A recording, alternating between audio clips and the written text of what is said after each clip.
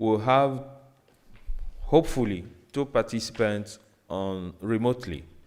Professor Umaru Nare from Niger Republic and Barrister Femi Falana SAN, who is actually in London. We'll try and reach him as well. If techniques allow, both of them will be remotely in discussion with us. I wish all of us a very nice day. Barrister Waifu, you have the floor. Thank you, sir.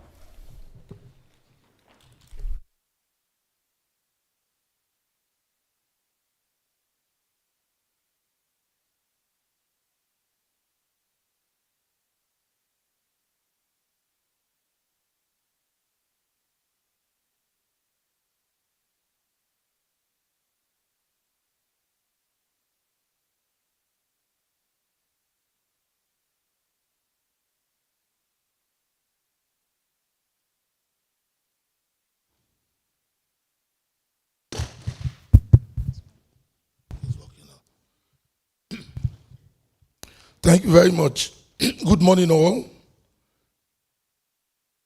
Let me thank all of you for being on time this morning, just about a few minutes past 9. I want to thank the President of the Court and all the justices of the ECOWAS Community Court for a job well done. In whichever way we look at it, this court is going to leave behind an activist legacy for the promotion of ECOWAS and what it stands for. I am going to talk directly to the topic we are discussing this morning by making some references to where we have been since we started this meeting. It's Monday. It's all about our community and the integration process. I therefore want to commend all the speakers who have spoken, particularly the academics, the professors, who have laid bare the issues involved in the ECOWAS community document and the integration process it's supposed to attain. Let me thank Honorable Justice Atoki yesterday for the down-to-earth comments at the end of yesterday's session. I was really impressed because at the end of it all, my respectful view is that this ECOWAS community we are talking about is not about the ECOWAS court. It's not about the heads of states. It's not about the parliament. It's about an entire people in an entire region.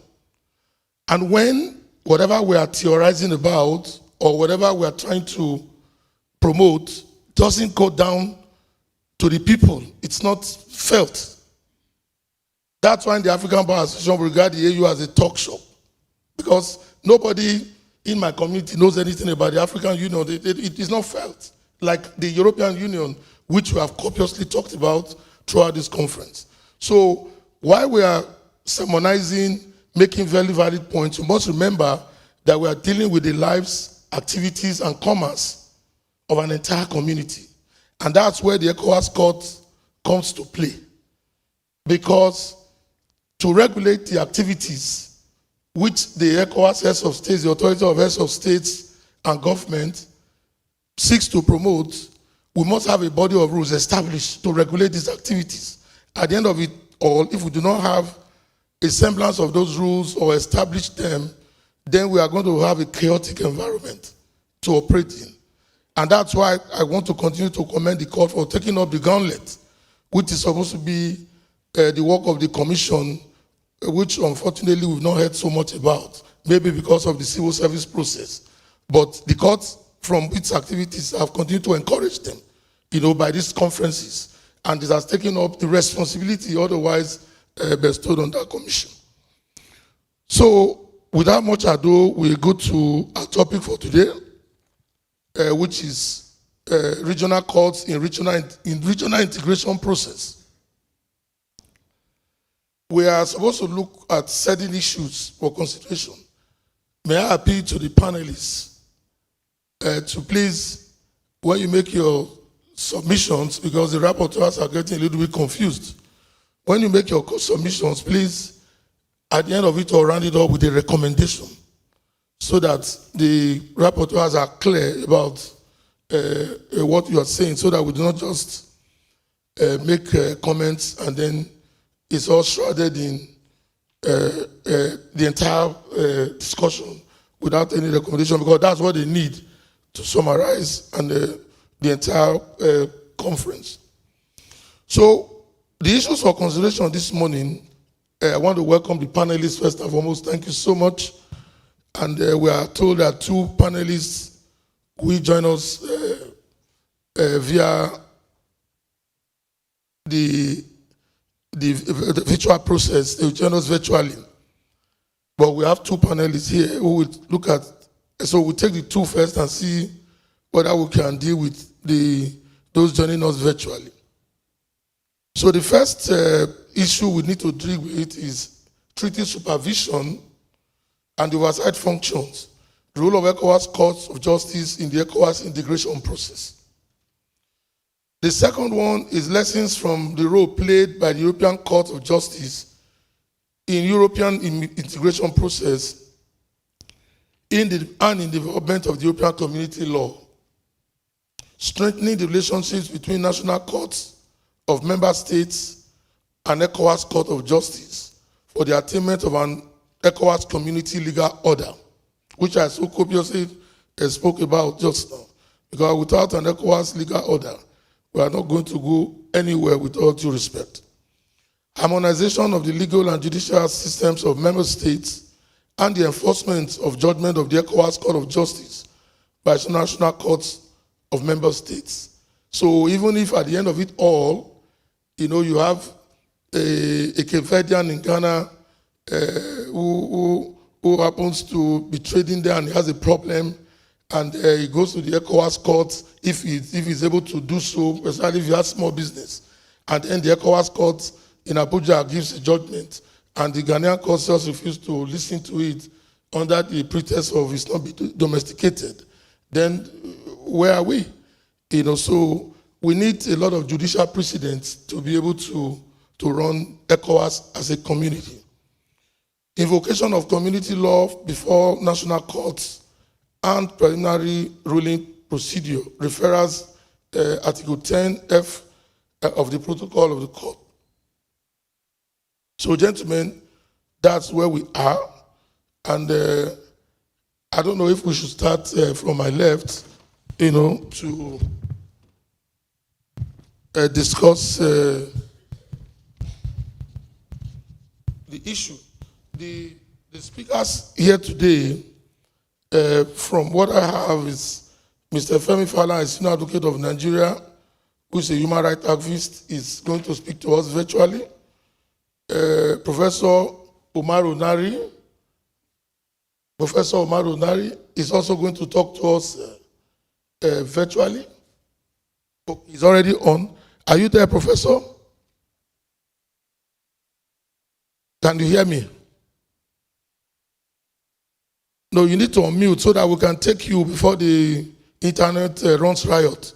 We'll just quickly take you and then we'll move to those who are here, because we know that as time progresses in this world, the internet becomes unwieldy.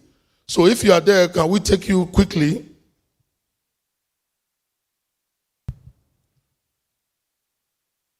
We are not hearing you. Can you unmute? Hello? Au micro. Oui, je vous entends bien, moi. Thank you very much. So please, you are welcome. Merci beaucoup. Speakers first before you go on. Merci, Monsieur le Président. Je voudrais tout d'abord remercier les organisateurs de la présente conférence qui m'ont associé en me confiant le thème intitulé « Les cours régionales dans le processus d'intégration régionale ». Je dirais pour commencer que dans le processus d'intégration en Afrique comme ailleurs, toutes les communautés se sont bâties autour du droit et sont faites au moyen du droit. Si l'on considère que l'intégration et le transfert de compétences étatiques à une organisation internationale dotée de pouvoirs de décision et de compétences supranationales, il s'ensuit que le transfert de cette souveraineté permet aux États de mettre en place des institutions politiques, judiciaires, parmi lesquelles on note la présence des cours régionales.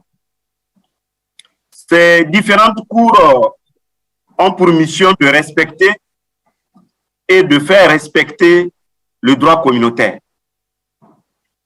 c'est-à-dire le droit primaire ou droit originaire et le droit dérivé ou droit secondaire. Cela nous amène à regarder les décisions que ces différentes juridictions ont rendues pour savoir quel est le rôle qu'elles ont eu à jouer dans le cadre de l'intégration en Afrique, tout en nous inspirant de la jurisprudence de la Cour européenne des droits de l'homme en la matière. Comme je le disais, les différentes cours ont pour mission de respecter et de faire respecter le droit communautaire. Ainsi, il est nécessaire, dans le cadre de cette communication, d'analyser d'une part le rôle que jouent les cours régionales dans la sauvegarde des principes du droit communautaire et d'autre part, de passer au crible la mise en œuvre conjointe, aussi bien par les États que ces cours de ce droit communautaire. Je vais d'abord m'appesantir sur le rôle des cours dans la sauvegarde des principes du droit communautaire. De ce point de vue, les organisations régionales sont avant tout des communautés de principes dont l'application commune permettrait d'impulser la dynamique d'intégration. C'est ainsi que les juridictions communautaires sont à l'avant-garde du respect de ces principes communautaires. Et ces juridictions s'apparentent à des juridictions constitutionnelles lorsqu'elles assurent le respect des principes fondamentaux de l'ordre juridique communautaire. Elles ressemblent aussi à des juridictions administratives dans le cadre du contentieux de l'égalité et des juridictions économiques lorsqu'elles sont appelées à trancher les litiges en matière de concurrence, en matière d'aide d'État, etc. D'abord, le rôle que ces juridictions jouent dans le respect des principes économiques et la protection des droits et libertés. Les cours sont chargés d'assurer le respect des traités et leur interprétation uniforme dans les espaces communautaires. Elles doivent en effet garantir que les principes fondamentaux en matière économique et sociale soient interprétés de la même manière par les juges de tous les États membres. Il s'agit là de conditions nécessaires au respect de la libre circulation des services et des marchandises. Lorsque l'on prend la Cour de justice de la CEDEAO, on peut dire qu'elle a participé au constitutionnalisme du marché, en ce sens qu'elle a joué un rôle important en assurant l'accès à la justice et au droit. Elle précise notamment avec force les conditions nécessaires au déroulement du procès équitable devant les juridictions nationales. C'est pourquoi elle influence, ce faisant, directement les droits nationaux. Quant à la Cour de justice de l'UMOA, elle a affirmé la compétence exclusive de l'organisation en matière de politique commerciale commune en axant son raisonnement sur l'autonomie de l'ordre juridique de l'UEMOA. Il y a plusieurs exemples qu'on peut retrouver dans les avis, notamment l'avis numéro 3, rendu en 2000 par la Cour de justice de l'UEMOA. En ce qui concerne la protection des droits et libertés, les juges communautaires participent à l'effectivité et à la garantie de ces droits et libertés à travers leur jurisprudence. Ils ont établi et mis en place un véritable système de protection de l'entreprise communautaire. Mais ici, il est fort regrettable de constater que la juridiction communautaire a fourni peu de jurisprudence sur les questions d'intégration, comme l'ont relevé des spécialistes. À ce jour, seul un avis de la Cour de justice de l'UEMOA évoque incidemment les libertés de circulation des marchandises et des services. Il s'agit de l'avis 1/96 concernant le projet d'agrément unique UEMOA pour les banques et établissements de crédit. La Cour de justice de la CEDEAO avait eu une occasion pour s'illustrer en la matière, mais elle s'est prononcée sur la violation de la libre circulation dans l'affaire Afolabi Olajide contre la République fédérale du Nigeria en date du 27 avril 2004. Mais pour défaut de qualité, elle a préféré rejeter la requête. Donc c'était une occasion qui était belle de se prononcer sur la question de la libre circulation. La Cour de justice de la CEDEAO a totalement abandonné le terrain de l'intégration et des règles qui l'encadrent pour se concentrer sur le contentieux des droits de l'homme. Cela se voit à travers sa florissante et récente jurisprudence en la matière. D'où notre première recommandation qui consiste à rappeler à la Cour de justice l'obligation de revenir sur le terrain de l'intégration des règles qui l'encadrent pour se concentrer sur vraiment les questions d'intégration ainsi que les règles en la matière.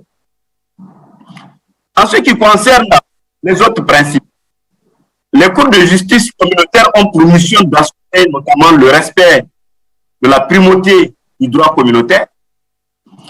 Et cela a été relevé à plusieurs reprises dans des avis, notamment émis par la justice de l'UEMOA qui s'est illustré en la matière, qui affirme que le droit communautaire prime sur toutes les normes nationales, administratives, juridictionnelles et même constitutionnelles. Cela lui a valu des passes d'armes avec certaines juridictions nationales, notamment la Cour constitutionnelle du Bénin, dans un arrêt récent. En ce qui concerne le droit communautaire rwandais également, la Cour de justice, la Cour commune de justice et d'arbitrage a rendu un avis en date du 30 avril 2020 lorsque elle avait été saisie par rapport à la primauté de ce droit. Et elle a considéré que le droit communautaire prime sur les normes nationales. Le juge communautaire de la CEMAC va dans le même sens. Mais ce qui est frappant, c'est la position des juridictions communautaires par rapport à l'effet direct du droit communautaire. Parce que le droit communautaire est un droit d'intégration et de subordination qui s'impose aux États membres de l'espace communautaire, mais il s'impose aussi aux particuliers et il comporte des éléments de supranationalité. C'est pourquoi on qualifie ce droit de nouvel ordre juridique de droit international dont les sujets sont à la fois les États et leurs ressortissants. L'invocabilité du droit communautaire est une conséquence de son effet direct. Le droit communautaire devient automatiquement du droit positif pour les États membres. Et en vertu de cet effet direct, les normes communautaires peuvent être invoquées directement devant les juridictions nationales par les ressortissants des États ayant signé et ratifié les traités communautaires. À présent, je vais aborder le second mouvement de ma communication, à savoir le rôle des cours dans la mise en œuvre conjointe du droit communautaire.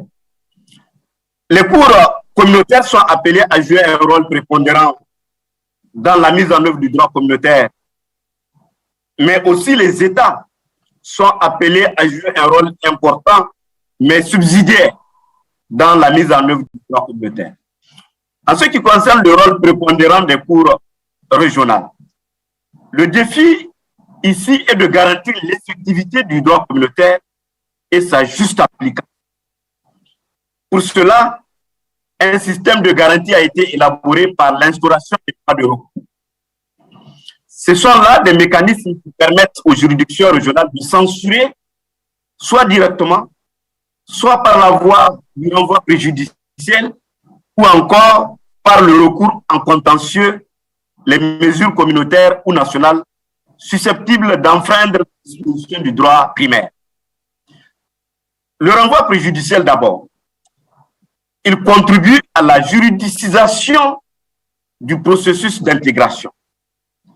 Il s'agit là d'un mécanisme qui garantit l'unité dans l'application et l'interprétation des règles communautaires. Mais ce mécanisme offre aussi aux particuliers le moyen de sauvegarder leurs droits, les droits qu'ils tirent de l'ordre juridique communautaire. On constate d'ailleurs, au regard des développements jurisprudentiels, que ce soit en Europe ou en Afrique, que c'est à travers le renvoi préjudiciel que le juge communautaire a dégagé l'essentiel des principes fondamentaux du juridique communautaire. C'est également à travers ce mécanisme que le juge communautaire et le juge national dialoguent. Donc il y a un dialogue qui est établi entre le juge communautaire et le juge national, étant donné que et le droit et le juge communautaire, pardon, et le juge national chassent, comme l'a relevé un professeur, le même gibier et parfois même sur les mêmes terrains pour aboutir à des résultats qui ont un impact sur la vie des particuliers. La Cour de justice de l'UMOA a tout récemment rappelé à la juridiction béninoise le monopole qu'elle a sur les questions d'interprétation des normes communautaires. En matière de recours à manquement, ce recours permet de constater ou de faire constater par les cours communautaires les manquements commis par les États membres. Mais ce mécanisme, malheureusement, est peu utilisé pour contrôler la conformité des actions des États au droit communautaire.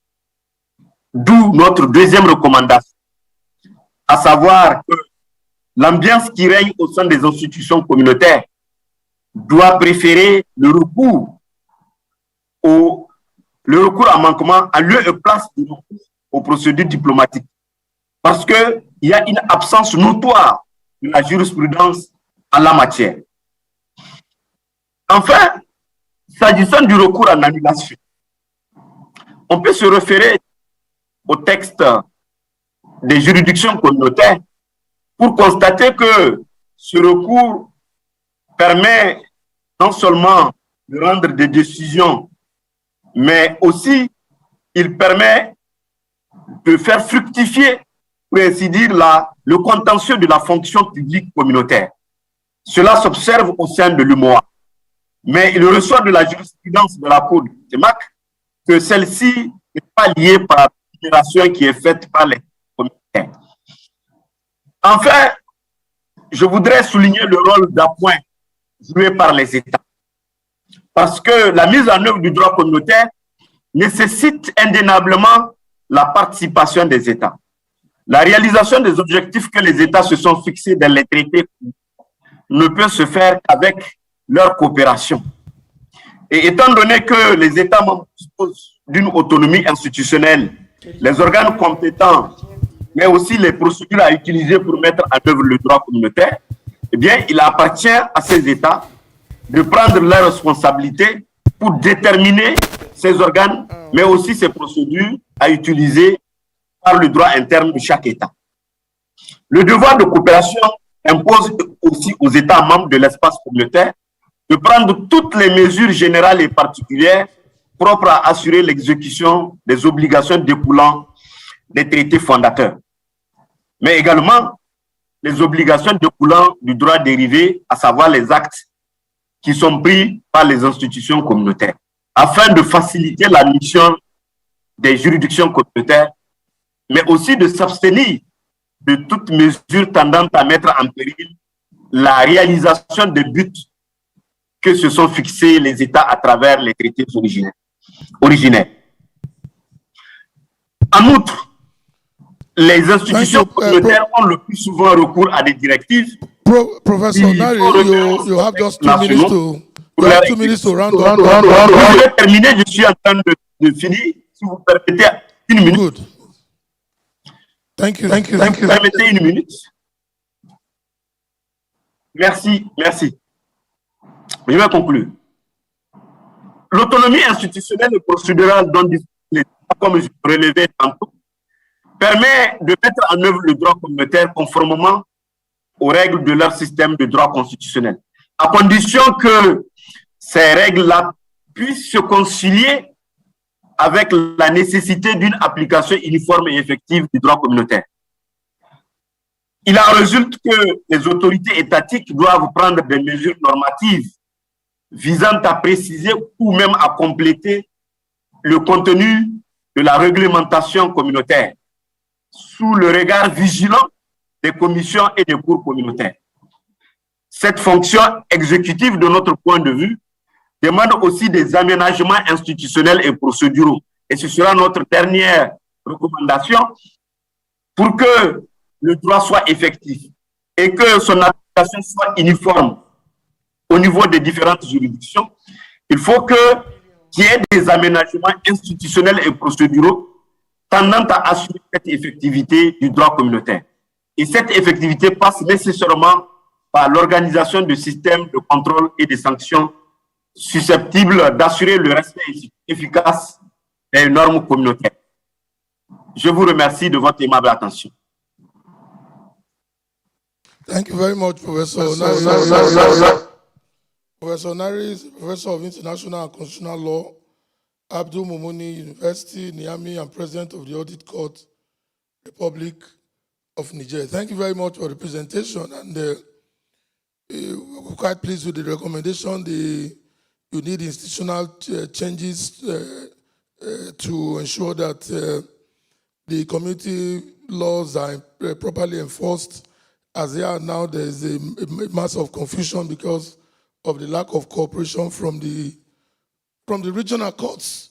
And for him, regional courts are supposed to ensure that community laws and judgments from the ECOWAS courts and economic rights are enforced throughout the community, and to ensure too that there's uniform interpretation of laws relating to movement of goods and services and all that has been enshrined in the ECOWAS Treaty.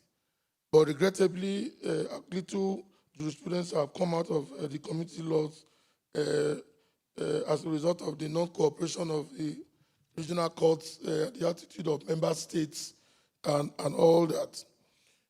For him, the regional courts are supposed to be subject to community laws, and for community laws to be effective, regional courts of member states that have signed the treaty must fully cooperate and ensure unified interpretation of all these rules, and of course his recommendations are institutional changes.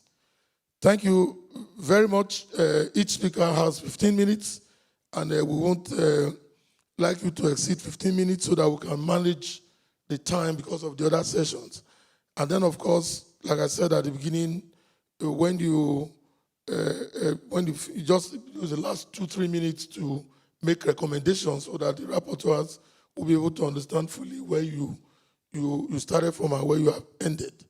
So I don't know if the second remote presentation is available, so we'll just take that out. If it is not, then we move to the next speaker. Honorable Justice Dr. Richmond Oseiwere of the Honorable Judge of the High Court of the Republic of Ghana. My Lord, you're welcome.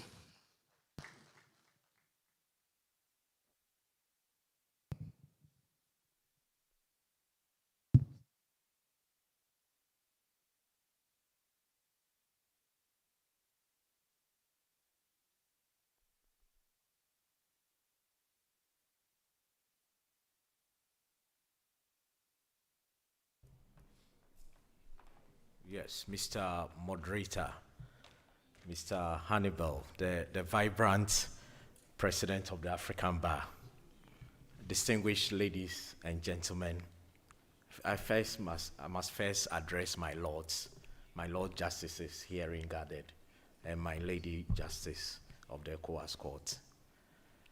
I'm delighted to be here, and I wish to thank the ECOWAS Court for inviting me to participate in this discussion, which borders on the future of the ECOWAS Court, and indeed the future of the ECOWAS integration process. History has shown that regional integration is a process, not an event. The process normally begins with economic integration, and as the relationship deepens, it embraces social and political integration. Democracy and good governance are important tools in the integration process because they provide the conducive atmosphere for the common market to thrive. And closely associated with the ethos of democracy and good governance is the rule of law. And that is where the ECOWAS Court, the role of the ECOWAS courts as the judicial arm of ECOWAS comes to the fore. The court is the gatekeeper when it comes to rule of law.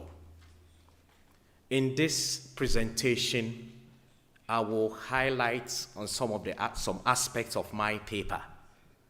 I will touch on the first issue, briefly on the first issue, treaty supervision and oversight function, the role of the ECOWAS court.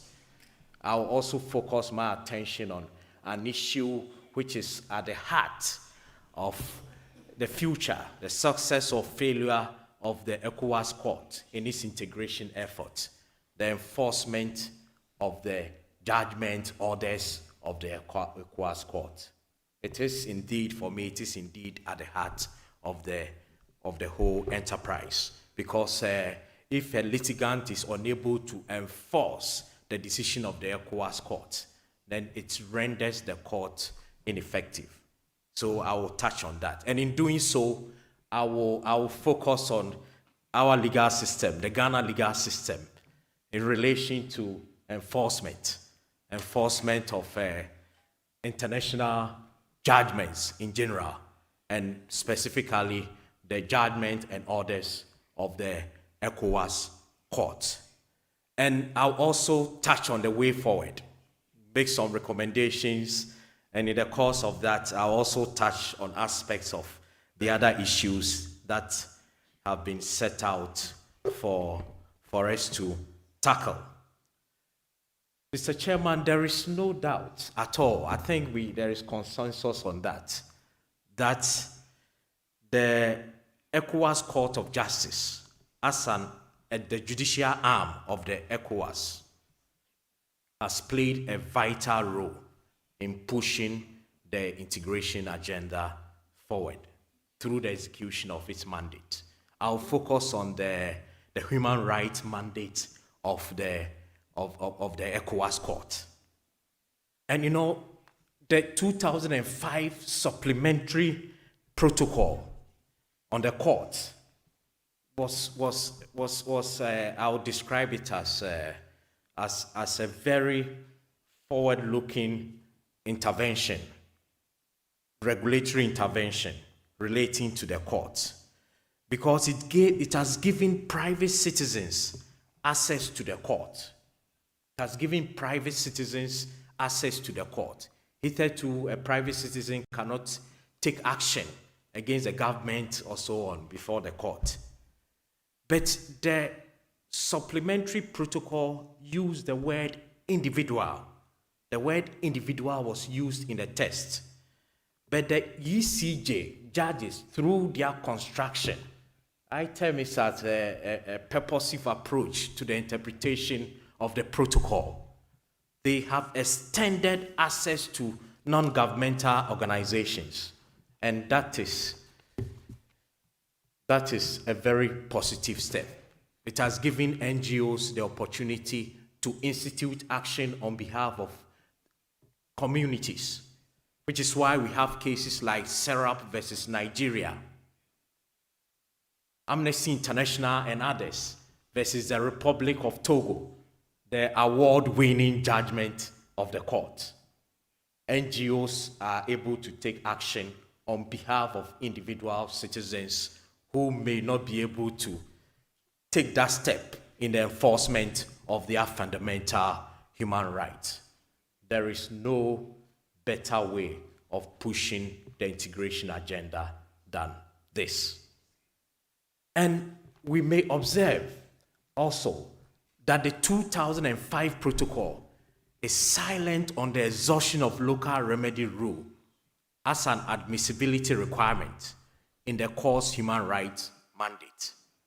Once again, the court, through its pronouncement, a purposive approach to the interpretation of its text, an approach which has taken into cognizance the need for integration, the need to push the integration agenda forward. The court has held onto the position of the court has held onto the position that even though the statute is silent on it, the court has concluded that the non-applicability of local exhaustion rule is not applicable here. So a litigant need not exhaust the domestic court before he files a case at the ECOWAS court. And this interpretation has bolstered the popularity of the ECOWAS courts. As at 2021, September, about 546 cases had been filed at the ECOWAS court, and some have been dealt with, and the cases keep coming. So that barrier, the removal of the barrier has bolstered the popularity of the ECOWAS courts. So it is not in doubt that through its supervision and jurisprudence, the ECOWAS court has pushed the integration agenda forward. But there is an albatross around the neck of the ECOWAS courts, and that is enforcement of its orders, judgments. It is not just a problem for the ECOWAS court, but it is also a problem for national courts, because by and large, national courts recognize the legitimacy of the ECOWAS court, their judgments, their orders. But the problem is that national courts are challenged in the enforcement of these judgments. You know, it is noted that we have a compliance rate of 30% compliance rate. And 6 out of the 15 member states have established competent authority to enforce the judgment in compliance with Article 24 of the 2005 Supplementary Protocol. These statistics are not good enough. And closely related to the problem is the fact that only 35% of the protocols, treaties, have been ratified. So you see, there is a causal link between, I must say, domesticated, between lack of domestication and lack of enforcement of the judgments of the ECOWAS court. I will at this juncture focus on the Ghana's enforcement regime. And I will zero in on the case of Chude Imba. It's a 2016 case where Chude Imba, a Nigerian national and a national of the ECOWAS court, filed an application at the High Court, Accra, to enforce judgment of the ECOWAS court. Chude Imba had secured a default judgment in enforcement of his fundamental human rights, a default judgment to the tune of $800,000 and cost of 500,000 naira. So he filed a process. The Ghana government was not complying with the judgment of the court. So he filed a process at the High Court, Accra. And the court concluded that it's unable to enforce the judgment of the court. It is unable to do so because the supplementary protocol, the 2005 protocol on the court, has not been domesticated. It has not been incorporated into our local law. This was not the first time that the court, a Ghanaian court, has been invited to enforce the judgment of an international court. In the case of the Republic versus High Court Commercial Division Accra, ex parte Attorney General and NML Capital Limited, it's a 2013 case. The applicant applied to the Supreme Court of Ghana to enforce the judgment of the International Tribunal of the Law of the Sea, ITLOS, against Argentina. They wanted to take over the ship that has arrived at the Tema port in execution of the judgment. The Supreme Court noted that Ghana is a dualist country, and under Ghanaian law, treaties, even though ratified by Parliament, do not alter municipal law until they are incorporated into Ghanaian law by appropriate legislation. That is the state of the Ghanaian law. And it is rooted in Article 75 of our Constitution, which spells out the procedure for the adoption of an international instrument. After ratification, it has to be incorporated. It has to be domesticated. If there is lack of domestication, enforcement cannot happen. That is the state of the Ghanaian law. But earlier on, there has been an interesting decision by the Supreme Court, a majority decision. And I think it was mentioned by my brother, the case of Delmas Africa Line Incorporated versus Kisco Products Ghana Limited. 2005-2006 Supreme Court of Ghana Law Report. And that's, as it were, for the lack of a better word, I think it took an activist approach in the interpretation of the status quo. His Lordship, the illustrious Professor Modibo Okran, JSC, stated as follows, and this must gladden the heart of a supranationalist.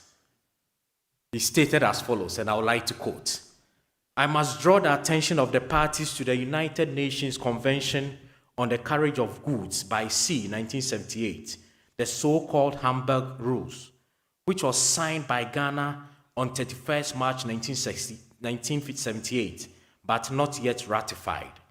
Even though not yet ratified, and thus not technically part of the body of law enforced within our legal system, its contents are highly relevant in view of Article 18 of the Vienna Convention on the Law of Treaties 1969, to which Ghana is a contracting party." Unquote. Article 18 of the Vienna Convention obliges member states not to defeat the object and purpose of a treaty prior to its entry into force. So based on the said Article 18, my lord applied the Hamburg Rules in the Delmas America case, even though Ghana had merely signed the convention and not yet ratified the convention. Indeed, you know, the subsequent decisions of the Supreme Court, including the NML case, Supra, has modified the position. The position of the Supreme Court now is that, and rightly so, if a treaty has not been domesticated, the treaty cannot be enforced by the court. Ours is a written constitution. And in Ghana, it is the constitution that is supreme, the supremacy of the constitution. Any other law which is inconsistent with the constitution shall to the extent of the inconsistent, 2 minutes, yes, be declared null and void. I didn't know the time was moving so quickly. Yes, so that is the position of the Ghanaian law. And this position sadly also represents the position of the law, the domestic law of some of the member states, for instance, Nigeria, which is why in the case of General Sani Abacha and others versus Fawehimi, the Supreme Court of Nigeria stated that because the protocol had not been domesticated as part of the laws of Nigeria, it may not be applied. So there is political inertia towards domestication, and this has undermined supranationalism.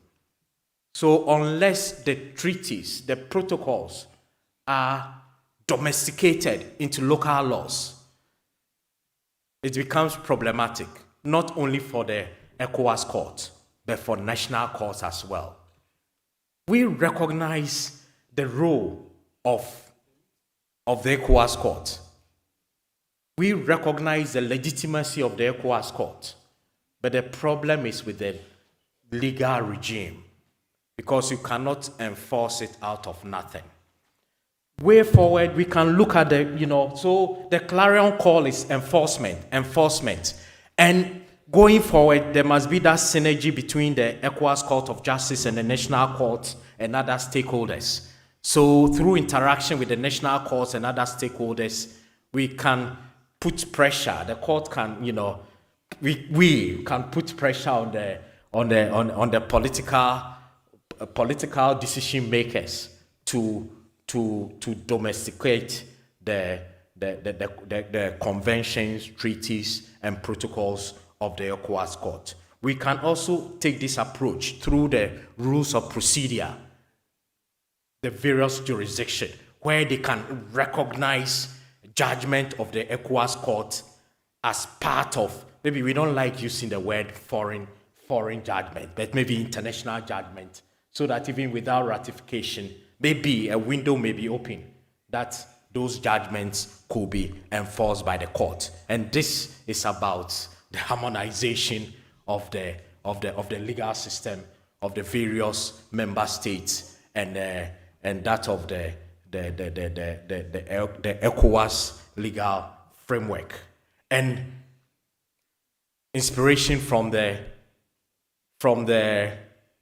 EU, we can start naming and shaming those who are defaulting, the states who do not enforce the orders, judgments of the ECOWAS court. And I think time is up. I was going to suggest a conversation in relation to the lack of domestic remedy rule. We must have a conversation on that. I'm not calling for it to be abolished, but at least we must create a framework where you must satisfy the ECOWAS court that you are unable to channel your grievance through the domestic court because of delays and other reasons before you may be heard.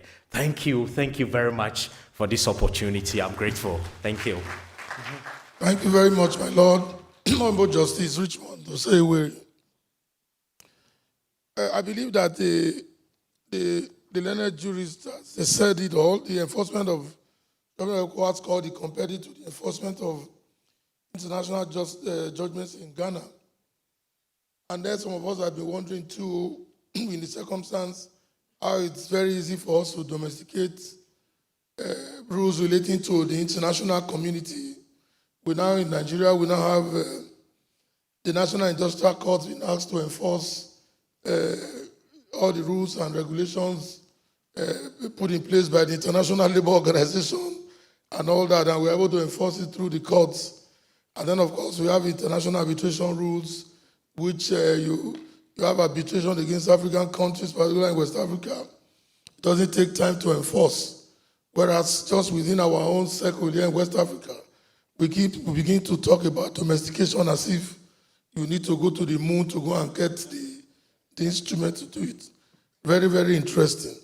ECOWAS Court has largely promoted the integration process of ECOWAS put in place, and he is pleased with the rights given to individual community members to access the court. Believes that the litigant needs not exhaust local remedies before the community court, and with a large amount of cases, the court has become very popular, and all that has helped in the integration process, thanks to the activities we had. But for him, with 30% compliance rule and the 6 states putting in place mechanisms to ensure compliance with the ECOWAS court judgments, the role is still far. The enforcement in enforcing the community court judgments in member states. He cited cases from Ghana. Most of the blockade to enforcement has to do with domestication, which our leaders need to go and bring from the moon or from Pluto. Somehow, we will need to surpass this blockade. He believes the recommendation he made, we need to put more pressure and we need to shame countries that are doing these things. But quite frankly, I think we should leave this conference on a very positive note, because the way things are, from my view, in my respective view, the ECOWAS Community Court playing the activist role it's playing now is championing the integration process. So thank you very much, my Lord. Now we go to Honorable Justice Diane Hassan, who is the Secretary General of National Council of Human Rights, the Republic of Cote d'Ivoire. My Lord. Professor. No, it's Honorable Justice Diane Hassan, not Professor. Merci bien, Monsieur le modérateur. Je ne suis pas professeur, je suis magistrat.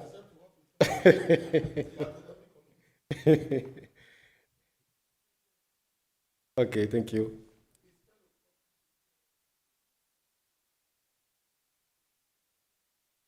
Monsieur le Président, honorables membres de la Cour, mesdames et messieurs, je voudrais tout d'abord m'acquitter d'un devoir,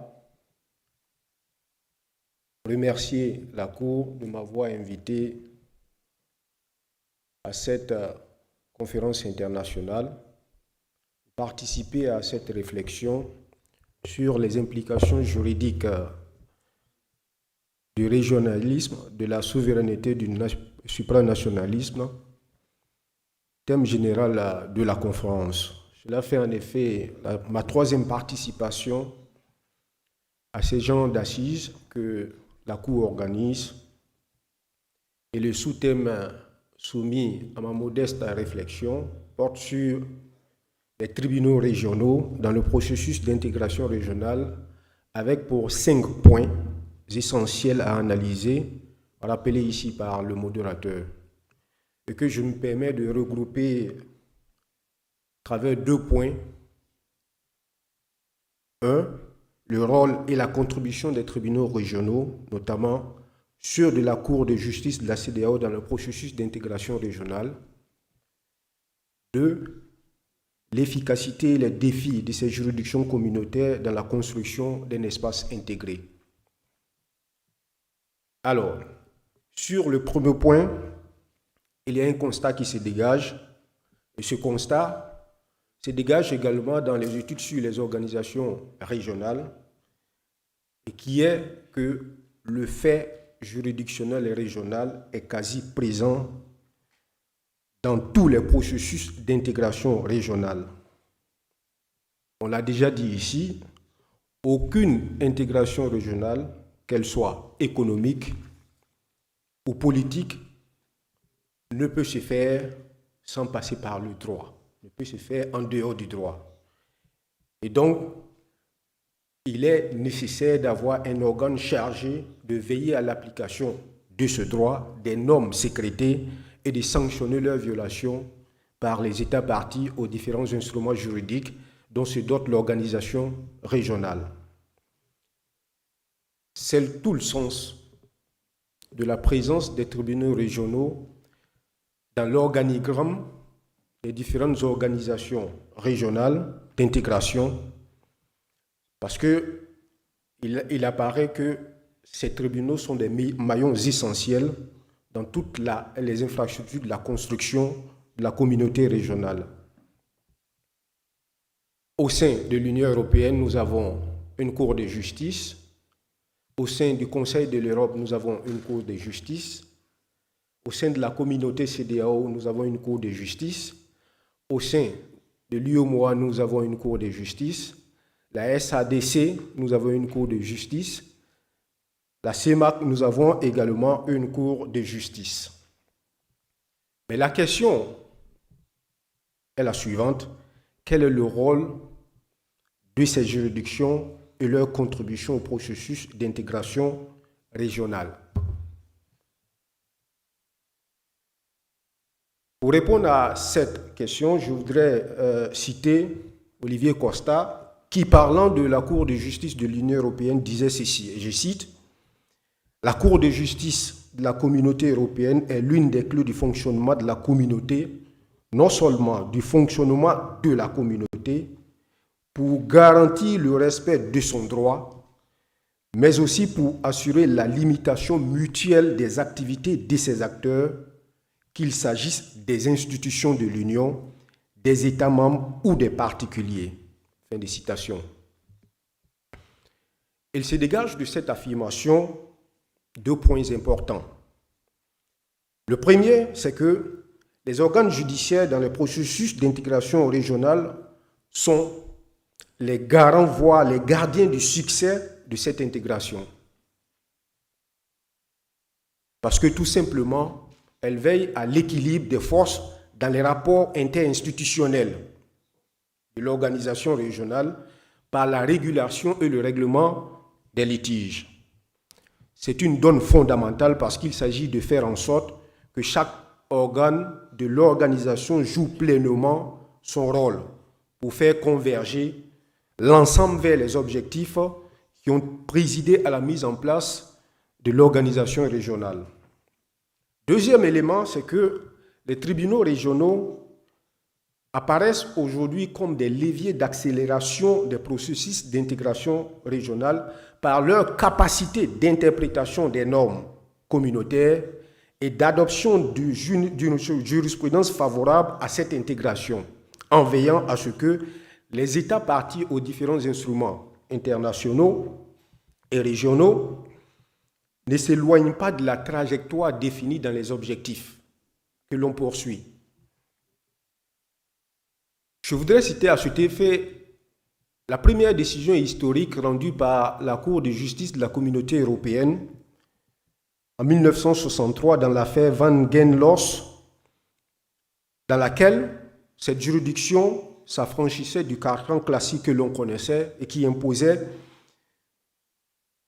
par le droit international public, et la juridiction affirmait que le droit communautaire constituait vis-à-vis des ordres juridiques des États membres un ordre juridique indépendant et que le droit communautaire avait un effet direct dans les États membres sans qu'un acte juridique national confirmant la validité de l'acte communautaire ne soit nécessaire. Cette même juridiction faisait observer que la communauté constitue un nouvel ordre juridique de droit international au profit duquel les États ont limité, bien que dans les domaines restreints, leurs droits souverains et dont les sujets sont non seulement les États membres, mais également leurs ressortissants. les différentes cours européennes qui se sont succédées ont maintenu cette position jurisprudentielle en 1964 jusqu'à ce jour. C'est d'ailleurs dans cette même logique jurisprudentielle que s'inscrivent l'avis de la Cour de l'UEMOA, l'avis que le Mali a demandé à cette Cour concernant la mise en place d'une Cour des comptes. La Cour, mon collègue l'a si bien rappelé éloquemment ici, hier, la Cour de l'UEMOA a bien dit au Mali que le droit communautaire était au-dessus du droit national et qu'elle avait l'obligation au regard du traité de l'UEMOA de mettre en place sa juridiction des comptes. Je pense également que c'est dans cette même position jurisprudentielle que la Cour de la CEDEAO s'inscrit par sa jurisprudence abondante aussi bien dans d'autres domaines qu'en matière de violation des droits de l'homme, le contentieux de la violation des droits de l'homme, dont l'une des affaires assez rétentissantes en Côte d'Ivoire est l'affaire Kodjo-Alain, dans laquelle affaire la Cour s'est permise de dire à la Côte d'Ivoire de même supprimer dans son code de procédure pénale une disposition, notamment l'article 605, qui était constitutif de violation des droits de l'homme. S'agissant du deuxième point, notamment l'efficacité et les défis des tribunaux régionaux dans les processus d'intégration régionale. Je pense pour ma part que la question de l'efficacité du rôle des tribunaux régionaux dans le processus d'intégration est intimement liée aux défis auxquels ces tribunaux font face. Et il y a de multiples facteurs qui expliquent cela. On pourrait relever, par exemple, le problème de l'exécution des décisions des différents tribunaux régionaux et qui se pose également avec acuité au niveau de la Cour de la CEDEAO. Contrairement à la Cour de l'Union européenne où des mécanismes plus affinés, plus efficaces ont été trouvés pour y faire face, il y a véritablement un déficit à ce niveau, au niveau de la Cour de la CEDEAO. Le problème se pose de moins en moins avec la Cour de l'UEMOA, bien qu'il existe. Et en plus de ce déficit d'exécution, il y a également l'absence de mécanismes de suivi de l'exécution qui annihile tous les efforts de la Cour tendant à jouer son rôle de supervision, de contrôle et de régulation des rapports au sein de l'organisation régionale. Un autre défi, et non des moindres, et qui a déjà été rappelé ici par d'autres orateurs, c'est l'absence de dialogue entre la Cour et les ordres juridiques internes des États. Bien qu'il existe un moyen de ce dialogue qui n'a jamais été utilisé, notamment le renvoi préjudiciel par aucune juridiction nationale. Ce moyen, depuis 2005, existe. Ce qui fait croire ou fait penser que les ordres juridiques nationaux ou les juges nationaux sont indifférents à la question de l'intégration communautaire, l'intégration régionale, ou parce que soit ils ne connaissent pas le droit communautaire, ils ne connaissent pas la jurisprudence communautaire, soit juste par hostilité.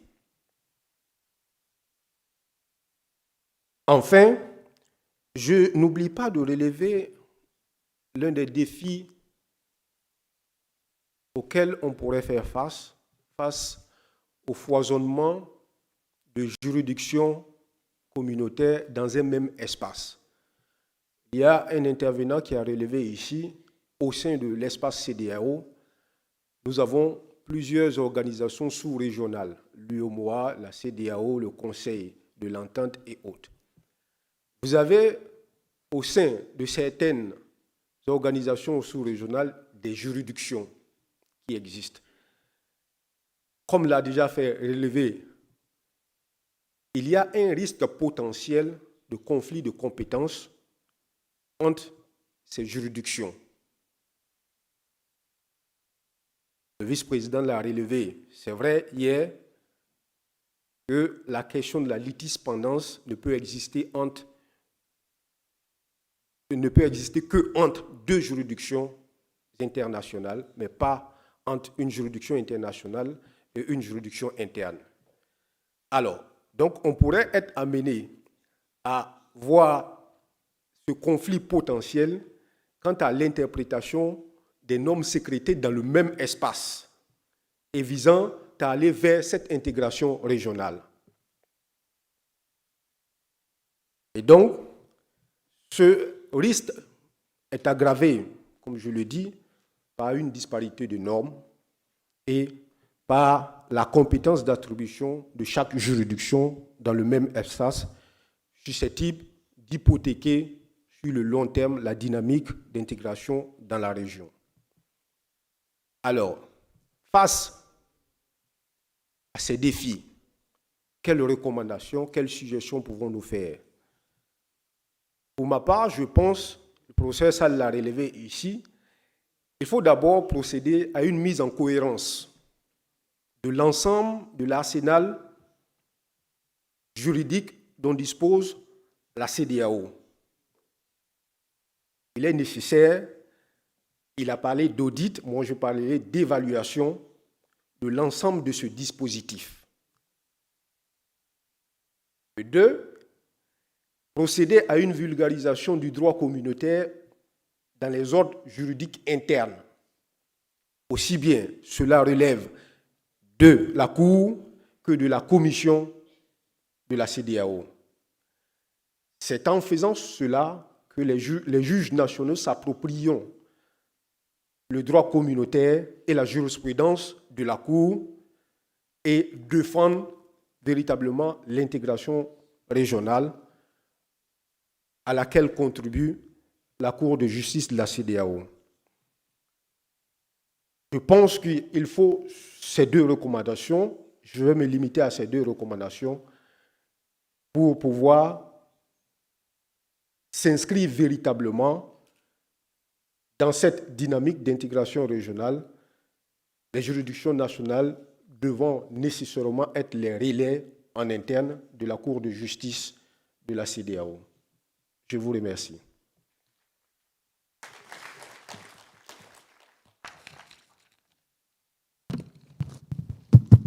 Thank you very much, Justice Diana San. Justice Diana San is Secretary General, National Council of Human Rights in the Republic of Cote d'Ivoire.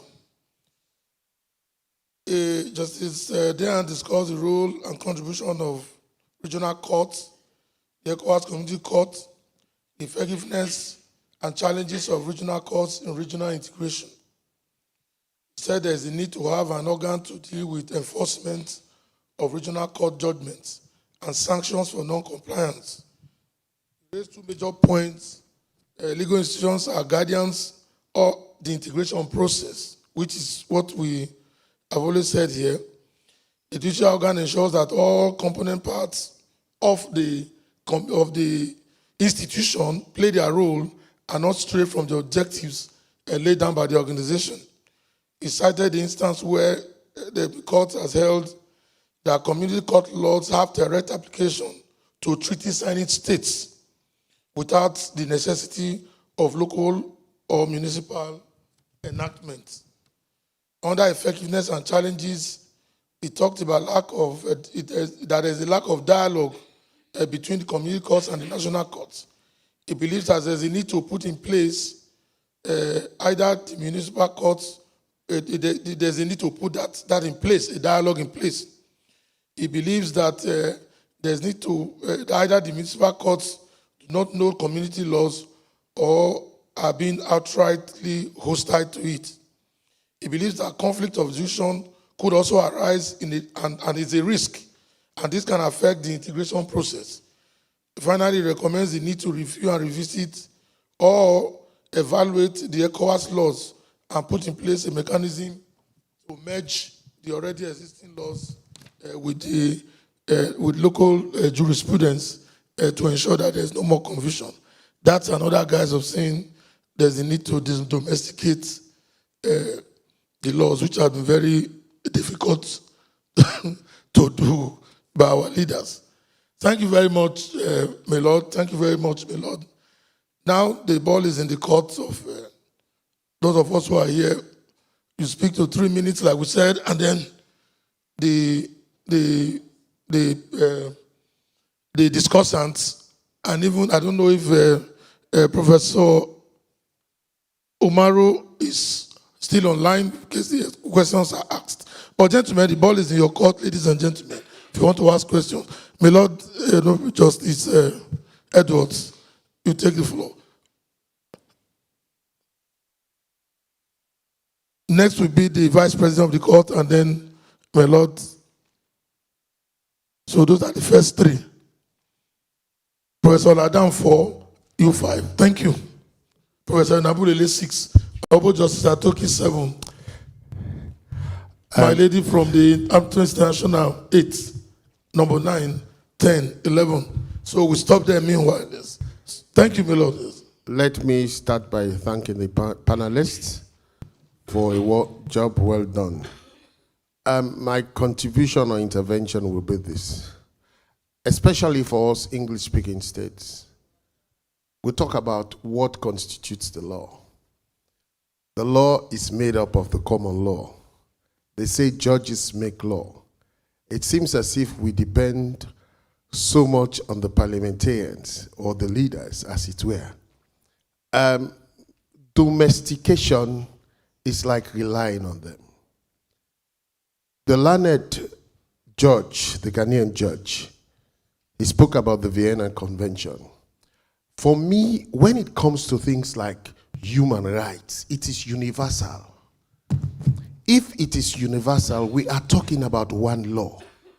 And judges should be bold enough to employ things like judicial activism and come up with pronouncements that would become law, that will be judicial precedents. If the ECOWAS Commission is applying human rights, then I'm not talking about other things. When it comes to human rights, I think judges within the national jurisdictions should be bold enough to say, well, this is a human right, something. And when they come up with pronouncements, as long as it's the Supreme Court, it then flows down under the concept of judicial precedent. So that should not be a problem. I think one of the problems we have with ECOWAS court, I'm not too sure, but I've had 1 or 2 of their rulings. In terms of damages, they are quite high. And when it comes to enforcement, there will be problems. They will employ the escapist route, which is domestication, and just get out of the system. So these are things, there should be dialogue between, like he said, between the ECOWAS court and the national jurisdictions. We talk about law reports. The ECOWAS court, do they have law reports? Are these law reports available to the member nations? These should be either to websites or whatever, so that they are easily accessible, so that we know that these are the laws that have been handed down, so that national jurisdictions, national judges would be in a position to apply same. I thank you. Thank you very much. We'll take the first 3 questions. I've been informed that Mr. Femi Falana, Senior Advocate of Nigeria, is now ready to make his presentation. So we'll take the first 3 questions. We're giving numbers already. So after the 3 questions, then we'll go to Mr. Falana so that we can take all the questions together. May Lord Justice Ouattara, please. So after the 3.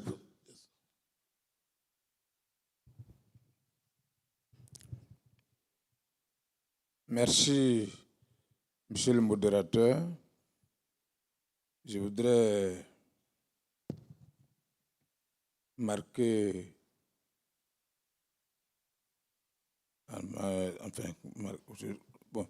mon intervention sur 3 points. Je vais m'adresser au professeur Naré, je vais m'adresser ensuite au professeur Osei, et puis je vais finir avec Diané. Alors, avec le professeur Naré, je voudrais marquer ma dissension. C'est ce que j'ai voulu dire tout à l'heure. par rapport à une de ses affirmations. Avec tout le respect que j'ai pour lui, en tant que professeur, il a eu à dire que la Cour de justice de la CEDEAO a vite abandonné les terrains de l'intégration pour se consacrer aux droits de l'homme. Mais c'est dangereux de dire des choses pareilles. Les attributions de la Cour lui sont données par ceux qui l'ont créée. La Cour ne peut pas se donner des compétences autres que celles qui lui sont assignées par le protocole. Premièrement. Deuxièmement, la Cour n'a pas jusqu'à présent reçu, dans aucun protocole, le droit d'autosaisine. La Cour ne peut pas se saisir d'office de quoi que ce soit. Il faut qu'un requérant saisisse la Cour. Donc si les gens saisissent la Cour sur les droits de l'homme, alors même que la première mission qui est attribuée à cette Cour, c'est l'interprétation du traité et des textes communautaires. Ensuite, contrôler l'intégration, éliminer tous les obstacles qui peuvent s'ériger sur la voie de l'intégration et la réalisation des objectifs de la communauté. C'est de tout ça que la Cour a reçu attribution, mais elle ne peut pas le faire si elle n'est pas saisie. Hier, on l'a relevé ici, elle n'a jamais été saisie, par exemple, d'un recours préjudiciel. Elle fait comment? Elle passe tout saisir. En ce qui concerne les avis, la Cour doit donner des avis. Mais si la conférence des chefs d'État ne l'a jamais saisie, elle fait quoi? Même s'il y a des questions sur lesquelles elle peut se prononcer, elle ne peut pas venir s'immiscer comme ça, comme un cheveu sur la soupe. Ce n'est pas possible. Donc, monsieur le professeur, la Cour n'a pas abandonné l'intégration. La Cour a toujours la préoccupation de l'intégration. C'est parce qu'on ne lui donne pas la priorité. Je ne construis pas une image en ce qui vous concerne. La Cour ressemble sur ce point à quelqu'un qu'on a fait grimper sur un arbre et une fois qu'il a assis là-bas, on a commencé à couper par le bas. Vous comprenez? Parce que comme je ne veux pas aller plus loin, je voulais faire des développements. Depuis que la Cour a été créée en 2001, jusqu'à aujourd'hui, il n'y a que 6 États qui ont désigné l'autorité chargée d'exécuter les décisions de la Cour. On vient de vous dire que sur toutes les décisions rendues par la Cour, il y a seulement 30% qui sont exécutées. On vient de vous dire qu'elle n'a jamais été saisie d'un recours préjudiciel. Mais elle fait quoi?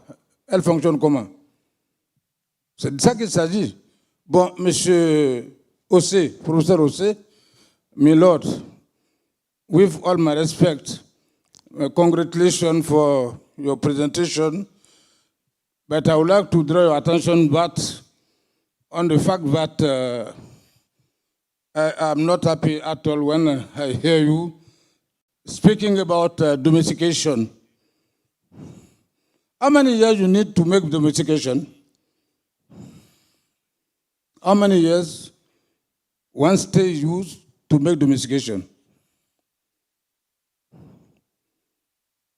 CEDEAO, if you take the treaty of 1965, CEDEAO has now, today, 47 years.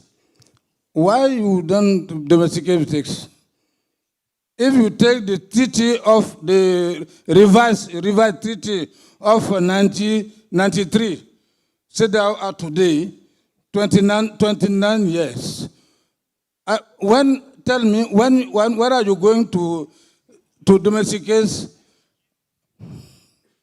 I would like to know that before we leave this room today, please. Thank you very much, Honorable Justice Ouattara. Ensuite, You need to round up, please. Ensuite, M. Diané, vous dites à tort qu'il y a une multiplicité des juridictions dans le même espace et qu'il y a un risque de conflit de compétences. Pas du tout. Il faut qu'on apprenne à connaître de quoi nous parlons. Lorsqu'on parle, l'OADA par exemple, quelles sont les compétences de l'OADA? La Cour de l'UMOA, quelles sont ses compétences? Le seul problème pourrait exister entre la Cour de la CEDEAO et la cour d'Arusha en Tanzanie. Parce que ces deux cours sont des cours qui peuvent connaître des droits de l'homme. Mais déjà, le problème est réglé. Dans les protocoles de la Cour de la CEDEAO, une fois que la requête a été déjà portée devant une autre cour internationalement compétente sur la même matière, la Cour de CEDEAO se dessagit. Il en va de même pour la Cour d'Arusha. Donc il n'y a pas de conflit du tout. Voilà un peu les observations que je voulais faire. Thank you very much. Tenez votre micro. Merci beaucoup. Thank you very much. Now we couldn't be able to go on. My Lord, you will be the next as soon as Mr. Falana makes his presentation. I wanted to take three, but Mr. Femi Falana SCN is with us virtually. Senior Advocate of Nigeria, Femi Falana, welcome to Cape Verde. We're happy to have you online to make your presentation. Please, you have 15 minutes, and then you also wait for questions thereafter, so that we can take all the questions together. Thank you so much and welcome. Please, can you take the floor? Yes. Please. Can you hear me? Very loud. Thank you very much. I thank the ECOWAS court for this wonderful conference once again. But let me start by saying that I would like to quote the chair of the Authority of Affairs of State and Government, Mr. Nana Addo Akufo-Addo, who had this to say about the court.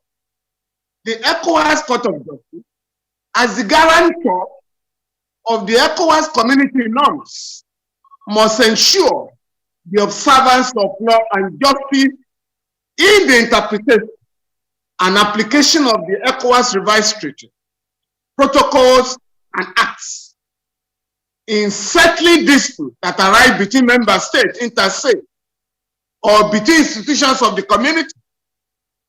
His Excellency went further to say, it goes without saying that the court has a strategic role to play in the integration process of ECOWAS. End of quote. Now, the president also went further to say that we must refocus the judicial mandates of the court on the integration process.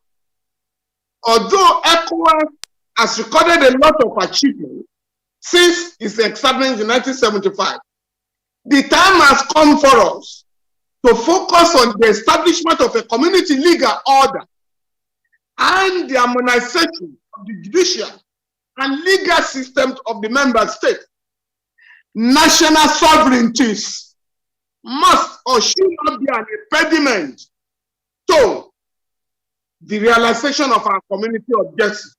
All that is needed is the necessary political will. End of quote. The president of the court, the Honorable Justice Ashanti, has repeatedly maintained that the relationship between the ECOWAS Court of Justice and the National Court of Member States ought to be properly defined and that they must work in harmony. It is also necessary for member states to domesticate the ECOWAS revised treaty and the protocols of the court and to voluntarily comply with or implement the judgments of the court. I think this is the essence of my presentation. And I want to submit that the ECOWAS court has, without any hesitation, in the case of Musa Sedikan and the Republic of the Gambia, the court has made the point that ECOWAS is a supranational authority created by the member state, wherein they expressly ceded some of their sovereign powers for ECOWAS to act in their common interest. Therefore, in respect of those areas where the member states have ceded part of their sovereign powers to ECOWAS, the rules made by the ECOWAS supersedes rules made by individual member states if they are inconsistent. The revised treaty of ECOWAS was ratified by all the member states. The court is the offspring of the revised treaty, and this court is empowered by the supplementary protocol of the Court of Justice, which is part of the instrument of implementation, and has the legal force as the treaty to adjudicate on all issues of human rights arising out of the member states of ECOWAS. End of quote. In other words, and I think this is important for all the delegates and conference participants, that the ECOWAS member states have, by coming under the ECOWAS and by ratifying the ECOWAS revised treaty and other instruments, all of them have ceded part of their powers towards the ECOWAS. And in the area of human rights, there can be no equivocation. The judgments of the ECOWAS court supersede the judgments of domestic court, unless a member state openly says we are withdrawing from the ECOWAS, our ratification of the ECOWAS revised treaty. But as long as you remain members, as long as member states are part and parcel of the ECOWAS, it is contradictory to say that we are going to choose and pick which judgments of the court to obey. And this point has been made clear in the case of Valentine Ayika and Republic of Liberia, where Liberia attempted to say that under Article 25 of the Vienna Convention, that it was made clear that it has not taken any step to renounce its commitment to ECOWAS. In the case of Mukta Aminu and government of Nigeria, an attempt was made by the Nigerian government to say, just like Ghana, oh, ours is a dualist system because we have not domesticated the ECOWAS court protocol. Therefore, we are not bound by the judgment of the court. And the court made the point abundantly clear. And I quote, "It is tried that the question of domestication is entirely a local duty of the state to comply with its own domestic laws under its constitution. However, where the action of the state is indicative of the fact that it tends to abide by the content of the treaty and proceeded to enact into law the provision of the African Charter on Human and People's Rights, contained in Article 4G of the revised treaty, makes the objection of Nigeria a non-issue and immaterial. As always, a state cannot approbate and reprobate in respect of domestication of treaties that it derives benefit from its application. Even though there are members of the ECOWAS, member states, that have refused to comply with the judgment of the court,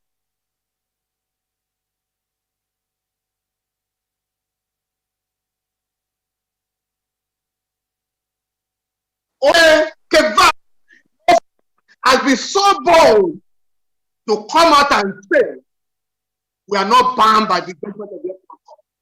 In fact, used its domestic court to pretend to overrule the judgment of the ECOWAS. That does not happen in any of the members, and it must not be tolerated. And in this case, I wish to say, contrary to the claim of ECOWAS, that it did not sign the 2005 supplementary protocol. Incidentally, I was present at the conference, and I know what are the level of the Council of Ministers and at the level of the authority of the ECOWAS took part, participated, and endorsed the supplementary protocol. So, by its own conduct, ECOWAS is stopped from withdrawing from responsibility under the supplementary protocol. And in this particular case, in the case of Alexa and Republic of ECOWAS, Alexa and Republic of Verde, I am submitting that the position of the Supreme Court of Verde, Constitutional Court of Verde, cannot be justified as the country remains a member of the ECOWAS.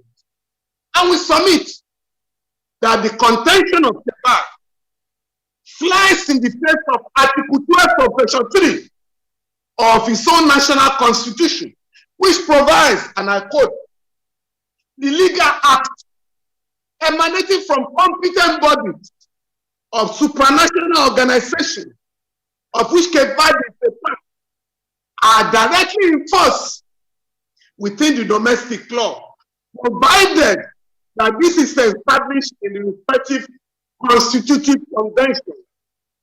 I therefore submit that Cape Verde is part of the constitutive ECOWAS Treaty of 1975 as amended in 1993, which provides for the court of justice of the community. And I submit for that Cape Verde, which claimed that, oh, because we didn't sign the ECOWAS protocol, supplementary protocol, we are not banned. Cape Verde also applied the instrument of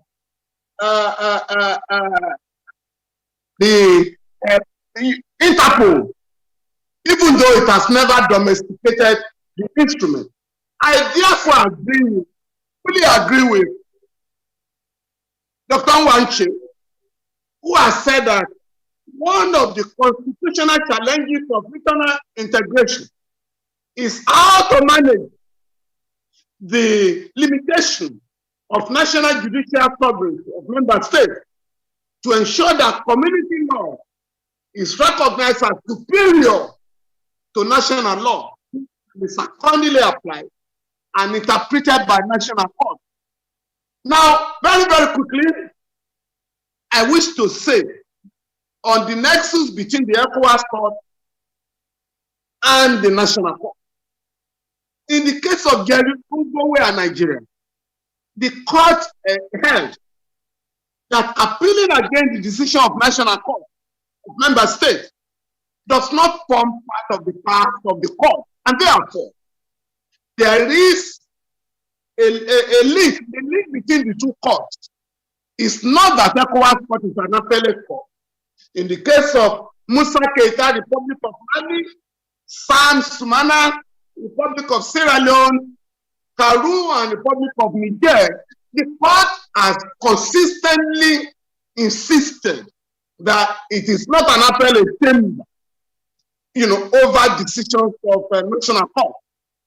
But let me submit that the blame for lack of enforcement of the judgments of the ECOWAS lies squarely on our courts, national courts, whereas the chief justices and president of Supreme Courts in the member states are members of the Community Council of Justice, Community Judicial Council.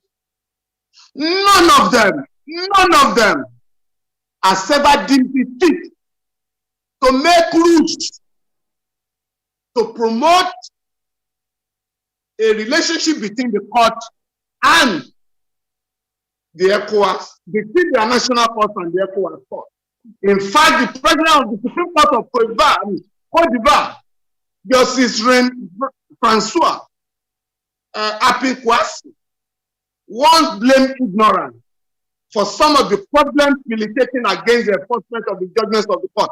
I submit with respect that this is not about ignorance, but based on the refusal of the heads of national court to integrate their court with the ECOWAS court is the problem that we are currently going through.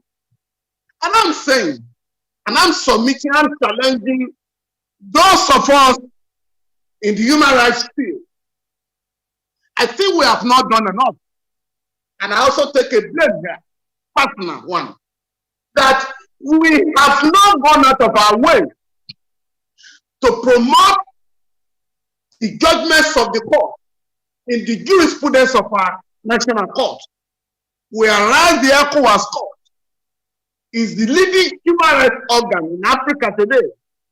Its judgments in many areas of our national life, or many areas of our life, is celebrated beyond the region, beyond Africa. But these judgments have not featured in the literature of our national courts. And we must go out of our way to ensure that we cite the judgments of the ECOWAS court in our submissions before national court. But let me say here two things. There are moves now to test the efficacy of the judgments of the court, the ECOWAS court, in national court. The case of Mba, Republic of Ghana, I'm sure has been cited, I think, by one of the earlier presenters. But let me say this. That judgment with profound respect cannot stand, and I've said it elsewhere, by virtue of Article 33, subsection 5 of the 1992 Ghanaian Constitution. That section provides that other human rights instruments which are considered to be inherent in a democracy and intended to secure the freedom of and dignity of man are applicable in Ghana. Therefore, the ECOWAS human rights instruments are applicable in Ghana, notwithstanding the fact that the parliament has not enacted them into local law. And I'm saying this because the provision of Article 33 of the Ghanaian Constitution was not cited in Oba's case. An earlier case, I think this was in 1992, MPP and the Attorney General, Inspector General of Police of Ghana applied the African Charter on Human and People's Rights in expanding the democratic space to allow protests in Ghana without police permit. That judgment did not say, the Supreme Court of Ghana did not say, because Ghana has not domesticated the African Charter, therefore we are not bound by it. In that judgment, the Supreme Court applied Articles 9 and 10 and 11 of the African Charter on Human and People's Rights. I say in the case of Nigeria, there's an interesting case of Bishop Kanje Investment and President of the ECOWAS Commission, where a high court in Nigeria, in the Federal Capital Territory, ordered that money awarded by the ECOWAS court be paid by the ECOWAS Commission, and garnishi, the account of ECOWAS Commission was garnished on the orders of the court. I am submitting that the judgment debtor is the ECOWAS Commission, which has filed an appeal against the execution of the judgment. The appeal is likely to succeed, not because the court is wrong, but because the High Court lacks jurisdiction to entertain the case, as the Commission, the ECOWAS Commission, is entitled to diplomatic immunity in Nigeria. I therefore submit that those in the human rights area will have to explore our local law to see whether they can be adopted to suit the purpose of the ECOWAS court. Based on the judgment I've just cited, that's the case of Bishop Kanje Investment Limited. My law firm has a number of judgments now before the FCT High Court in Abuja to see whether we can get the judgments of the ECOWAS court enforced locally. I also want to submit that in the case of Nigeria, the enforcement of human rights via the fundamental rights enforcement procedure can also be invoked to enforce the judgments of the ECOWAS court. Because in that instrument, the Chief Justice of Nigeria has ruled, has enacted a provision to the fact that all international human rights instruments are applicable in Nigeria. And like somebody said earlier, I think one of the panelists, we have now got a situation in Nigeria where all ILO conventions ratified by Nigeria are now enforced in the National Industrial Court. I therefore challenge my colleagues to look at all our national laws to see whether there are provisions that can assist in enforcing the judgments of the court. I cannot see very soon how the leaders of our member states will willingly have or mount the political will to enforce the judgments of the ECOWAS court. And this disobedience of court order is not limited to the ECOWAS court. It is the same experience with respect to the African Court on Human and People's Rights, which, as a matter of fact, about 10 member states had submitted the declaration to allow NGOs and individuals to access the court. 2 more minutes. 4 of them, 2 more minutes, including 2 in West Africa, Benin Republic, and Cote d'Ivoire, have withdrawn the declaration. In other words, in those 4 member states, individuals cannot access the court, the ECOWAS, the African court. The other point is that for the ECOWAS, we just have to keep up the struggle. The ECOWAS court must continue to ensure that it is not intimidated by lack of respect for its judgment, to continue to do its work, while lawyers must ensure that they find means to ensure, to enforce this judgment. I thought I addressed the role played by the European Court of Justice in the European integration. And I made the point that just like the ECOWAS, it wasn't that the members sat down on any occasion. Henceforth, we are going to continue to enforce the judgments of the court. What have we done? It's the courage of it, the independence of the European Court of Justice that has won it. And I submit that if the ECOWAS court continue to tread along the path of rule of law and social justice, by and by, his judgment will be complied with. I'm currently trying to enforce a judgment of the ECOWAS delivered in 2013 or 2014, which a country refused to enforce. But I have challenged the current leadership of that. You cannot but enforce this judgment. And I'm happy to announce that the leader of that country has authorized the enforcement of the judgment. And I'm also very proud to say here that whereas the Gambia was the only country that withdrew from the ECOWAS when a couple of judgments were given against that country. But when the ECOWAS continued to entertain cases from that court, the government had to rush back. Today, more than any other member, ECOWAS, the Gambia, complies with judgments of the ECOWAS court.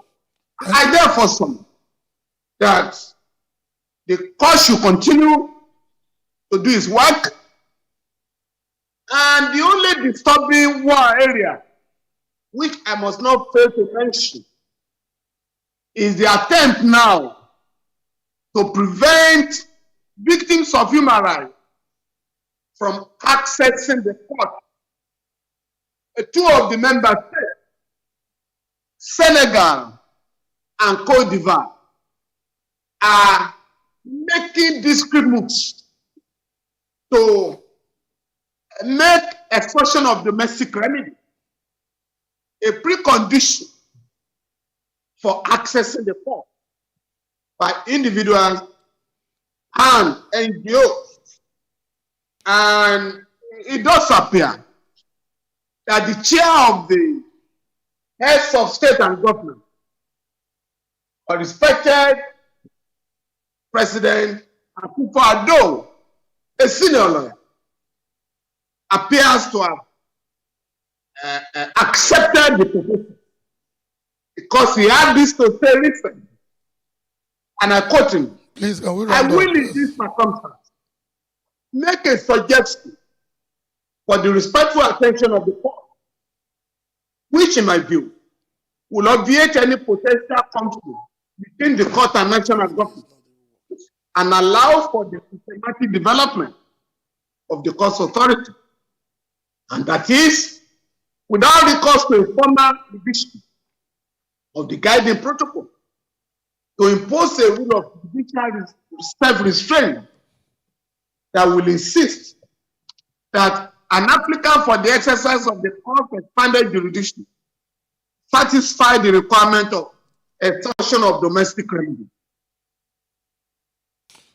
Thank you. Prior to the successful invocation of the court's jurisdiction, I submit with end of quote. I submit with respect that the suggestion of the respected President of Ghana that the court should impose self-restraint on itself by making extortion of domestic remedy a prerequisite for filing a case before the court cannot work, because in several decisions of the court, it has been held that extortion of domestic remedy is not a requirement before approaching the court for judicial remedy. Secondly, and I wish to warn here that if this suggestion is accepted, victims of human rights in the sub-region are going to run into serious crisis. In Ghana, it takes up to 10 years to exhaust domestic. Can we round up, Mr. Femi Falana? The time is fast spent. Please, can you round off? Thank you. I'm just rounding up. 1 minute. In the case of Nigeria, it takes up to 25 years to 30 years to travel from the High Court to the Supreme Court. I therefore submit that the suggestion should be rejected by the court in the interest of justice and fair play in the region. I thank you for this opportunity. Please, a round of applause for Mr. Femi Falana, SN, the human rights advocates. And thank you so much. They reject the issue of exhausting local remedy before approaching the court, which has been generally accepted. I'm sure the rapporteur has known much about it. That has been generally agreed upon. That's a no-brainer. That will signal the death of the court. So thank you so much, Mr. Femi Falana. He quoted Mr. Femi Falana, SAN. He quoted copiously from the address given by His Excellency President Nana Akufo-Addo of Ghana, who is the chairperson of the Authority of Heads of States of ECOWAS, and supported also with the observations of His Lordship the Honorable Justice Edward Asante, who is the president of the ECOWAS Court, to the effect that countries must begin to ensure that the laws made by ECOWAS and the judgments of ECOWAS courts are enforced all across the ECOWAS states. That's the summary. The ECOWAS court, he believes and agrees that the ECOWAS court is a supranational authority, and by ratifying the revised ECOWAS treaty, they have ceded part of their sovereignty and therefore cannot make laws in contravention of ECOWAS laws, or pretend to say that the national courts do not accept the judgments of ECOWAS, community court. He agreed with some rulings that the issue of domestication is the problem of the state and has no bearing with the enforcement of judgments of the ECOWAS court or laws made by the community. He cited the cases of, he came across and cited the case of Alex Saab against the Republic of Cape Verde, where the country tried to dodge liability in the enforcement of the judgment of the ECOWAS court by stating that it had not signed the supplementary protocol. But he said that the country is in stop because it participated in deliberations and they actually appended the signature to the initial document. He blamed the inability of the enforcement of ECOWAS judgment on our national courts. He believes that the heads of courts should make rules to make this possible, in accordance with what the Honorable Justice Edwards, the Chief Justice of the Supreme Court of Sierra Leone, had posited in his submission. He also believes that where there is a need to promote, he believes that there is a need to promote the judgments of the ECOWAS courts and cite them before national courts by all of us lawyers and human rights practitioners. He cites several instances where supranational laws were applied without first being domesticated. Thank you so much, Mr. Femi Fowler, Senior Advocate of Nigeria, for the well-researched, well-rehearsed presentation and for the flawless way you presented it as usual. Thank you so much, Senior Advocate. Now can we go back to the question? A round of applause again for Mr. Fowler. Now can we go to the question and answers? I hope the two speakers, Professor Nari and Mr. Femi Falana, will be on standby to answer questions posed to them.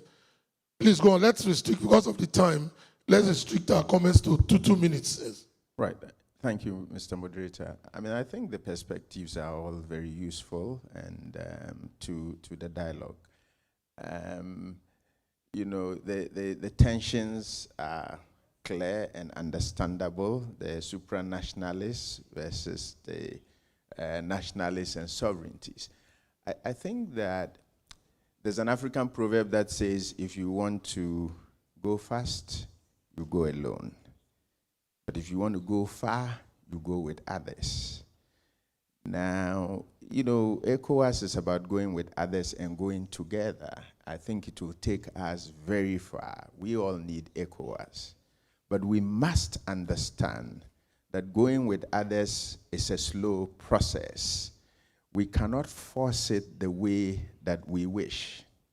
I mean, first of all, because ECOWAS itself is an organization governed by constitution, by treaty.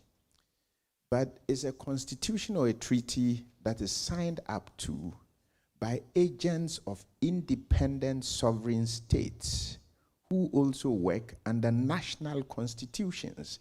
And it is the national constitution of each of the member countries that enables the chief executive to go and purport to commit the entire population by under a treaty to an obligation. But remember that there's not any of our countries where the president is essentially a lawmaker. We have representatives of the people who make laws. And so the law that enables any president to go and commit the country has prerequisites.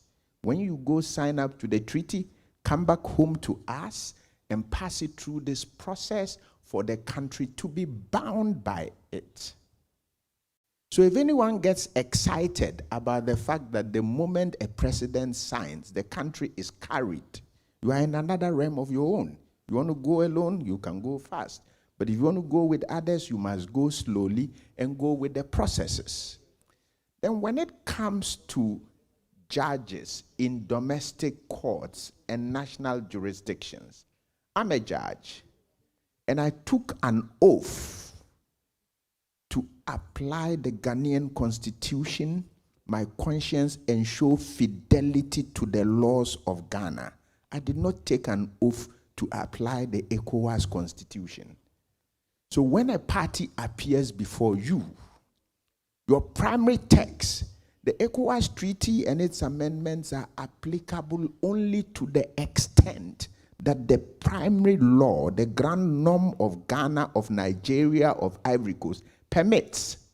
Therefore, when that jurist was citing the ECOWAS decision, it is not the ECOWAS decision per se that then becomes compellable, as the presenter sought to put it.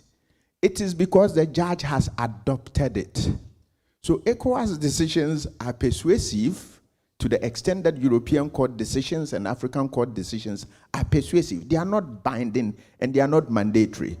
We must understand that even though we need the community and we are all better off with the community than without it, ECOWAS is not a sovereign country. It doesn't have enforcement powers and institutions.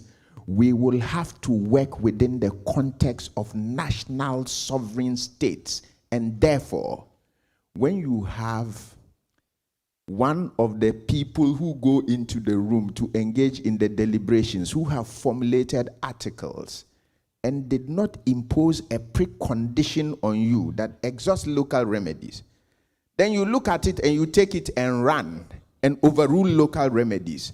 The moment the ECOWAS court sets itself on a collusion course with domestic courts, we will set the court backwards. We need to harmonize and not superimpose, because it won't work. There is no domestic judge in a country who took an oath to apply the ECOWAS constitution. We all took oaths under constitutions of sovereign states and are oath-bound to apply those constitutions. Thank you very much, my lord. Thank you so much. Who is number 4? We took numbers before. Okay. Professor Ladan. But my lord, I think what Justice Edwards was saying and what Mr. Fana was saying is remembering Justice Oliver with a Holmes Badman, the professor of what the courts will do, in fact, are nothing more pretentious at what I mean by the law. So the law is not certain until the judges actually pronounce on them. So I think we are looking for a way out of this quagmire, and several theories are coming up. So I don't entirely agree with you. Professor Ladan, please. No, my lord, please, just a minute. Let him. You can let come Professor back. take it.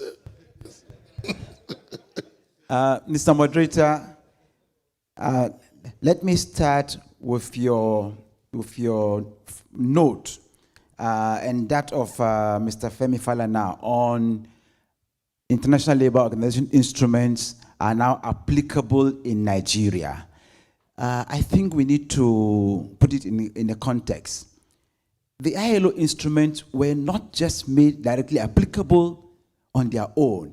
They came through third constitutional alteration of 2010, where the constitution was opened up, altered, and then the National Industrial Code, which was not a superior court of record in the constitution, was smuggled into that constitutional alteration to make it a superior court of record, and therefore extensively through that third constitutional alteration, the ILO instrument for which the Industrial Code has jurisdiction was smuggled into it.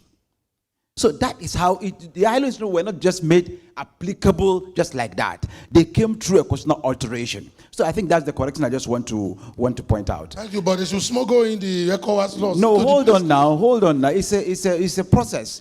Number 2, with due respect actually to my lord that just took the floor on the fact that judges only took oath to implement and protect national laws, I think if you define a national law as only the constitution and other laws within the hierarchy of a domestic actually law, I think that will be a misleading actually, proposition. Because with due respect, my lord, every sovereign state that voluntarily signs a treaty and then ratifies the treaty by the Vienna Law of 1969, upon ratification, if you have an opportunity to enter reservation on any clause of that treaty, and you fail to enter treaty at the time of ratification, you submitted your instrument of ratification wholly without any reservation, including all ECOWAS treaties, then you are legally bound by the provisions of each and every treaty. And that treaty is actually obligation, is binding legally on the member state.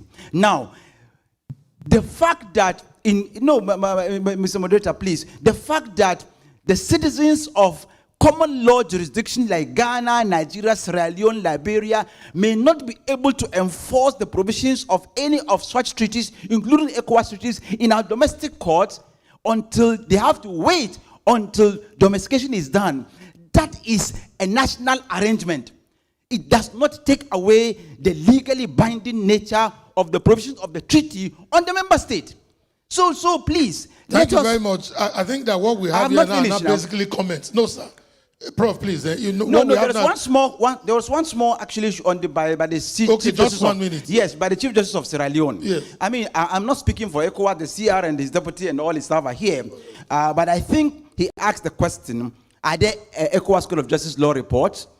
Whether hard or soft copies? And I think the answer is yes.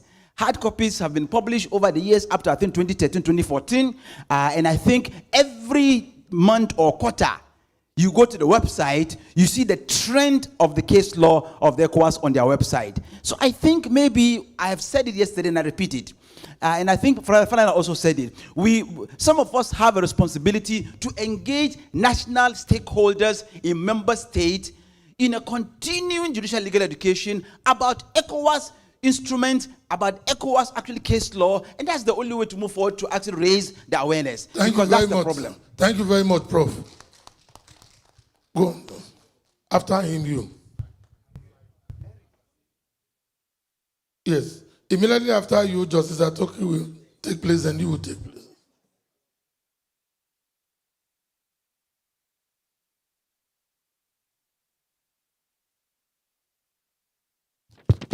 Okay, thank you. Merci, Monsieur le Président. Non, je voudrais Please, you should be very brief. Yes. Because there's no more time. Yes. Many interesting problems. Non, je voudrais juste dire 3 choses. Je pense qu'il ne faut pas que nous quittions cette conférence avec des confusions dans notre esprit. Parce que j'ai l'impression que selon nos traditions juridiques et selon nos traditions judiciaires, nous sommes en train peut-être d'embrouiller les choses. Moi, je veux bien m'attarder sur le concept de domestication dont on a beaucoup parlé. Domestication, c'est quelque chose qui intervient après. L'opposabilité d'un traité à l'égard d'un État, c'est quand il exprime son consentement à être lié. Et ce consentement peut prendre plusieurs formes. Il n'est pas nécessairement une ratification. Un traité est parfaitement opposable à un État quand il l'a signé. Il suffit qu'il dise lui-même qu'il veuille qu'il l'a signé. Dans la terminologie du droit international, ça s'appelle des executive agreements. Ce sont des accords en forme exécutoire ou des accords en forme simplifiée. Donc il n'y a pas que la ratification. On dit ratification, il n'y a pas que ça.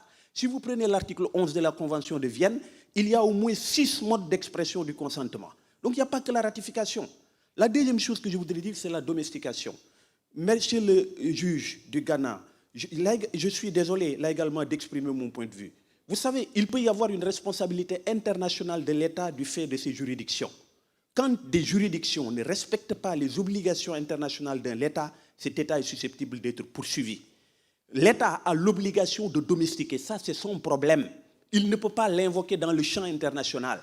Parce que les problèmes que vous avez à la maison, vous ne pouvez pas les invoquer avec les autres. Ce qui se passe chez vous ne regarde que vous.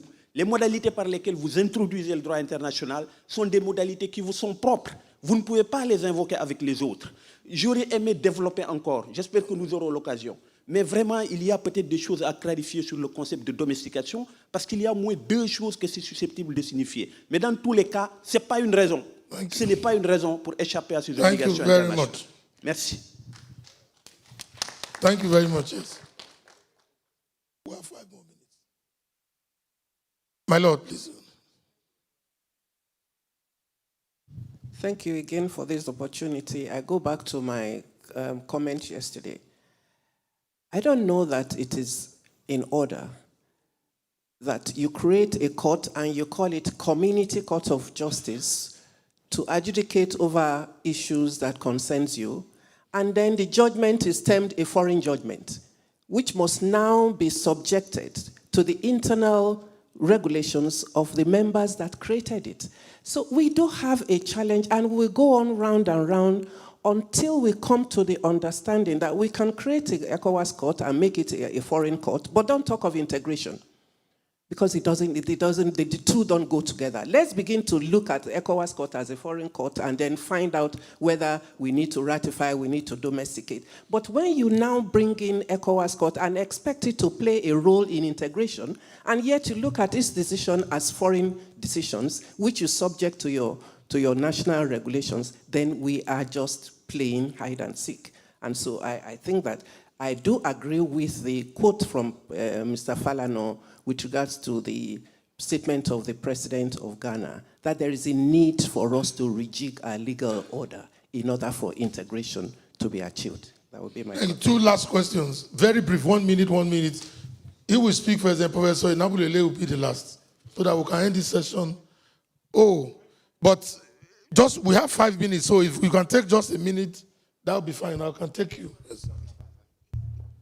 Merci, Monsieur le Président. Je serai très bref. We gave us 5 minutes. Je prends la parole pour donner mon avis par rapport à une question préoccupante qui a été évoquée. But within 1 minute. Oui, ce sera très bref, Monsieur le Président, ne vous inquiétez pas. Ça a été évoqué par le juge Osei, aussi par le juge Diané et par le San Falana, c'est par rapport à l'exécution des décisions de la Cour. Je crois que c'est une question préoccupante parce qu'on ne peut pas prétendre à une communauté de droit si on n'a pas la certitude que les décisions rendues par la juridiction seront exécutées par les États membres. C'est une question difficile parce qu'en réalité, il n'y a pas de voie d'exécution forcée contre les États.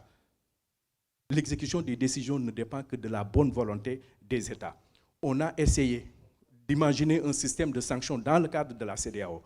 Vous vous souviendra qu'en 2012, la CEDEAO a pris un protocole portant sanctions contre les États qui n'exécutent pas leurs obligations vis-à-vis de ces communautés. Et dans ce protocole, vous verrez qu'à l'article 5, on cite de façon expresse le non-respect d'une décision de la Cour de justice de la CEDEAO comme un cas de manquement. Mais depuis lors, cette disposition n'a jamais été mise en œuvre, donc elle n'est pas efficace. Donc moi, j'ai acquis aujourd'hui la conviction que la Cour n'arrivera pas toute seule à régler cette préoccupation par rapport à l'exécution de cette décision. Le temps est venu, de mon point de vue, d'impliquer d'autres organes. Je pense au système qui est en cours au niveau du Conseil de l'Europe, un comité des ministres qui s'occuperait du suivi de l'exécution des décisions.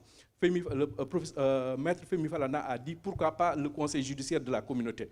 Je dis oui, on peut vraiment discuter et s'accorder sur les modalités. I think you are exceeding your 1 minute, so thank you. I think we've taken your point. Je voudrais juste pour terminer dire qu'il faut peut-être qu'on se parle pour voir quelle est la meilleure formule pour assurer un meilleur suivi de l'exécution de ces décisions.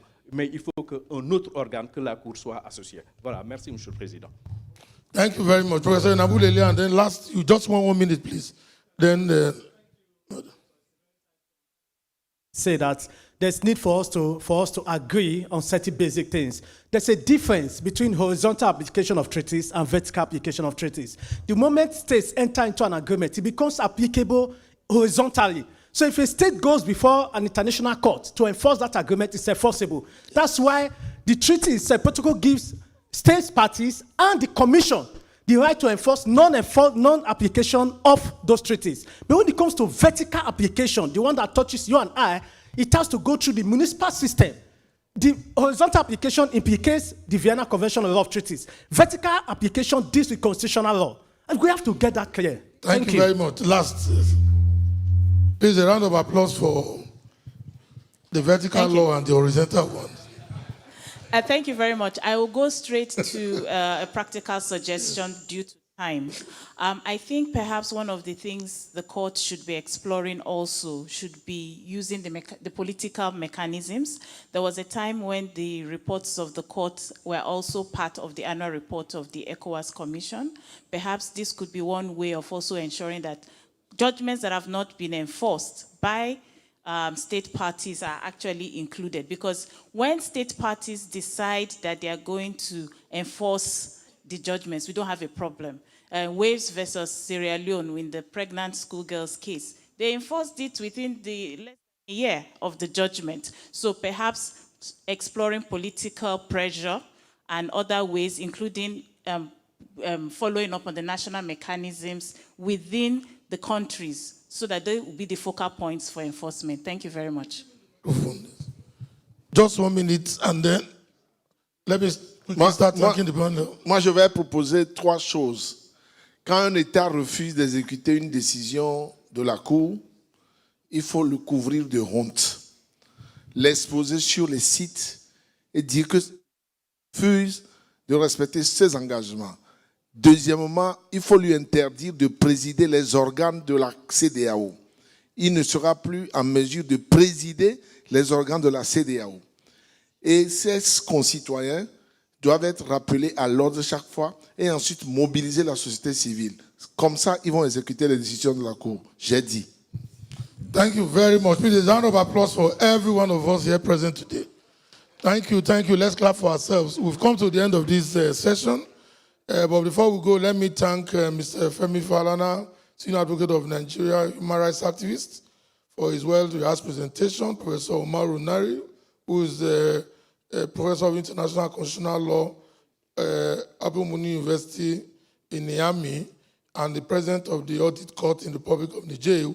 Both of them did remote presentation, and they did very well.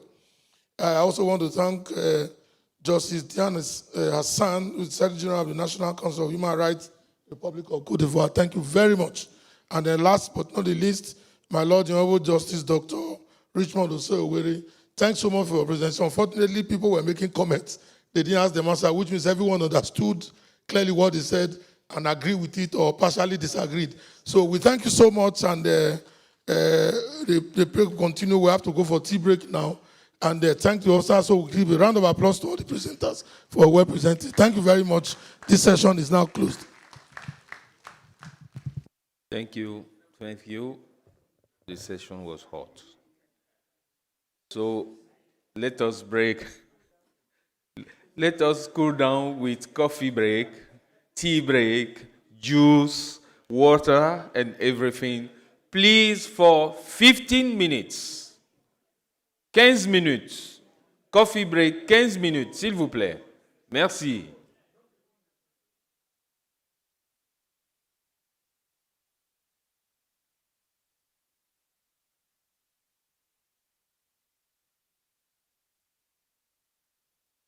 Please, you can continue the discussion in front of your coffee.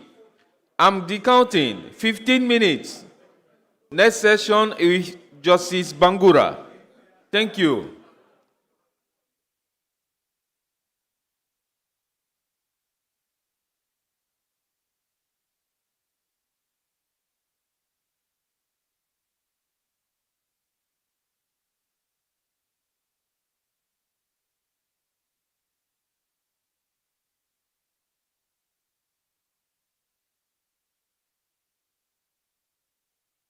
Please remember, if you need COVID test, kindly meet Mr. Lassisi.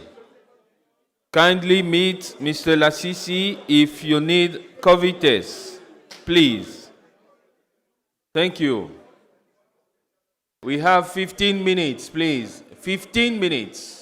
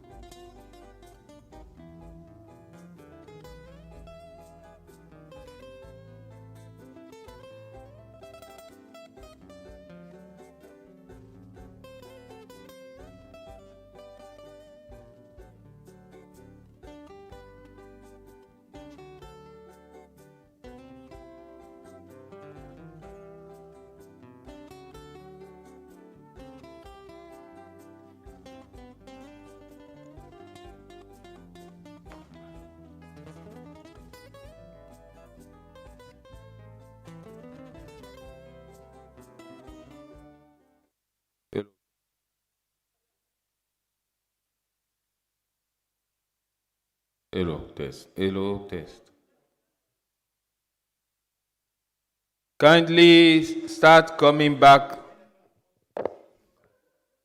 They will hear. You will help me relay the message.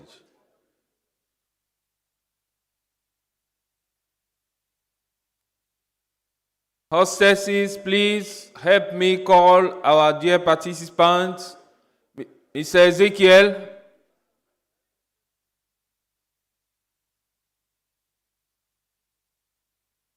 Let us resume, please.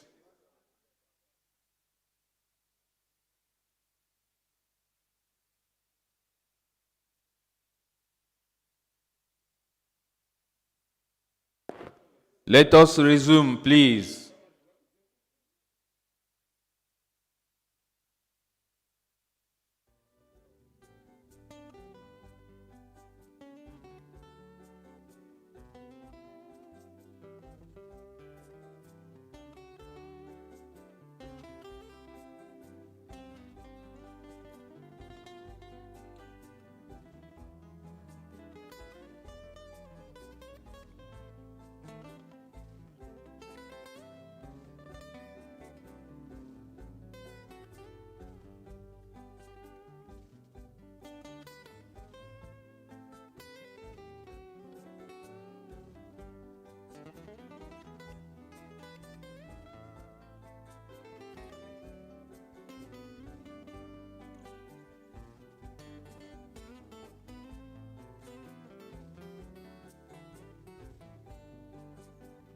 Martine, s'il te plaît, appelle-moi Ézéchiel. Ézéchiel.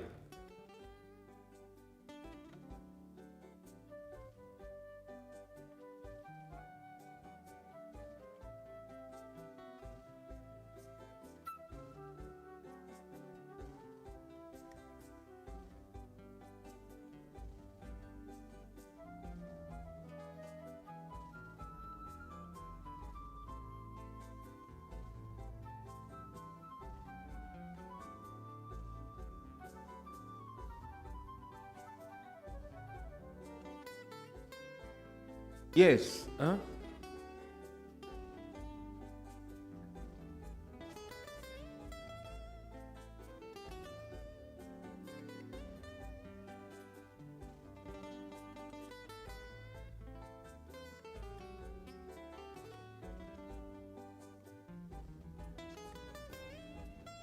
Please take your seat. Kindly take your seat, please.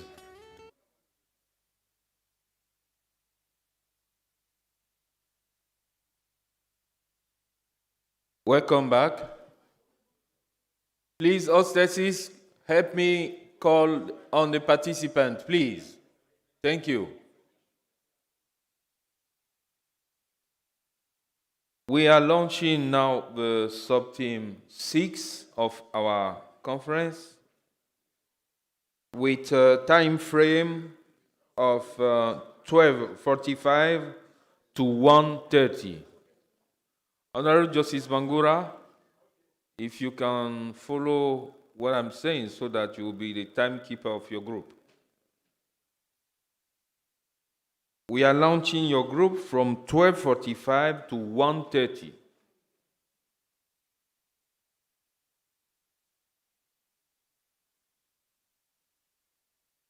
(12:45 to 1:30). Because at 1:30, we need to go for lunch.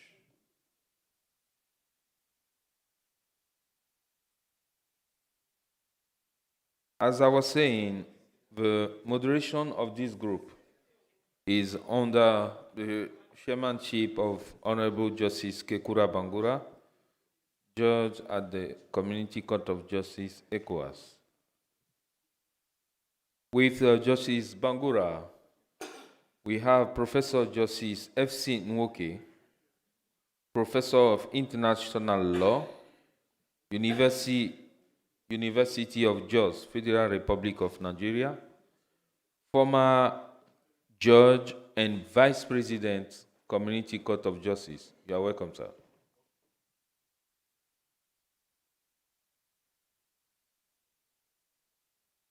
second panelist, we have Honorable Judge Ndraman Kablan Fidel Amilcar, Judge at the Tribunal of First Instance, Abidjan, Côte d'Ivoire.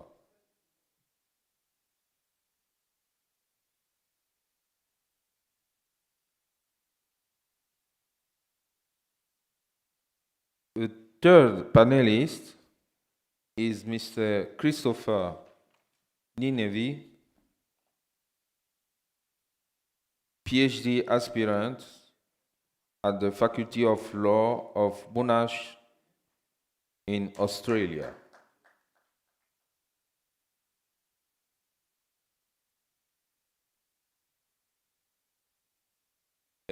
One housekeeping information. The Honorable Minister of Foreign Affairs, Honorable Minister of Justice, Cape Verde, are both hosting our conference delegates.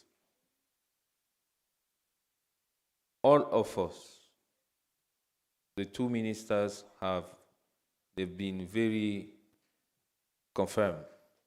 All participants to this conference are being hosted this evening, 7:45, at Hotel Tropico by Minister of Justice and Minister of Foreign Affairs.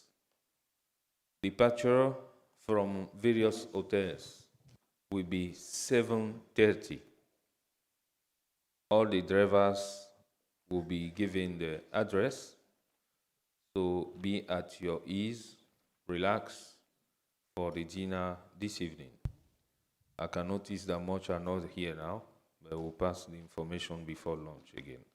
And once again, please, if you need COVID test to return back, please meet Mr. Lassisi. Very important. We don't want you to be stranded in any place of the world. Thank you. Honorable Justice Bangura, you have the floor from 12:45 to 1:30. Thank you.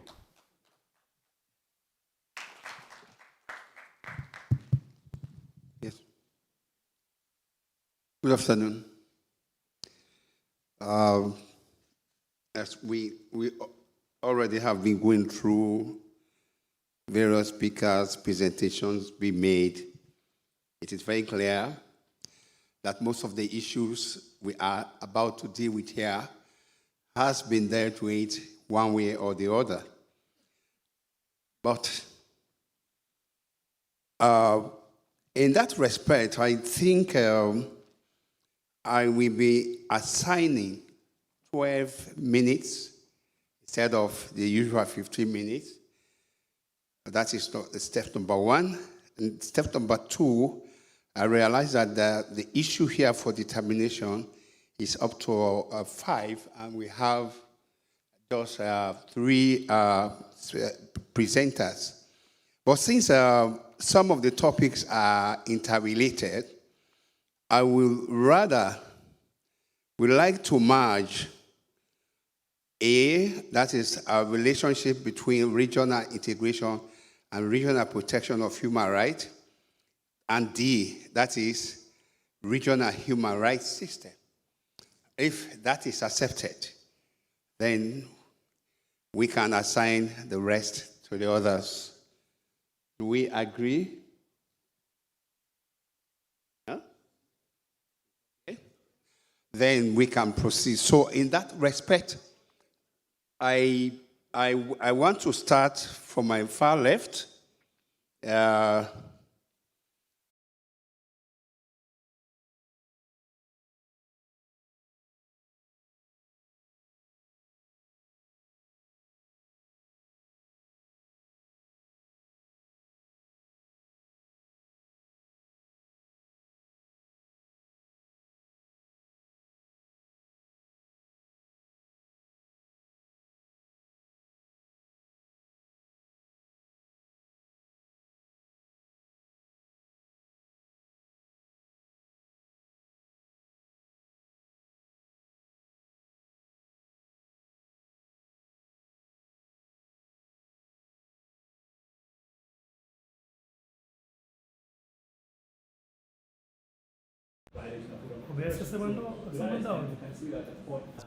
Has done very well on that front.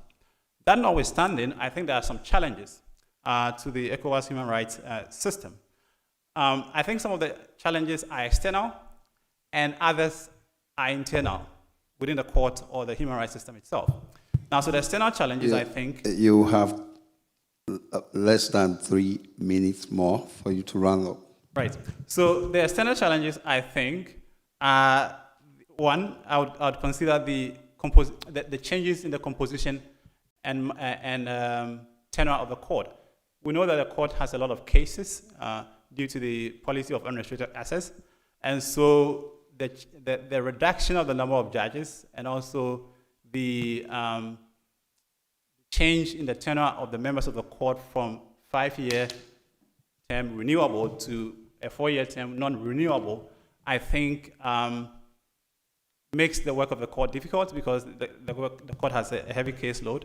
And also, like the president of the court mentioned on the first day, it does not allow for institutional memory because the longer the judges stay on the court, they are able to gather more experience in deciding cases. And then the original staggered nature of the tenure would also ensure that there is no loss of institutional memory. So I think that's a problem. The other problem, I think, important, very important, is a low compliance rate with the judgments of the court.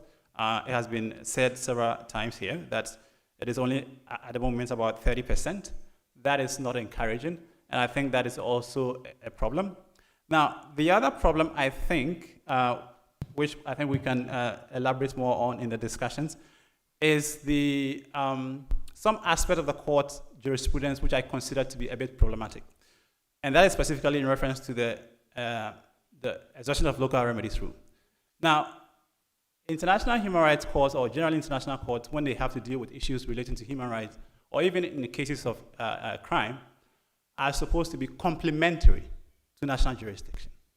So, international court, the international jurisdiction is subsidiary to the national jurisdiction. So, states are the primary implementers of international law. So, international courts are not supposed to either be in competition with or to supplant national jurisdiction. And so that is why I find the court decision not to uphold the local remedies principle a bit concerning. Now, I find it concerning for 2 reasons. The first is for legal reasons, and the second is for practical reasons. Now, as far as the legal reasons are concerned, as Professor Wonke said, yes, the local remedies rule... You should be rounding up now. Right. The local remedies rule is a rule of customary law. Now, the ICJ has held that the local remedies rule cannot be deemed to have been waived unless a state expressly, in a treaty, waives it. So the mere silence of a treaty on the local remedies rule is not a waiver. That's the first point. Secondly, as I mentioned, the ECOWAS human rights system is based by virtue of Article 4G on the African Charter, which is sort of the primary document. Now, it is incongruous to suggest that the same states that subscribe to the local remedies rule under the African Charter have waived it under ECOWAS. That, for me, it's a bit incongruous. Now, the third reason why I find it concerning is that I think it will pose practical challenges to the court. Well, I think your time is up. Okay, I'll run up on that point. Now, so I think it will pose practical challenges to the court because the policy of unrestricted access means that the court will have more cases, and with a reduced number on the court, etc., I think the court will operate under great stress, and the respect that we accord courts in part depends on the quality of jurisprudence they're able to produce. If the court has too many cases, including cases that can be decided by local courts, I think that will pose great stress to the court. And over time, it may not inspire the confidence that people ought to have in the court. So I think we ought to come to a middle ground eventually. And I think because my time is up, I will leave it at that. And then in the discussion time, I would consider that in more detail and provide what I think are some of the ways in which that can be resolved. And generally also on how we can make the court more effective and ensure compliance with its judgments. Thank you very much. Well, you have heard him, but one way that underlines the unique features of the human right mechanism of the court is that it is not limited in its application to any particular human rights instrument. All human rights instruments are applicable in the court, in the ECOWAS court, which gives it its expansive jurisdiction to deal with all aspects of human rights cases. Having said that, I will now, let me just see the name. Yeah? Okay, I will now give the floor to Draman, Honorable Justice Draman Kaplan. Yes, to make his presentation. Thank you very much. Or you prefer sitting? You want to sit while making your presentation? Okay, you are at liberty to do so. Bien. Okay. Merci, monsieur le modérateur. Je serai très bref. Je pense que mes prédécesseurs ont largement développé certaines questions, donc je voulais juste apporter des précisions concernant l'indissociabilité des droits de l'homme et l'intégration. Il faut faire remarquer que c'est suite à une affaire de droit économique que la Cour a reçu un mandat en matière de droits de l'homme.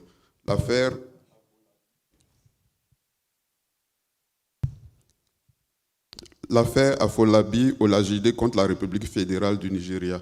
C'est pour ça que tout à l'heure, je n'étais pas d'accord avec le professeur Umaru Nare, qui malheureusement n'est plus. Quand il dit que la Cour a raté le virage du droit de l'intégration, c'était à une époque où la Cour ne pouvait pas être saisie par des individus, et de deux, la Cour n'était pas compétente en matière de droits de l'homme. Donc, au contraire, c'est cet arrêt-là qui a fait prendre conscience qu'il fallait étendre le mandat de la Cour. Donc, cette incompétence que la Cour a prononcée, au contraire, a été le catalyseur même de l'élargissement de son mandat en matière de droits de l'homme et de saisine par les individus. Donc, moi, j'ai une autre appréciation de cet arrêt-là. Voilà. C'est cet arrêt-là qui a entraîné le protocole additionnel de 2005, parce que cette affaire date de 2004. Donc, c'est la petite précision que je voulais apporter. Maintenant, s'agissant des particularités de la Cour, c'est vrai, tout à l'heure, celui qui est passé juste avant moi, il a souligné l'absence de texte propre à la Cour, c'est vrai. Et ça aussi, mais c'est ce qui fait aussi la richesse de ces arrêts. Parce que la Cour il n'y a pas une convention régionale ou sous-régionale des droits de l'homme, de sorte qu'elle a mené à appliquer toutes les conventions en matière de droits de l'homme. Donc quand on lit ces arrêts, il y a vraiment une véritable richesse en la matière. Contrairement à la Cour européenne des droits de l'homme, qui a été instituée pour appliquer la Convention européenne de sauvegarde des droits de l'homme. Et j'avoue, en parenthèse, que je m'ennuie un peu quand je lis ces arrêts, parce qu'on ne parle que de l'article 6, l'article 6, l'article 6. Alors que quand on prend les arrêts de la Cour africaine, de justice de la CEDEAO, mais on touche un peu à tous les instruments de protection des droits de l'homme. À tous les instruments. Donc ça aussi, ça fait... Cette absence de convention sous-régionale des droits de l'homme aussi fait la force et la diversité, la richesse des décisions que la Cour de justice de la CEDEAO prend. Concernant la question de l'épuisement des voies de recours interne, bon, on en a parlé depuis hier. Moi, je pense que, à mon avis, ça ne pose pas de problème parce que ce n'est pas les mêmes domaines. La Cour intervient en matière de droits de l'homme. Je vais prendre un exemple tout simple. Dans nos systèmes, on ne garantit pas suffisamment la protection des droits de l'homme. Je ne sais pas si les avocats qui ont saisi la Cour de justice des droits de l'homme en matière de droits de l'homme ont eu la possibilité d'invoquer ces dispositions internationales des droits de l'homme devant leur juridiction nationale. C'est là la question. Quand on prend par exemple quelqu'un qui est détenu, on dit qu'il saisit la Cour pour dire que ma détention est arbitraire. Mais quand la Cour de justice tranche, La Cour de justice ne tranche pas sur la culpabilité ou non de la personne, mais la Cour tranche sur la question de sa détention. Mais quand la Cour ordonne que cette personne soit mise en liberté, bien qu'elle fasse l'objet d'une procédure pénale, par exemple, en droit interne, la Cour ne se prononce pas sur la culpabilité de cet individu-là. La Cour se prononce seulement sur la question de sa détention. Donc, le fait qu'on mette quelqu'un, on ordonne la mise en liberté parce qu'il est en détention arbitraire, ça ne veut pas dire que la Cour a tranché la question de sa culpabilité. Ça n'empêche pas les juridictions nationales de condamner cet individu ou d'améliorer, ou bien de se conformer, d'améliorer ses conditions de détention, ou bien qu'il comparaisse libre à son procès et faire l'objet d'une condamnation. S'il est condamné, on peut le placer encore en détention. Donc c'est vraiment deux domaines différents. Parce que dans nos pays, comme je l'ai dit, on n'a pas de système de protection, d'invocation des droits de l'homme devant nos juridictions nationales. Je prends l'exemple tout simple des pays francophones. Le juge d'instruction qui met quelqu'un sous mandat de dépôt, ce prévenu, cet inculpé sous mandat de dépôt ne peut pas contester sa mise en détention. Il peut seulement demander une mise en liberté provisoire. Quand le juge rejette, il peut faire appel. Mais est-ce le caractère arbitraire ou non de sa détention, il ne peut pas l'invoquer devant... Et c'est cette même... on appelle la question du non-épuisement des voies de recours internes qui a fait qu'un monsieur comme Kodjo Alain Victor, il est en liberté actuellement. Parce que la Cour a condamné la Côte d'Ivoire et même a réformé sa législation en la matière. Mais il est en liberté. Si on devait attendre que les voies de recours internes soient épuisées, ce dernier serait détenu arbitrairement. Donc moi, je pense que c'est vraiment deux domaines différents. Il faut vraiment les distinguer. Donc, il faut mettre aussi en parallèle avec l'existence d'une procédure d'urgence devant la Cour de justice de la CEDEAO. Parce qu'en même temps, lorsque on saisit la Cour, même s'il a fait pendant devant les juridictions nationales, et si la Cour constate qu'il y a des violations graves et renouvelées des droits, la Cour peut prendre des mesures d'urgence, des mesures provisoires, des mesures d'urgence, ordonner même, avant même de statuer si les violations sont graves, ordonner la liberté de cette personne avant même de prendre son arrêt, avant même que le débat ait lieu. Bon, je vais en arriver à l'exécution. Moi, j'ai une vision plus générale de l'exécution. C'est vrai que on va dire, bon, on a institué des autorités pour exécuter, mais est-ce que la condamnation, ou même si une autorité exécute, est-ce que ça garantit que ces droits-là ne seront plus violés? Parce qu'il y a la restitutio in integrum, comme on le dit en latin, mais il faut aller plus loin. Il faut aller plus loin en incitant les États à modifier leur législation par la mise en place des commissions de veille législative. Je vais prendre un exemple tout simple. On a eu récemment l'arrêt Union sociale libérale contre l'État du Sénégal. Le professeur, c'est ça? Sur la question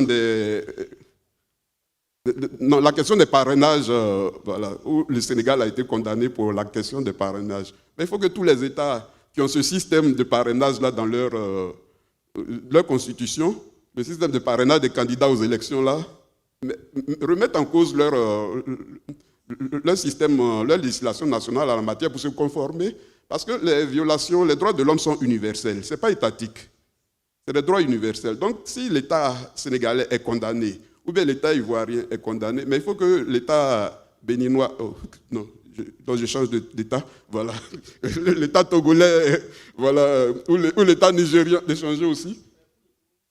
Non, le Togo est toujours... Voilà, il faut que ces pays-là arrivent aussi à faire un lessivage de leur législation en la matière pour savoir pour ne pas que nous aussi, on soit amenés à être condamnés devant la Cour de justice de la CEDEAO.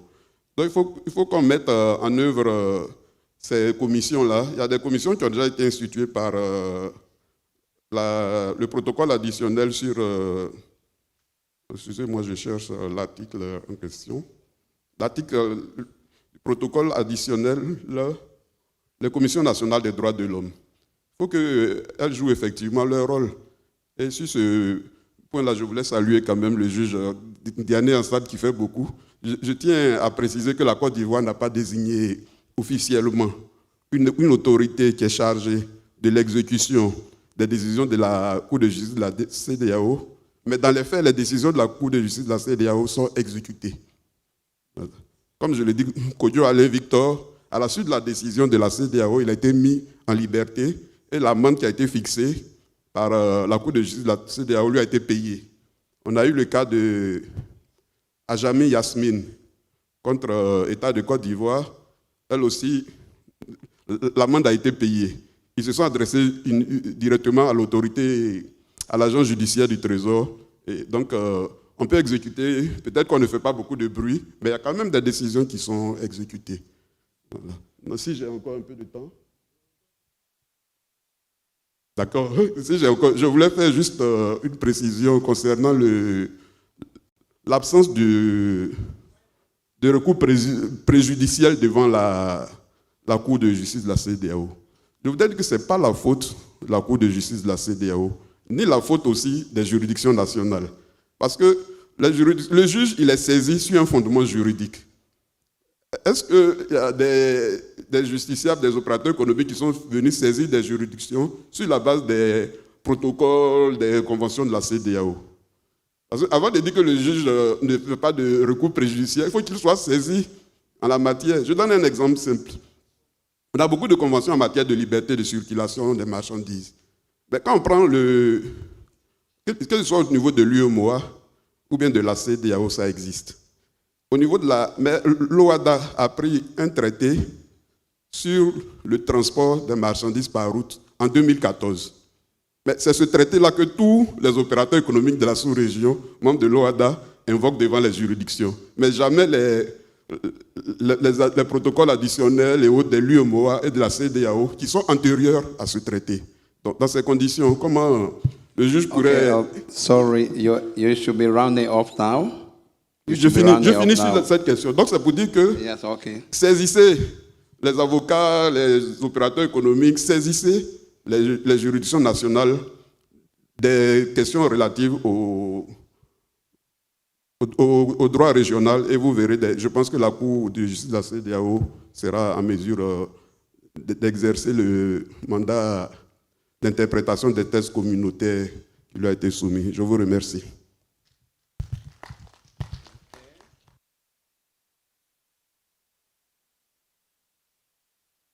Thank you very much for that piece of presentation. From what has been presented so far, the first speaker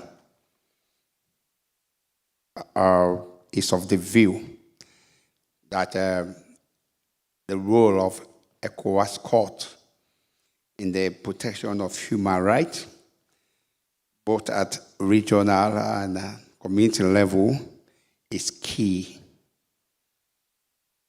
And it also key to the harmonization of the right of the human rights of community citizens.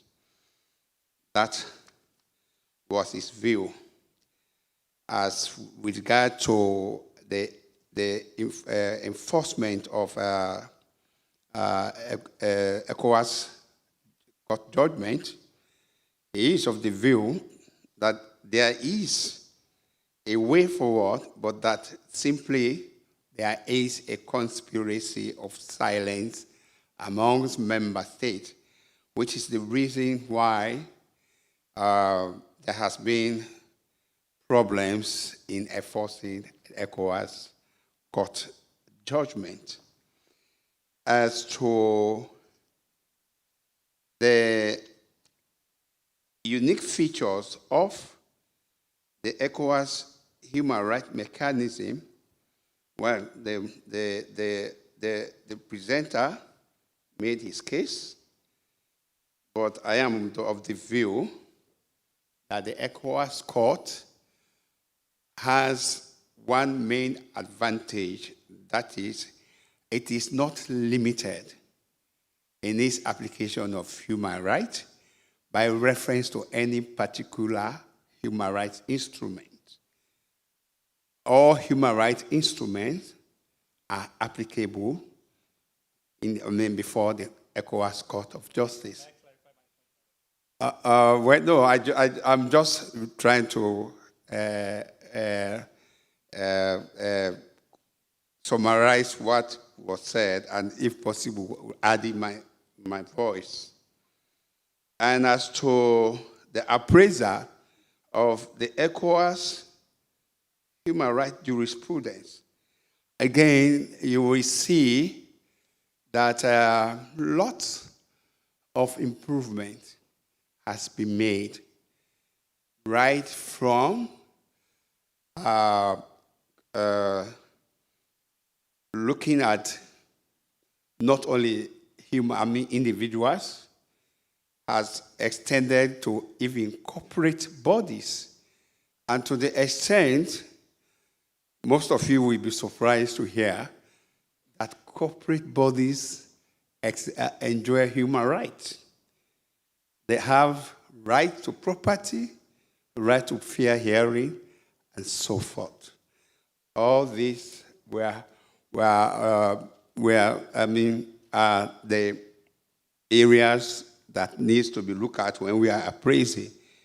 It's not only that even where people are incapacitated to bring an action before the court, we have extended the jurisdiction to include even public spiritual persons.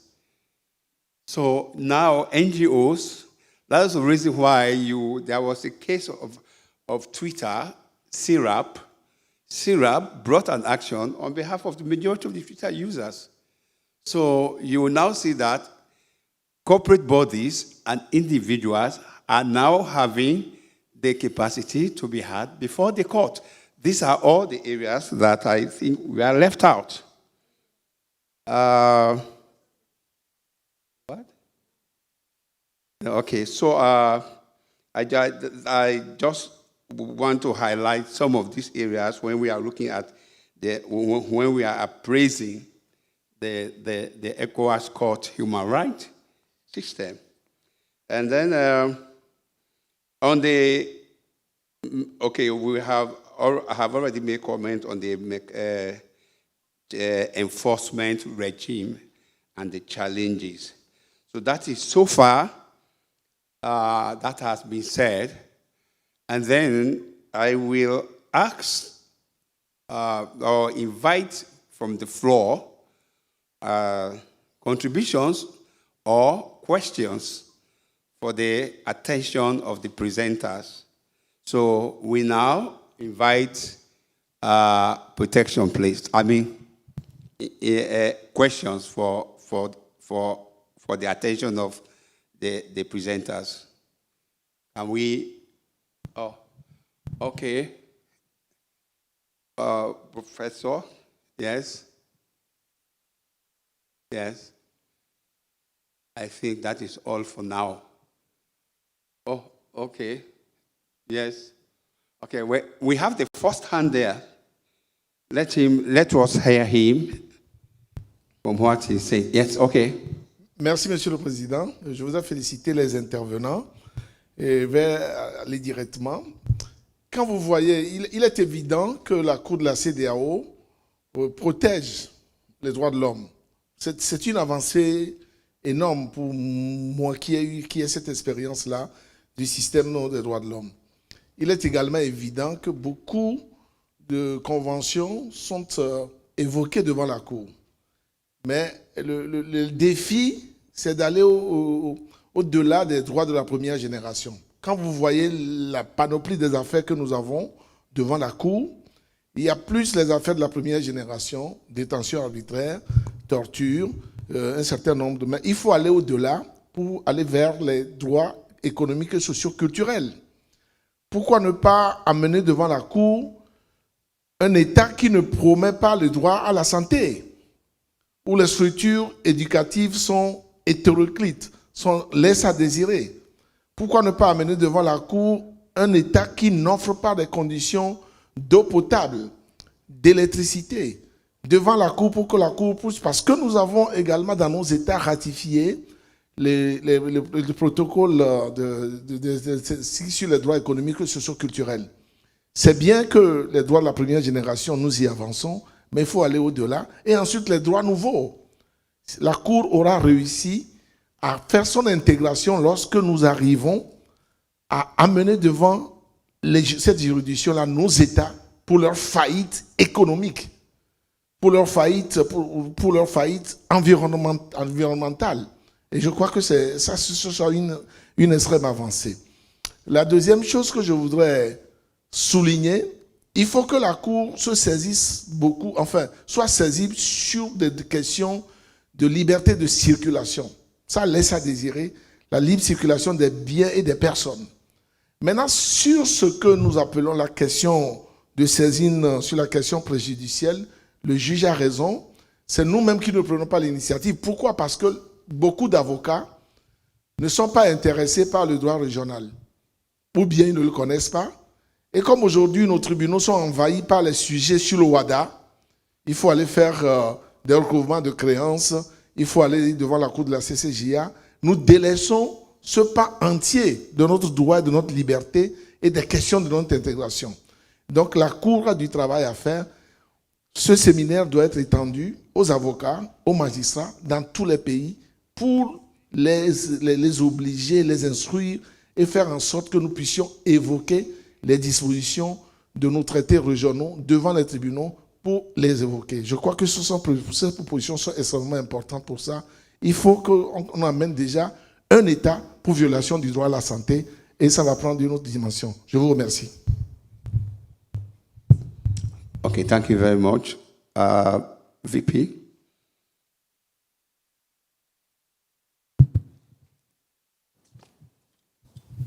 Merci, monsieur le modérateur.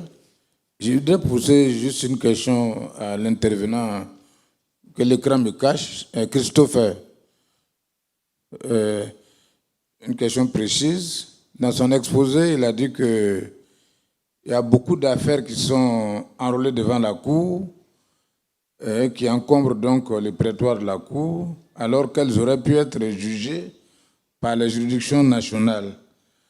Je n'ai pas la même impression que lui et je ne suis pas de son avis. Donc, s'il peut nous donner quelques exemples, parce qu'à ce que je sache, la Cour de la CEDEAO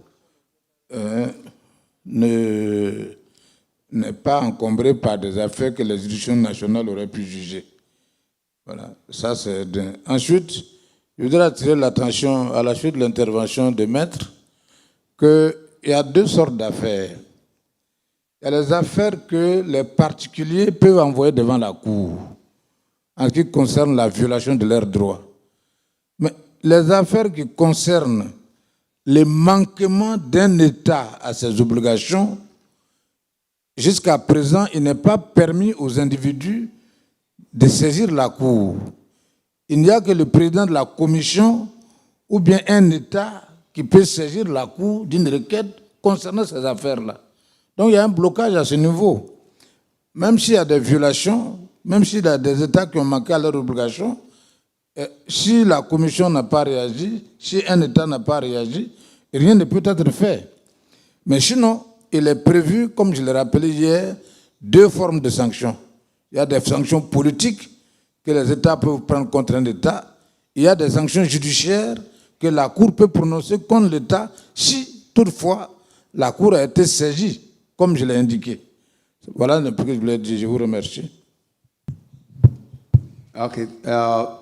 Yes, Professor Sarr. Thank you.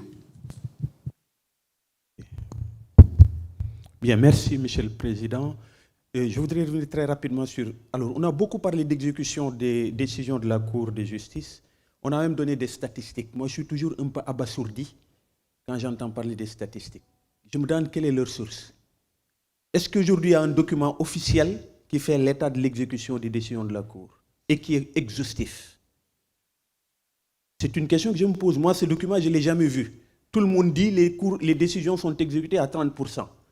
Qui le dit? Quel document officiel, fiable, à jour, le dit? Et ça, c'est le premier point que je voulais soulever.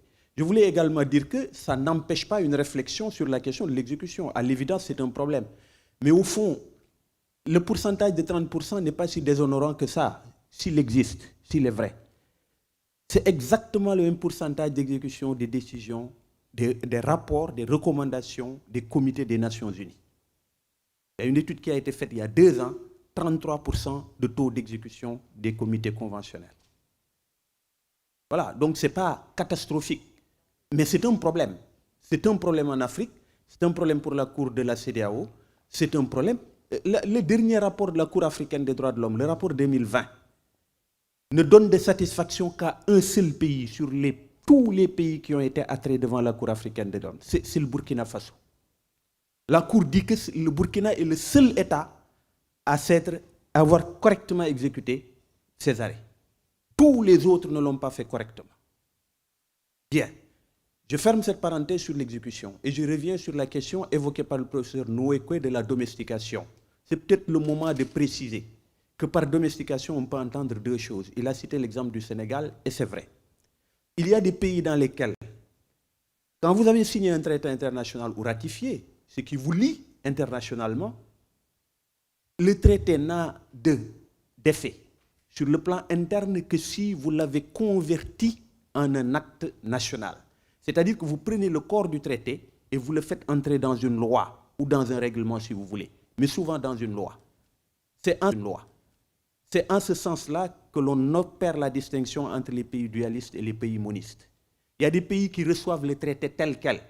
Il y a des pays qui ont besoin de le convertir en quelque sorte comme on convertit une monnaie. L'enveloppe devient une enveloppe de droit interne et c'est à partir de ce moment qu'on parle de dualisme parce qu'il y a une dualité des 2 ordres juridiques. On peut entendre par domestication cela, la procédure de réception du droit international en droit interne. Mais aussi on peut entendre par domestication autre chose. C'est pour ça que je disais qu'il faut qu'on fixe la terminologie avant de créer de la confusion. Domestication pour vouloir dire que le traité ne pose pas problème, il est entré en vigueur internationalement, il est entré en vigueur nationalement, mais, qu'à l'occasion d'un procès, pour que certaines dispositions puissent être mises en œuvre, il faut des mesures nationales d'application. Si vous dites que je suis parti à une convention sur le crime contre l'humanité, vous devez dans votre code pénal introduire des dispositions qui permettent une compétence universelle. Si on appelle ça domestication, c'est une autre forme aussi de domestication. Mais ce n'est pas la même chose que la première domestication. C'est pour ça, et dans l'exemple du Sénégal, c'était exactement ça. Le Sénégal était parti à la convention de la torture, contre la torture, mais ne permettait pas aux juges sénégalais nationaux de poursuivre M.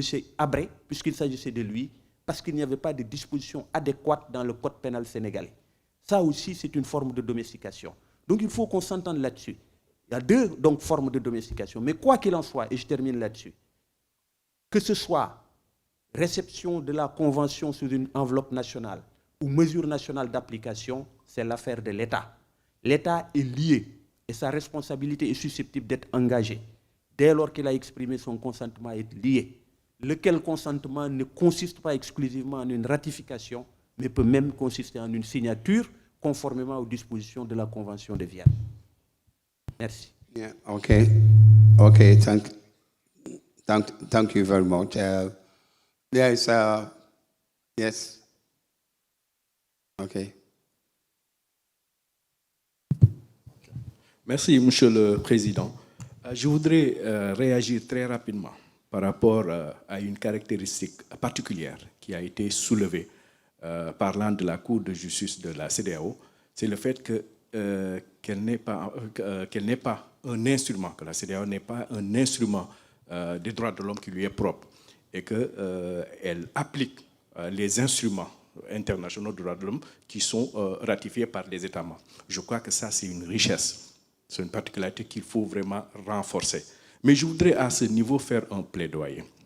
En appliquant les droits de l'homme qui sont dans d'autres instruments, la CEDEAO, la Cour de justice de la CEDEAO ne doit pas oublier les instruments qui ont été pris dans son propre système, c'est-à-dire les propres actes qui ont été pris par la communauté CEDEAO.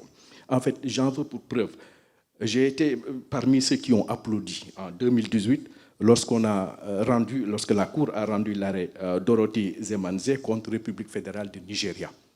parce que je suis favorable à l'égalité des genres, l'égalité des droits entre les hommes et les femmes, il y a eu discrimination dans une affaire, la Cour de justice a appliqué le protocole de Maputo. Et tout le monde avait applaudi en disant, pour la première fois, une juridiction internationale a appliqué des dispositions du protocole de Maputo.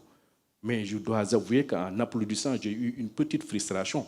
La frustration consiste en fait, était justifiée par le fait que voilà une affaire dans laquelle la Cour de justice de la CEDEAO a appliqué une norme qui appartient à un autre système juridique et a oublié que dans notre propre système juridique, dans son propre système juridique de rattachement, il y avait un acte additionnel qui avait été pris depuis 2015 et qui traitait de l'égalité entre les hommes et les femmes, égalité des droits entre les hommes et les femmes, et qui parlait de discrimination, qui parlait de violence à l'égard des femmes. Mais aucune référence à cet acte-là dans cet arrêt qui est de mon point de vue révolutionnaire. Donc le plaidoyer que je voudrais faire à ce niveau, c'est que continuons à nous référer aux autres instruments juridiques comme nous le permet nos protocoles, mais n'oublions pas également nos propres instruments juridiques. Ça aurait été bien quand même de faire ne serait-ce qu'une petite référence à cet instrument-là qui est propre à la communauté CEDEAO. Je ne voudrais pas qu'on dise non, les avocats ne l'ont pas invoqué. Même si les avocats ne l'avaient pas invoqué dans cette affaire-là, il était loisible au juge en fait, d'en faire une petite référence. Parce que ce qu'on demande aux parties, c'est juste d'apporter les faits au niveau de la juridiction. Il appartient au juge d'apporter le droit. Voilà. Donc voilà le plaidoyer que je voulais faire en vous remerciant de m'avoir donné la parole. Thank you very much. Any more? Who? Oh, okay. Thank you, Moderator. I just want to commend the court for what the court is doing. It's a difficult legal environment, but the court is doing within the mandate that it has. The court is really making us proud, you know. And I know we're talking about execution of judgment. We're talking about 30% and all of that. Apart from that execution, there's another aspect we need to look at, and I want to appeal to municipal court judges here. We need to listen to them as far as domestication is concerned, to appeal to them. You know, my friend there mentioned using treaties as interpretative aid. You know, judges can, whether domestication or no domestication, you can refer to ECOWAS. After all, you apply the same human rights instruments. If ECOWAS Community Court of Justice has decided on a particular provision of the African Charter on Human Rights, nothing stops you from referring to that case and incorporating it into jurisprudence. Ijoma Ojukwu did it in Dasuki's case. Colonel Dasuki, a judgment that was given. When she was giving her judgment, she referenced ECOWAS Community Court of Justice. And you know what? When that matter went on appeal, Justice Akumulafe Winsi made mention of it to say, this matter has been decided by 3 courts, including the ECOWAS Community Court of Justice. So she recognized the ECOWAS Community Court of Justice as one of the courts that have said, release this man. So she didn't say, oh, that judgment, I don't think that judgment is. I think that is what municipal courts should begin to do. When you begin to do that, you strengthen the jurisprudence of ECOWAS court, and mutually, you see that reinforcing that judgment, you know, to see that it is being incorporated to municipal courts. And before you know it, and those of us in the academia, we like to take such things up. You know, we amplify it. You know, before you know it, you see that influence of the court judgment begin to come in. While we also see what we can do to begin to appeal to the government executive to strengthen the arms of the judges. The judges, many of them are ready. Many of them, even these reference that we're talking about, many of them are ready, but they just need the legal framework to do it. I think that's what the issues are. Thank you. Yes, yeah, thank you very much. I think the issue of enforcement of ECOWAS court judgment, the way I see it, I think has some element of negligence somehow.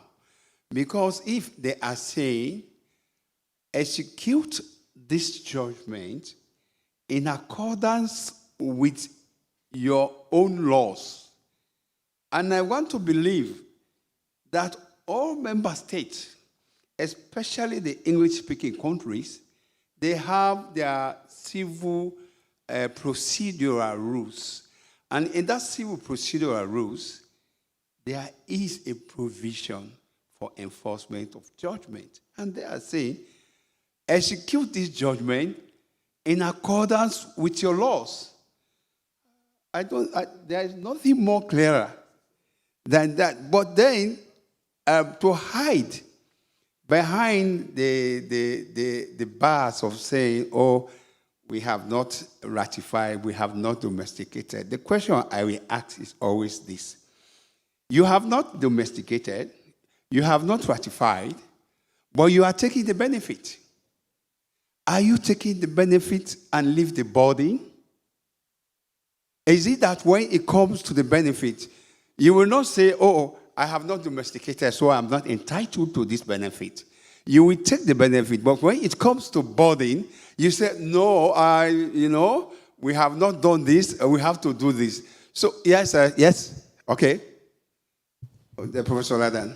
Yeah, thank you, Mr. Moderator. Just moving forward, I think national judiciaries, just like the national bar associations, they need an empowerment in addition to the training that we've been talking about. For instance, my lord, during the tea break, the Chief Justice of Sierra Leone did ask about the whereabouts of ECOWAS law reports. And I did explain to him that I know the chief registrar is here and his staff, they can speak for themselves. But as an insider myself, I knew that they have published up to 2014. And then I know also that they are indexing the remaining ones from 2015 to 2021, that I know for sure. But I also know that they have actually put on their website, even pending cases, not even the ones that are even pending cases. But, my lord, that is not enough for national courts. National judiciaries, it is the responsibility of the ECOWAS Court of Justice, to send copies of this law report, to member state national judiciaries. And that will encourage them, to even begin to read through and see the possibility of referencing. And I think that's the way actually to go. Thank you very much. Yeah, judicial notice is taken of that proposal. And I think the registrar is here, must have had your recommendation. Thank you very much. Any other hand? Oh, yes.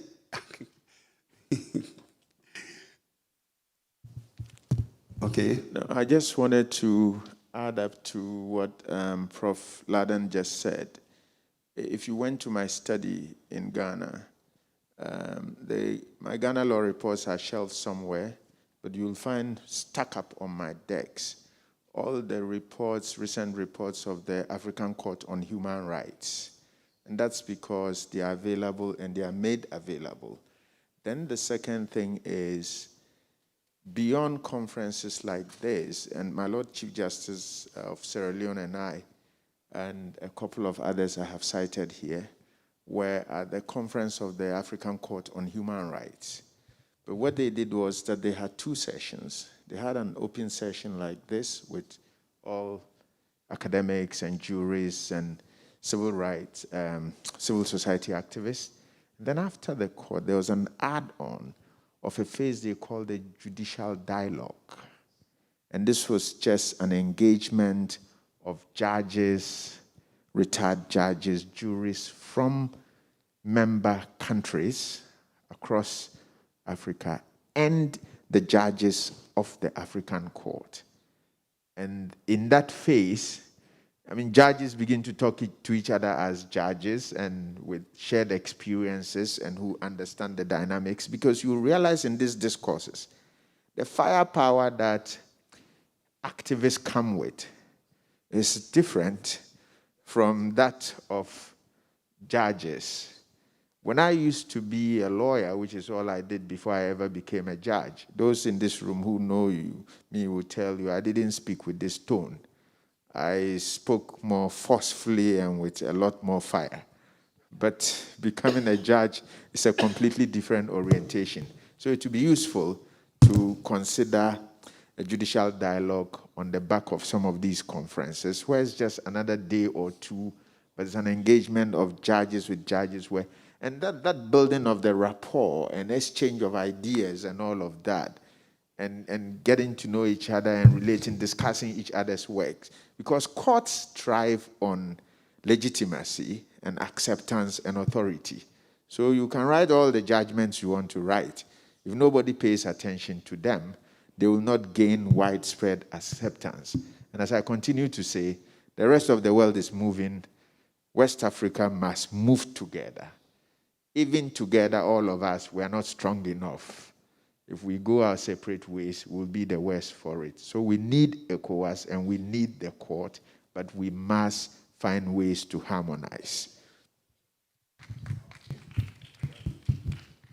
So, in effect, on the enforcement of judgment, harmonization and cooperation is the underlying suggestion.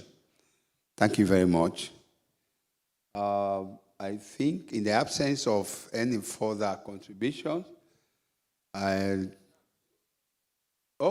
okay, yes. Professor. Oh, ok, sorry, ok. Muito bom dia. O meu nome é Felino Carvalho, sou embaixador de Cabo Verde. Não assisti desde o início à vossa apresentação. De qualquer forma, eu aproveito para agradecer a vossa ilustre presença nesta questão. Aliás, têm sido muito frutíferas essas discussões. Pena, falando como cidadão, não como embaixador de Cabo Verde, mais de 30 anos de experiência, essas questões de muita importância, temos aqui na sala, uma sala, digo, vazia, para as pessoas que deviam estar aqui da parte de Cabo Verde. Este é o momento para termos aqui advogados, sociedade civil, diplomatas, que eu faço parte, e outros mais, porque só assim é que nós poderemos começar a criar aquela comum opinião. Senão Cabo Verde vai continuar a ficar atrás nesse aspecto e vamos dando passos mais lentos, enquanto vocês já estão a dar passos muito mais rápido quando falam já das sentenças, quando falam da execução das sentenças e outras coisas mais que para nós é ainda um pouco estranhos, né? De qualquer das formas, penso e acho que o Tribunal, a CDO, deve fazer mais encontros deste tipo. Deve vir para aqui para nos trazer essas experiências, para nós também começarmos a preocuparmos com estes assuntos, né? Não vou alugar mais, mas gostaria de pôr uma questão em concreto aos ilustres que estão na mesa, ou quem possa me esclarecer.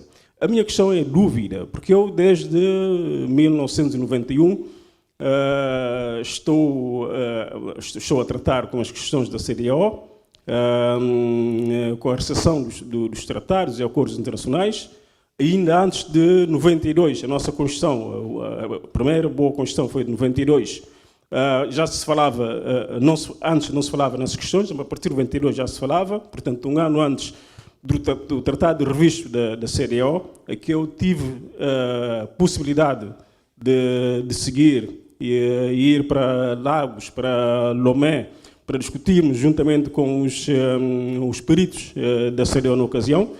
Bebi muita experiência, né, desse aspecto, mas eu, quanto ao tribunal, eu tinha dúvida. Eu gostaria que me esclarecessem, sem dúvida, né, se um Estado poderá intentar uma ação contra outro Estado com a jurisdição do tribunal. É dúvida que eu tenho, e se por acaso aconteceu, ou se tem acontecido, gostaria de pelo menos um ou dois exemplos para saber como é que se foi resolvido. Muito obrigado.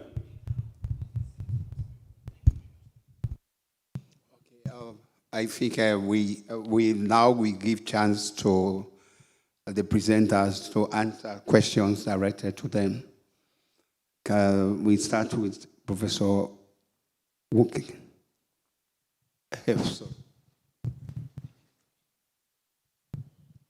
Thank you, Mr. Chairman, but I don't think there's any question directly available to me. But with regard to the ambassador, I don't think there has been a case in point in the past where a member state brought another member state before the court. Of course, the court has jurisdiction to entertain such cases, but the court has to be moved. If it doesn't have cases filed in that regard, there is no way it can decide on that. So since the inception of the court, I do not think, unless if somebody else will be in a position, I have been, even the 4 years I was in the court, there has been no time that a member state, and that was why I used the word conspiracy of silence in my presentation, that there appears to be an agreement. We will not drag ourselves to court. You pat my back, I pat your back. We will not be in a position to move forward. I think that is what I refer to as conspiracy of silence. When states begin to move, take other states before the court, possibly the situation will improve. I also raised the issue relating to the local standard of an individual to bring a case before the court, first with regard to enforcement of judgments, and second, imposition of sanctions.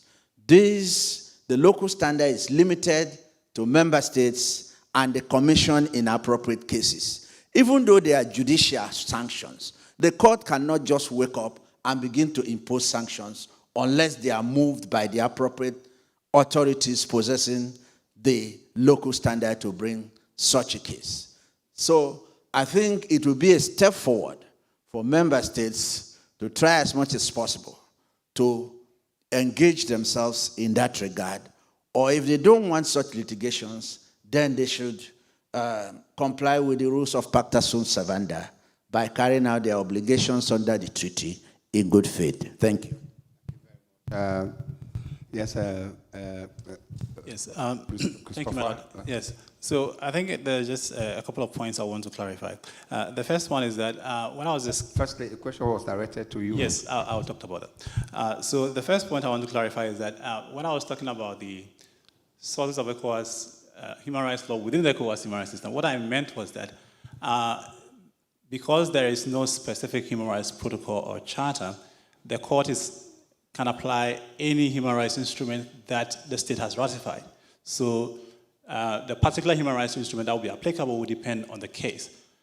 However, there are some human rights norms that are commonly applicable to all members, and that's where I mentioned that on the basis of Article 4G of the revised protocol, the African Charter is that common human rights norm by virtue of the fact that all states have ratified it, and even those states that have not ratified it will still be bound by it on the basis of their consent to Article 4G.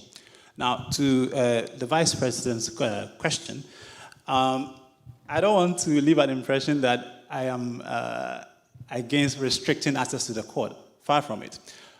As much as possible, I want people to be able to approach the court and to have their cases heard. But I also recognize the practical challenges that come with that.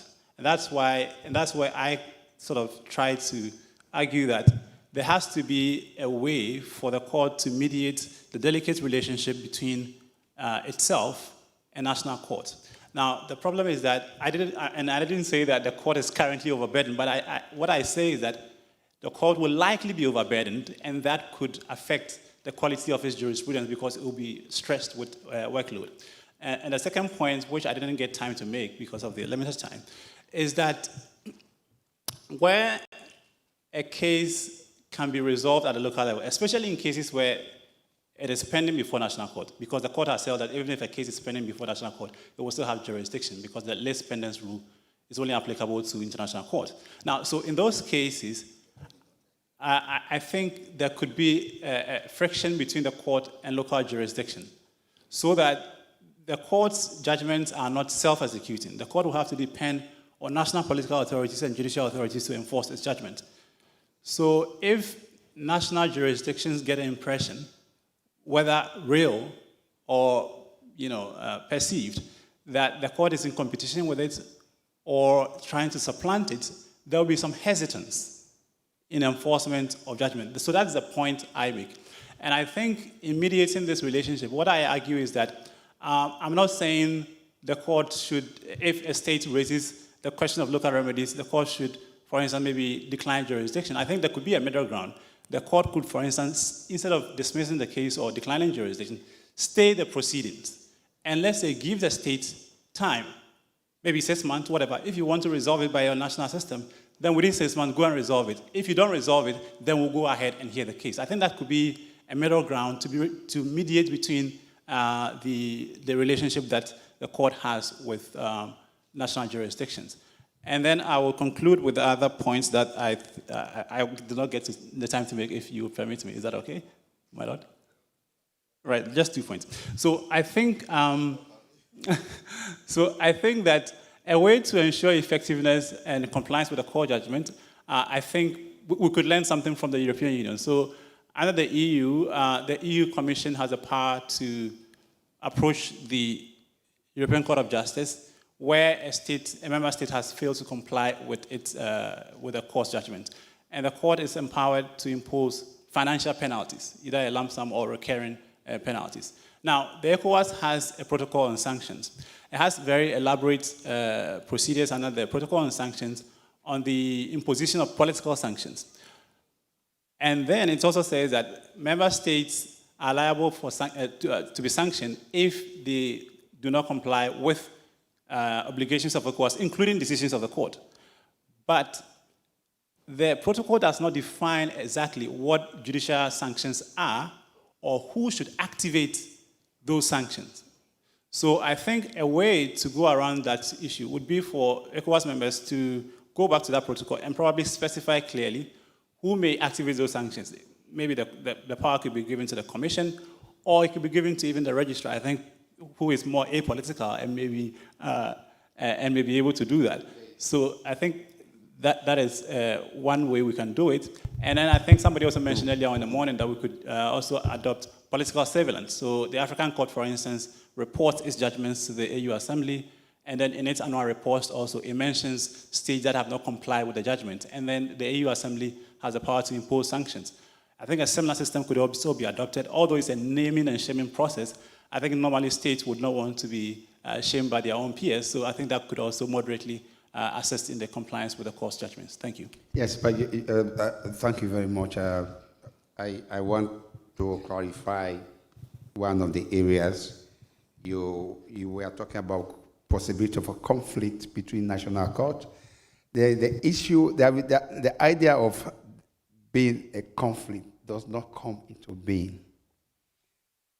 The court declaring that exhaustion of local remedy is not a barrier for you to bring an action does not mean that there's a tendency for the court to interfere with any proceedings within the national court. That's not the case. I want this to be clear. Yes, I get that point. But when it comes to the lis pendens rule, the court has said that the lis pendens rule applies to only cases before other international courts and not cases before national courts. So that's why I say there could be a conflict.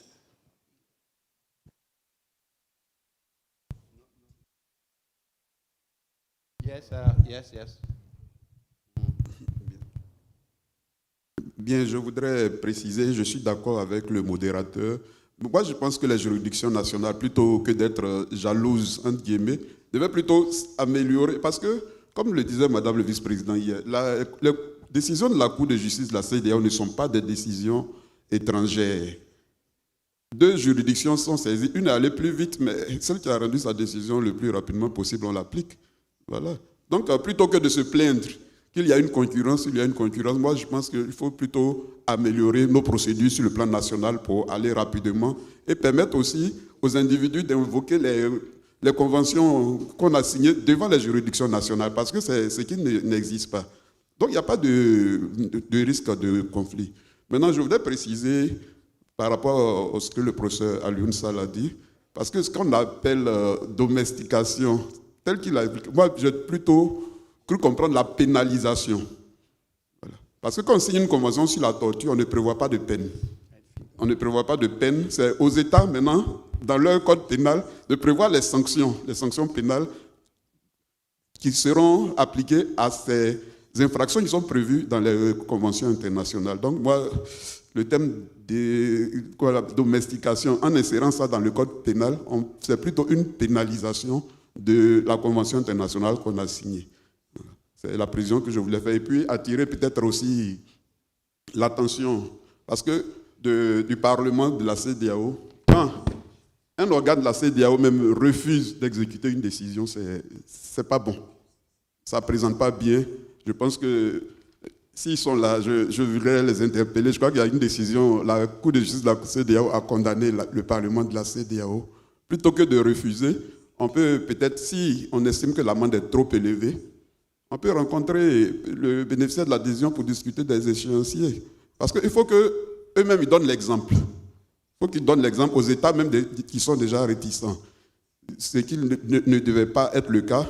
Quand on voit le nombre d'anciens chefs d'État qui saisissent la Cour de justice de la CEDEAO pour détention arbitraire, je pense que tout le monde a intérêt à exécuter les décisions de la CEDEAO. Parce qu'on ne sait jamais qu'est-ce qu'on sera amené à saisir aussi cette Cour-là pour contester les décisions même qu'on a refusé d'exécuter. Merci. Okay.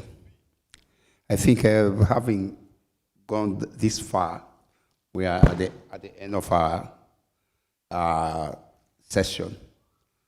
So on behalf of the court, I want to say thank you to all the presenters. We are grateful for your participation, and whatever proposal you are making here will have to be taken on board.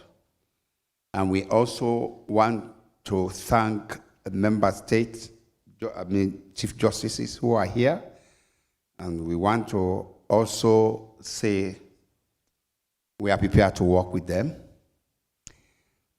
because justice cannot exist in vacuum. We have to work together for the benefit of the community and its citizens.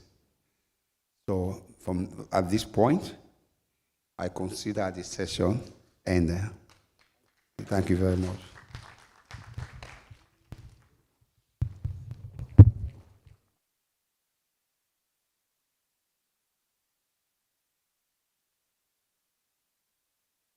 Congratulations, please clap. Nous sommes restés dans les temps. Félicitations au juge Bangoura et son équipe. Qu'ils vous souviennent que nous vous avions promis un petit documentaire de 7 minutes. C'est donc le moment, puisqu'il nous reste encore 10 minutes avant le déjeuner.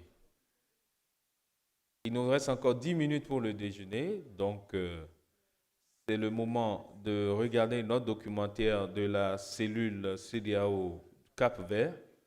Et je vais demander à M. Melvino de venir vous dire rapidement, en résumé, le contenu de ce documentaire et demander à la technique, après, de projeter le documentaire. M. Melvino.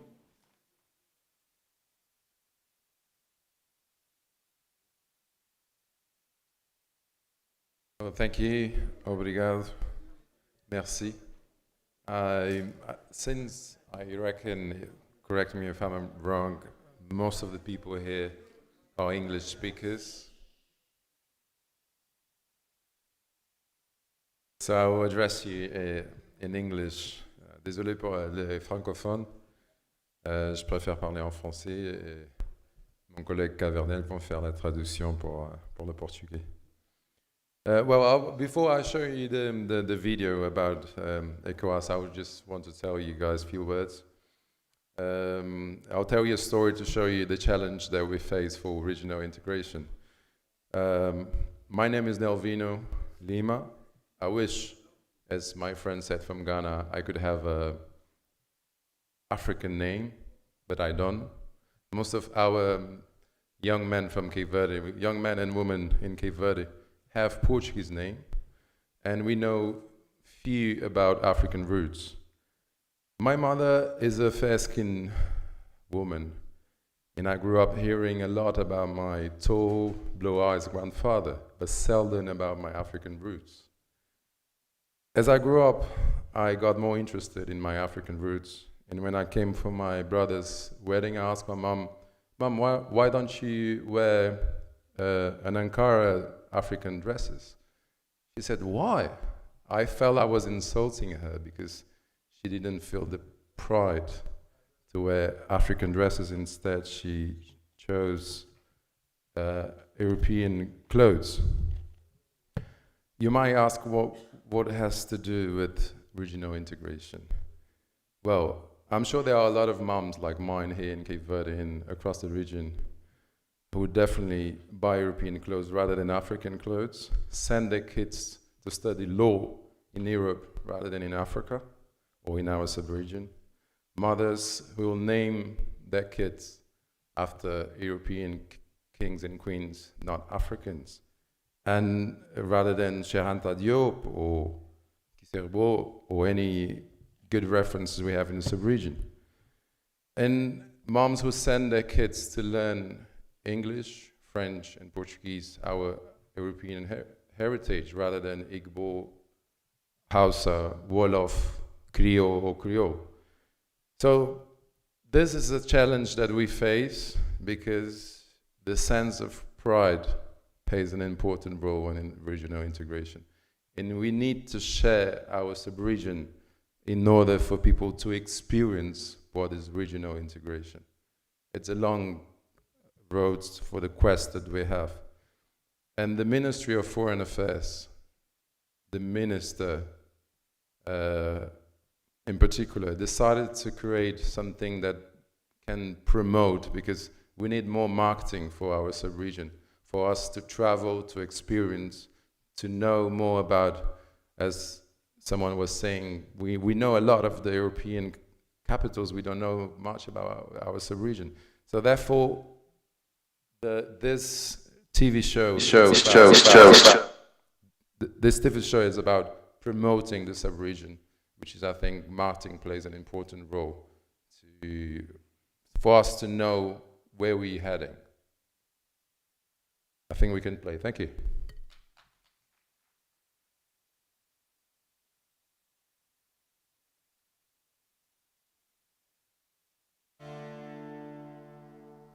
Olá, seja bem-vindo ao programa Falemos da CDO. O Ouagadougou, capital do Burkina Faso, é sede do maior festival de televisão e cinema da África, uma verdadeira plataforma que mostra toda a criatividade da sétima arte produzida em África.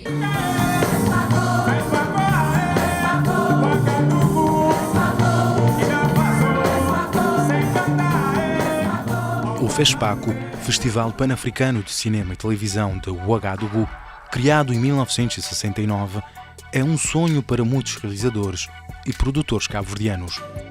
O FESPACO não acredita, mas ele é um sonho para tudo quem é africano, né? Ele é um símbolo, ele é uma bandeira levantada, né, de cinema na Burkina Faso. Então, acho que tudo africano, inclusivamente nós, FESPACO é um sonho. Couvre-moi ça. Qu'est-ce que tu fais là? Rien. Amenez-la. Ça ne reste que ça, بدأ. نقدر كصوبة.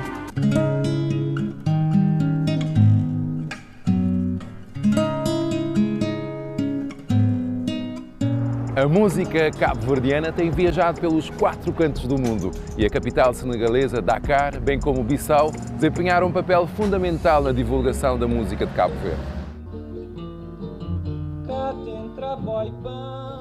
Em 1963, Morgadinho rumou a Dakar, onde frequentou o curso preparatório para conservatória. Na capital senegalesa, ouvia-se os primeiros acordes de uma das bandas mais emblemáticas de Cabo Verde.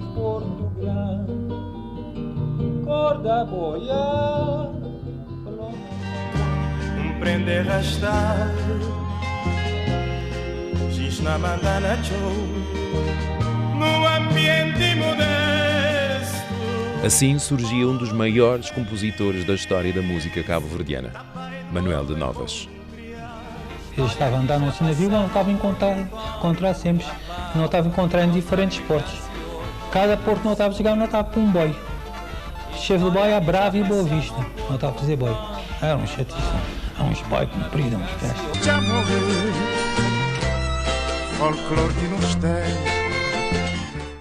O Ghana, país de mais de 30 milhões de pessoas, goza de um ambiente de paz que atrai milhares de estudantes de vários cantos do mundo, incluindo Cabo Verde. Ghana no ensino superior é um lugar muito forte, cheio de universidades, cheio de acadêmicos, professores doutores. Então, ele tem uma capacidade de recursos humanos muito mais avançada que nós temos. E a escola ali na Ghana é muito diferente de Cabo Verde. Amor, ele exige mais de bom, ele exige mais de bom esforço pessoal para que, de facto, pode alcançar o objetivo que você traça para você ser um aluno de excelência na universidade.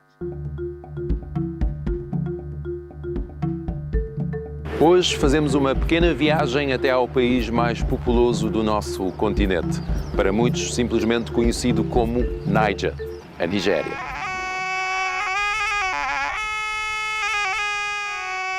Nigeria is multi-ethnic. Nigeria is multi-religious. I see Nigeria as a country with a lot of opportunities. And of course, with a lot of challenges like every other country. In these cultures, you see it reflects in the way we dress, the way we eat, the way we do certain things, the way we observe rites for the births, the deaths, or probably coming to age or getting old, and so on and so forth. A Comunidade Económica dos Estados da África Ocidental é constituída por 15 Estados-membros. Hoje vamos conhecer dois países vizinhos, o Senegal e a Guiné-Bissau. Primeiro viajamos até Le Pays de Teranga, Senegal.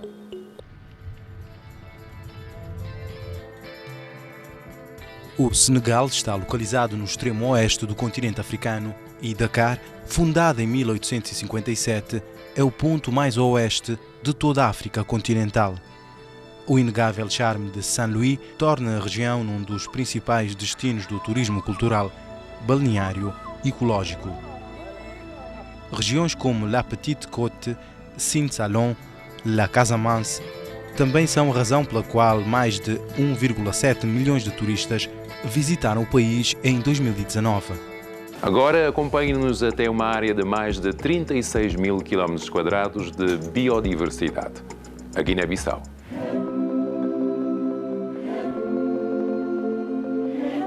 Para quem chega à Guiné-Bissau via aérea, encontra um manto verde. Para quem chega à Guiné-Bissau via marítima, encontra um espetáculo da biodiversidade. A Guiné-Bissau é um patrimônio da vida, é um baluarte da cultura e é um tampão natural da África Ocidental. Bem-vindo à Bemba da Vida, Guiné-Bissau. A rica biodiversidade da Guiné é uma característica muito especial deste pequeno estado da África Ocidental. O quiz de hoje é a partir das ruas de Mindelo. Quem foi a primeira mulher eleita presidente em África?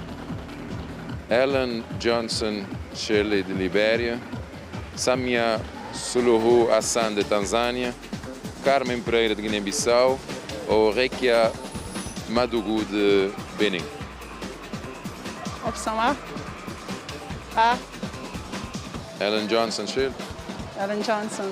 Ellen Johnson Sirleaf nasceu na Monróvia a 29 de outubro de 1938. É uma política liberiana. Foi presidente da Libéria de 2006 até 2018.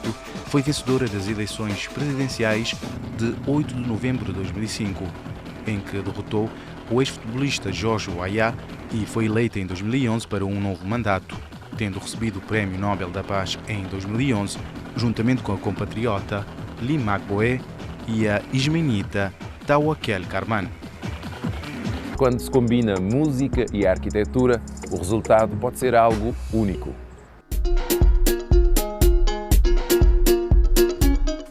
Mindelo.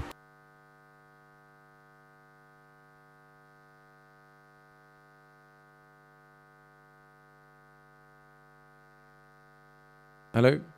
Our apologies, we have to stop it because I think there's an issue. The subtitles are not matching the video.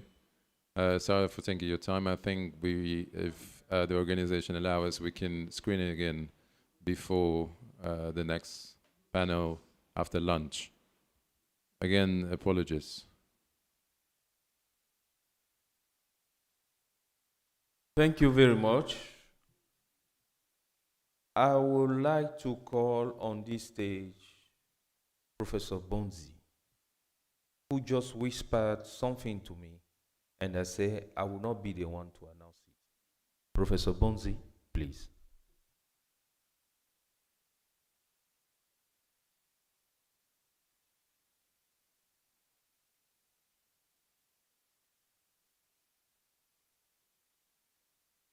Thank you very much. This is a short announcement I wanted to make. And as the moderator had indicated, I had whispered it to him privately. But he says I should come and announce it publicly. It is predicated on two things, so I'll make the announcement shortly. And the two things that I'd like to say to precede the announcement actually are developing on something that His Lordship, Supreme Court Justice Kulendi said. In the course of yesterday, he said for these to work, we should go to first principles, the fundamentals. How do we in West Africa, for example, relate with each other? Do we relate more with Europe than we do amongst ourselves? And it is important for us to create opportunities for cultural exchange, for commerce, etc. That's one. Two, in the course of today, he said it's important to get a small session, say for justices. I will suggest 4 groups. The justices may meet. The law teachers should also meet. If we don't teach our students and provide the foundation, that jurisprudence will be inculcated in anyone. Third group that should be meeting should be the lawyers who will be appearing before the justices, because if they are not grounded, what are they going to be advocating before the courts? And every good judge relies heavily on the contributions of the lawyers. And fourthly, here, there is a representation of the states. Let them all meet in breakout sessions, and then they will report the outcome. My announcement.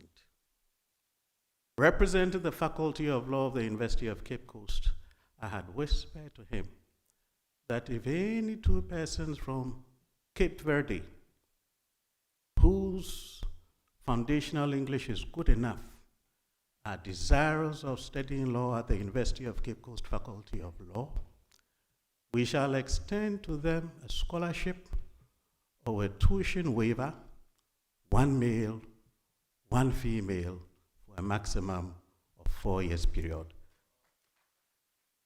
This is the contribution of our Faculty of Law, perhaps representing Ghana in this course. God bless us all.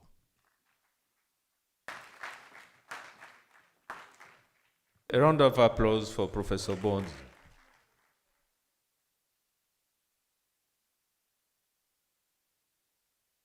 Excuse me? Want to mind?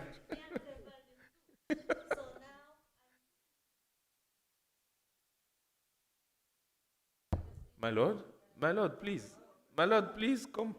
It's better. Yes, you have.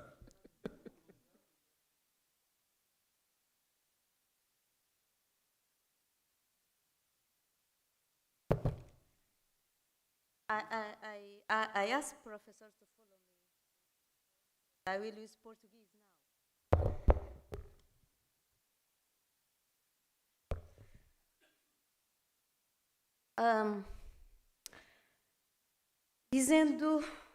Fazendo uso do português, não poderia deixar de dizer que esta conferência começa a dar frutos, com atitudes como a que acabamos de presenciar, vinda de uma reputada universidade ganiana, oferecendo 2 bolsas de estudo a 2 cidadãos de Cabo Verde,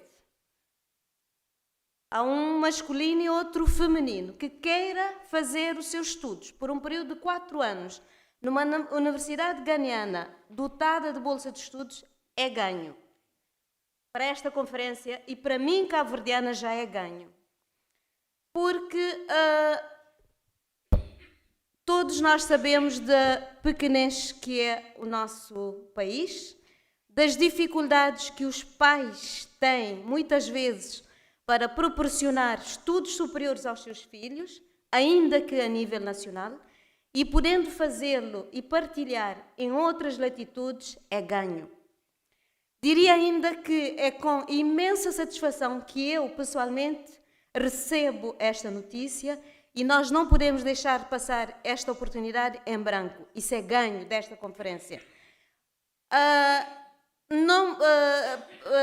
Não quero que a emoção me tire a razão para dizer obrigada ao professor e responsável por esta universidade, que anuncia aqui publicamente a sua disponibilidade e para esse efeito é pena, ainda não temos presente na sala quem nos possa servir para divulgar esta notícia, mas fica ciente que existem 2 bolsas de estudo oferecidas por esta universidade ganiana para 2 alunos que queiram estudar Direito numa universidade ganiana com bolsa de estudo para 4 anos.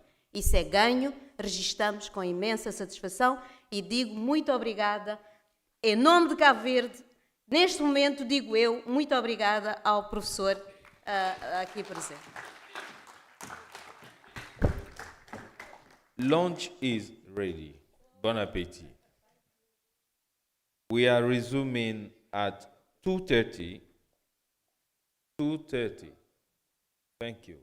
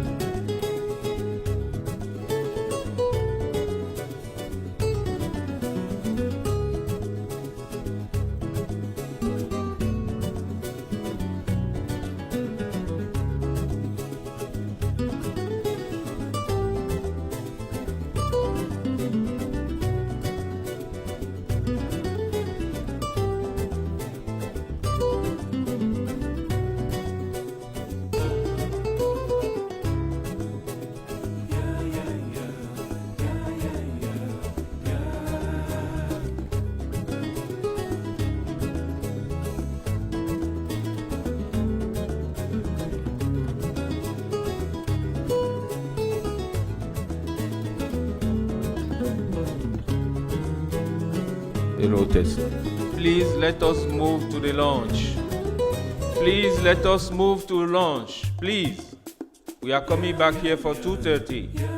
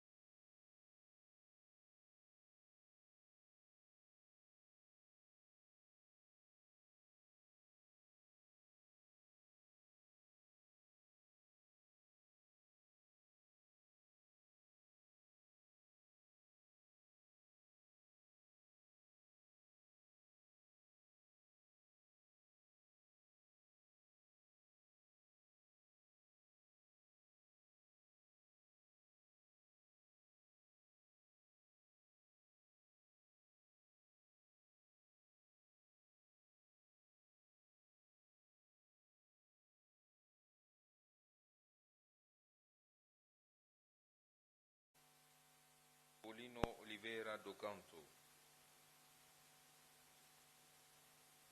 PhD candidate from the University of Verde and the Institute for Gender Equality and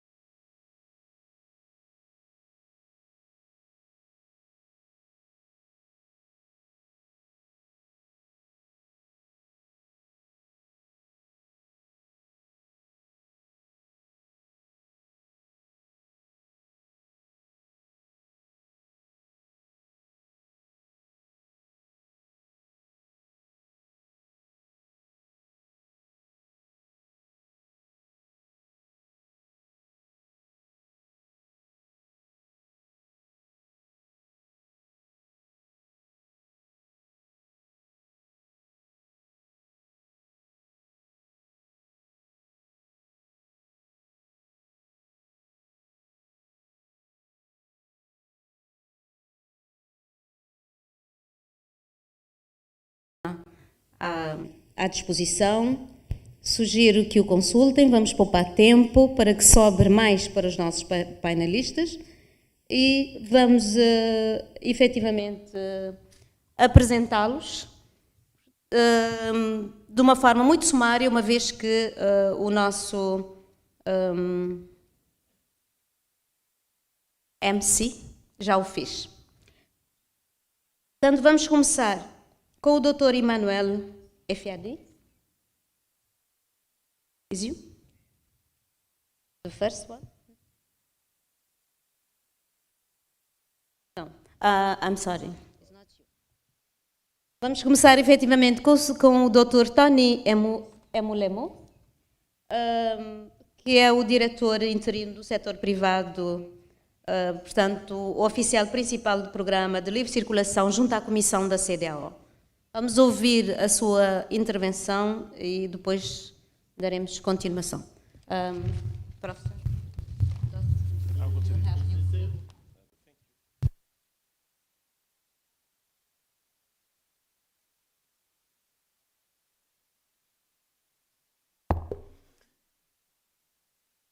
my lords, our dear moderator, distinguished participants, I want to put it on record that I'm from the ECOWAS Commission, because I've been hearing that the ECOWAS Commission is not represented here. So thank you for inviting us, and it's a pleasure to be here. In view of the time, my presentation will be an amalgam of practical happenings in terms of mobility of persons and also the academic. I might not be in position to discuss much on the legal issues because it's been well discussed here. The beauty of today's meeting is that I set out to attend this particular meeting on the 6th. And I got here on the 9th in the same region. And I came in with a diplomatic passport. I am speaking on behalf of the community citizens so that we'll leave the rhetorics and discuss what is on ground. I'm here to speak on behalf of the voiceless people, those that do not have access to court, those that do not have money to hire lawyers. The Protocol of Freedom of Persons was adopted to reenact and solidify our usual way of life. It was the flagship protocol of the community. It was adopted 79 and envisioned to take a span of 15 years, 3 stages. The first was to institutionalize and establish the right of entry. The second one, the right of residence. The third one, the establishment. Though there are provisos too. The first is that you must travel with a travel document. You will also have to pass through an approved entry point. And when you decide to reside in a territory, you need also to inform the authority so that they will be aware, and this is very important in terms of the planning. Then under the right of establishment, the basic principle there and the key principle there is non-discrimination. So the Protocol of Freedom of Persons, which was adopted 79, came into definitive entry into force 1980. Like I mentioned before, and because of time, this protocol, as we know, have been defined by various community citizens, the lawyers, the paralegal like us, and other people. It is very important for us to note that with this protocol, we've been able to advance beyond other regs and adjudged as one of the best regs because of the Protocol of Freedom of Persons and right of residence and establishment. Under the right of residence, you are also, as community citizens, you have the right to look for jobs in territories of member states, just like we are here. I have the right to look for jobs, apart from those that are in the exclusive list, which means like the paramilitary, the military. But if any job is advertised here, as a community citizen, I have the right to apply. Under the right of establishment, I've also have the right to establish legitimate business with the same condition given to host communities, host citizens. It is very simple. But how? To strengthen that, the concept of community citizenship was also re-emphasized by the adoption of the Supplementary Act of 1982. Define who is a community citizen. That definition entails that as far as you are a citizen of the community, 15 countries, you should be referred. And that text, in the wisdom of the founding fathers, has also cleared a lot of obstacles. So there's a clear distinction between community citizens and foreigners. So the word foreigners, just like was said by a distinguished professor yesterday, that terms is very important. Like yesterday, when they're talking about supranationality, I think it broadened my understanding, because I used to define supranationality as a collective ceding of national sovereignty, partial ceding of national sovereignty into a collective basket in some items. And I believe that protocol of free movement is also part of that. So which means that what we used to tell them until I came here is that laws, all the instruments within the framework of free movement of persons take precedence over national laws. However, there was some discussion around that. Then, in order to move fast, what have we seen? Because I'm trying to address some of the elements. What is the problem in terms of mobility of persons? Because within that framework, again, you have mobility of persons, you have goods, services, and under right of mobility, again, you have vehicular mobility.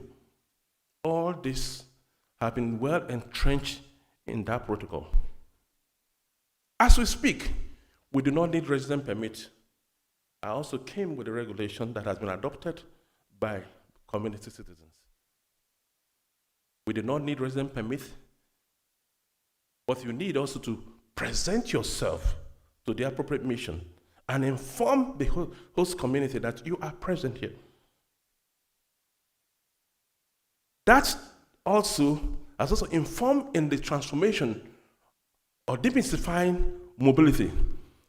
As we speak, we also have developed what they call ECOWAS biometric ID card to replace what they call the travel certificate, which was manually written. That biometric card has been deployed by 5 members of the community. And I can name them if you want. The first was Senegal. The second was Guinea-Bissau. Third, Ghana. Then the fourth, Benin Republic, then the Gambia. These are the 5 countries that have deployed that. But I want to ask you, and it has been adopted as a regional travel document.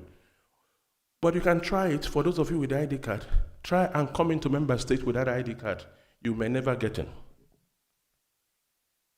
And another thing again is that we do not present documents for adoption without relevant experts looking at it. Pass through the relevant experts, even the judiciary, pass through them and get these documents adopted, only for us to hear that we don't know about that. One critical item in the free movement of persons, again, is, let me go straight to the challenge, then during discussion. At times, this text itself is a problem. Because under free movement, there are portions that will say, in accordance with the national legislation. But that we have also tried to review. We have reviewed that to give a holistic approach in terms of our pursuit for free movement of persons. Permit me to say that in mobility, we do not think about harmonization. Because where you even talk about harmonization, it's always very difficult. We talk about common approach. And I tell you what we mean by common approach. The common approach is if you are taking visa from third countries, ECOWAS approach is once you're a community citizen, leave ECOWAS alone. Another thing again, the challenge is discretionary rights of member states. As entrenched in that protocol, you will see things like, if the person is likely going to be a public charge, you will refuse entry.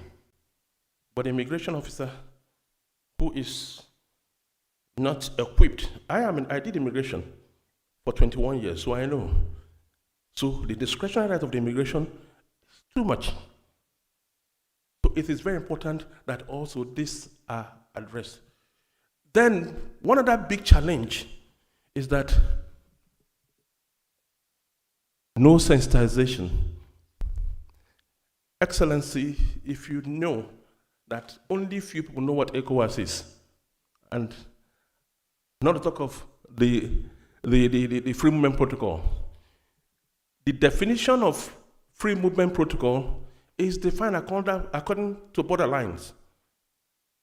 For them, the community citizens, what is requirement for mobility? They will tell you is 100 naira, 100 cedis, 20 francs, or whatever it is. And this is only where you see harmonization for mobility. And it's even more difficult for you to travel with your travel document. Then the third one is, we are now talking about mobility. If you look at the paper, sorry, I'm not going because of the time. Mobility in terms of security, conflict,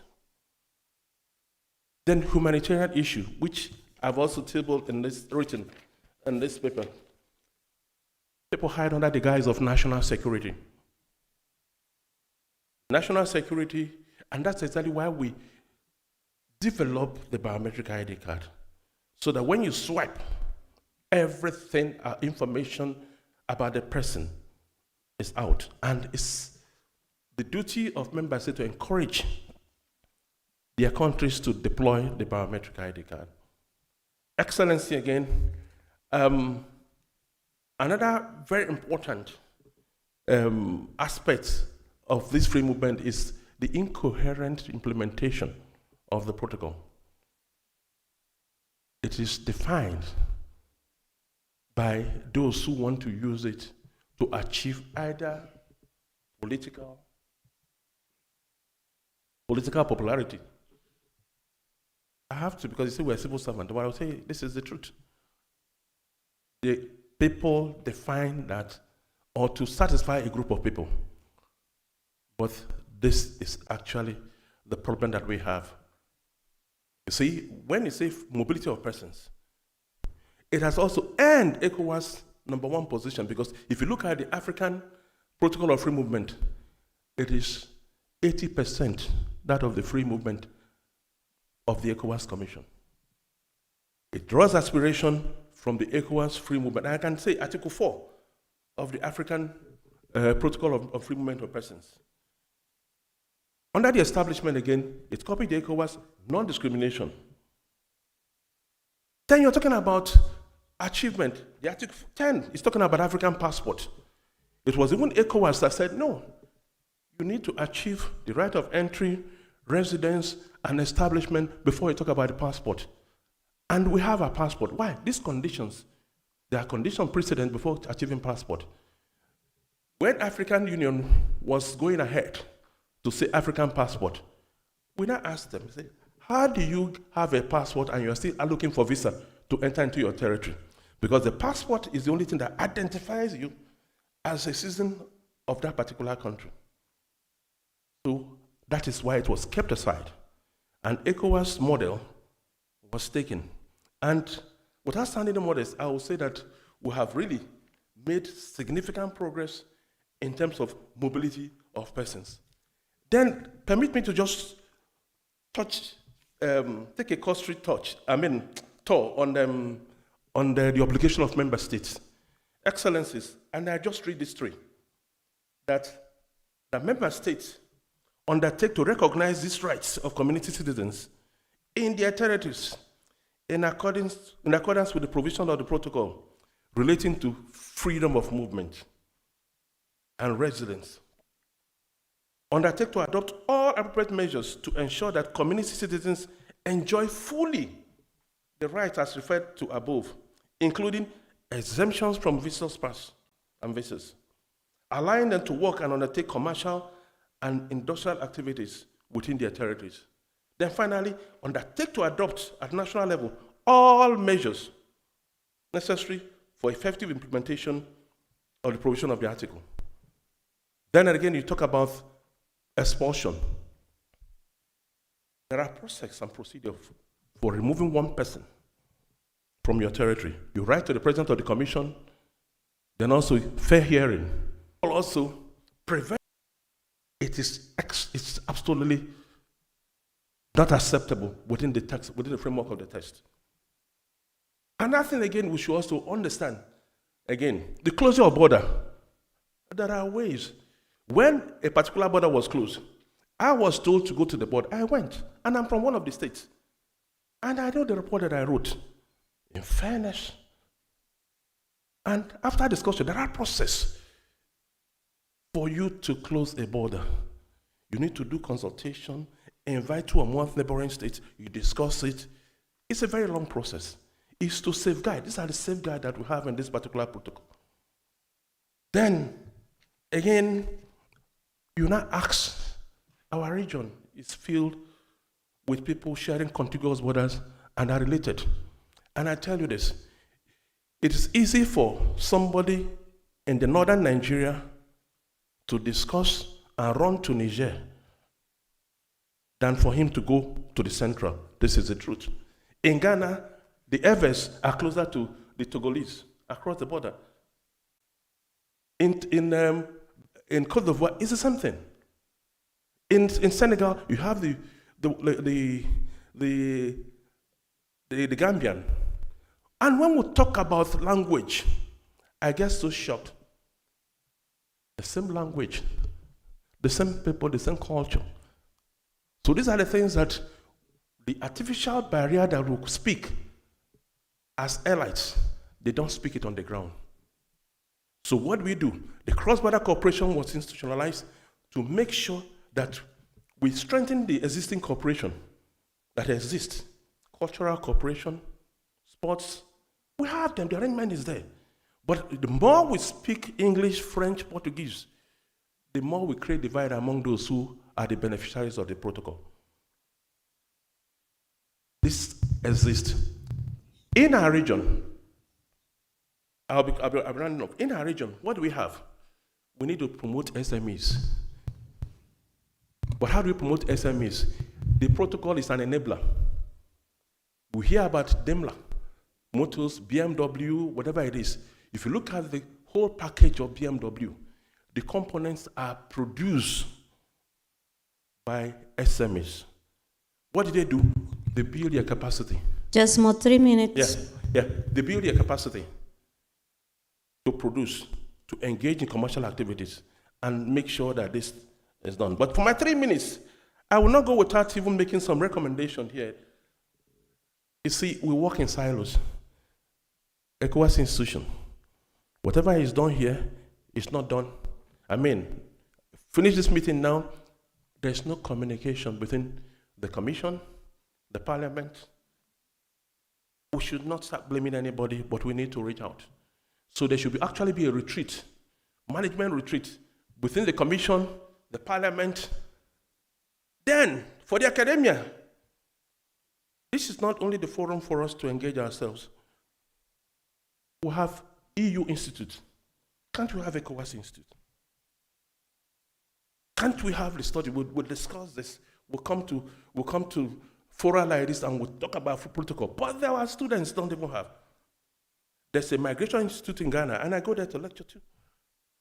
So we should have one. We should identify one. Look at the kind gesture that he has just made. We see this second recommendation. The third one is we need to go into advocacy, capacity building. My lords, please forgive me if I'm saying the wrong thing. It is not only people in the parliament, community citizens, even the judges, their capacity to have the knowledge of what we are doing. If we are going wrong, they should also tell us this is the approach. We need also, before we even develop our budget, we need to talk with the courts.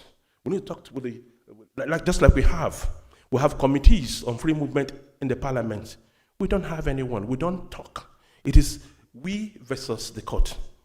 So we need also to form this close tie so that I've mentioned academia, I've mentioned the court. We need also to do that. Then the academia also, you need to develop a curriculum. To start from here. Develop a curriculum for ECOWAS. Then finally, for me, recognition of ECOWAS citizens that have excelled. I came in here and I was looking for Cesara, the musician, the lady, and I know she died. She did a collabo with Salif Keita. We need to move around. We need to, you see, that is strength of ECOWAS. The young man that did a presentation here, it shouldn't end here. It should go around all institutions. We should recognize our people. We should make sure that we glorify them while they're still alive. We should praise them while they're alive and not when they're gone. So my lords, I want to thank you for this opportunity, and also to tell you that Commission is represented here, and I thank everybody for listening. Merci bien. Obrigado. Thank you, Dr. Tony Elumelu. Muito obrigada pela sua apresentação.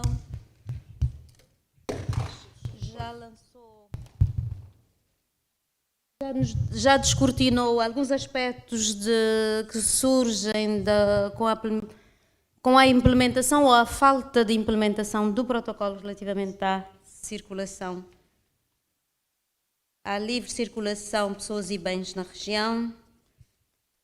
Não vou fazer o sumário da sua apresentação, vamos ouvir os restantes palestrantes e de seguida, seguindo a ordem do programa, vamos ouvir o Dr. Emmanuel Verde.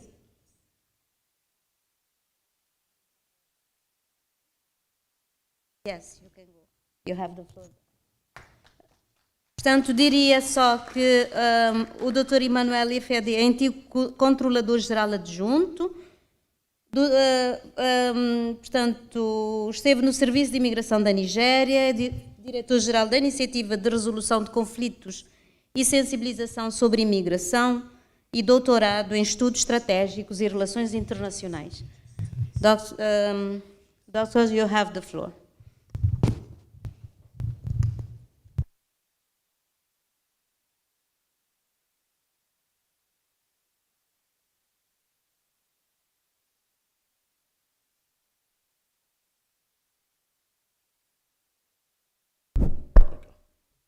My Lord here present, Honorable Moderator, fellow panelists, and distinguished participants.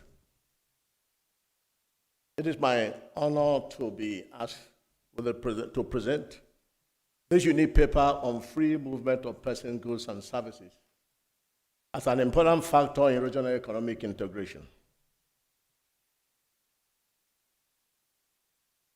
ECOWAS, in order to seamlessly accomplish its agenda on 29th May 1979, promulgated far-reaching protocols on free movement of persons, goods, and services, rights of residence and establishment, for the avoidance of doubt. Part 2, Article 2 of the ECOWAS Protocol stated as follows. A, the community citizens have the right to enter, reside, and establish in the territory of member states. B, the right of entry, residence, and establishment referred above shall be progressively established in the course of a maximum transitional period of 15 years from the definitive entry into force of this protocol by abolishing all other obstacles to free movement of persons and the right of residence and establishment. C, the right of entry, residence, and establishment which shall be established in the course of a transitional period shall be accomplished in 3 phases. Right of entry, abolition of visas, the right of residence, and right of establishment. However, ECOWAS strictly recognizes the following free movement of persons bylaws. First, from members, free movement of persons shall be encouraged to the fullest, but with a special proviso that nationals of ECOWAS member states must have their valid travel document, including their health certificate. Second, the community citizen have if they wish to stay for a period preceding 90 days, must have to apply for extension of stay from appropriate quarters of their host state.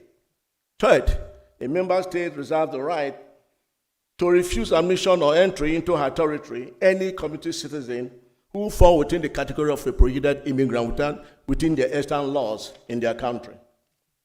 Since the inception of ECOWAS and the subsequent revision in the initial treaty of 1993 and other supplementary protocols adopted to give life to the organization's core protocols of free movement of persons, goods, and services, it has continued to make tremendous progress on its dream to achieve the establishment of a functional sub-regional economically well-integrated space. It is heartwarming to note that among several failed attempts at creating effective regional integration arrangement through the strategy of movement of persons, goods, and services across transborder front lines of nation states, that the UN Economic Commission for Africa included ECOWAS as one of the several Pan-African organizations that have successfully been working hard towards deepening socio-economic and political cooperation and integration in Africa. However, among the numerous policies initiated by ECOWAS to make more systemic and seamless its strategy of free movement of persons, goods, and services, and the right of residence and establishment is the creation of ECOWAS borderless borders. This concept was first highlighted at the mini summit of ECOWAS, which was held in Abuja, Nigeria, between 26 to 27 March, year 2000.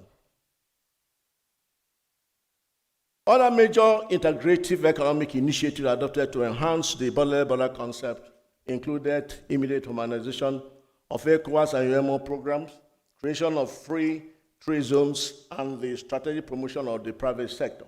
Interestingly, past statistical data from the Nigerian Immigration Service at semi-border control posts revealed a steady incremental ratio of passengers who arrived and departed to and from Nigeria, as indicated in my paper on tables A and B of statistical returns of passengers who officially came into or departed from Nigeria between January to December 2004 and 2005, respectively.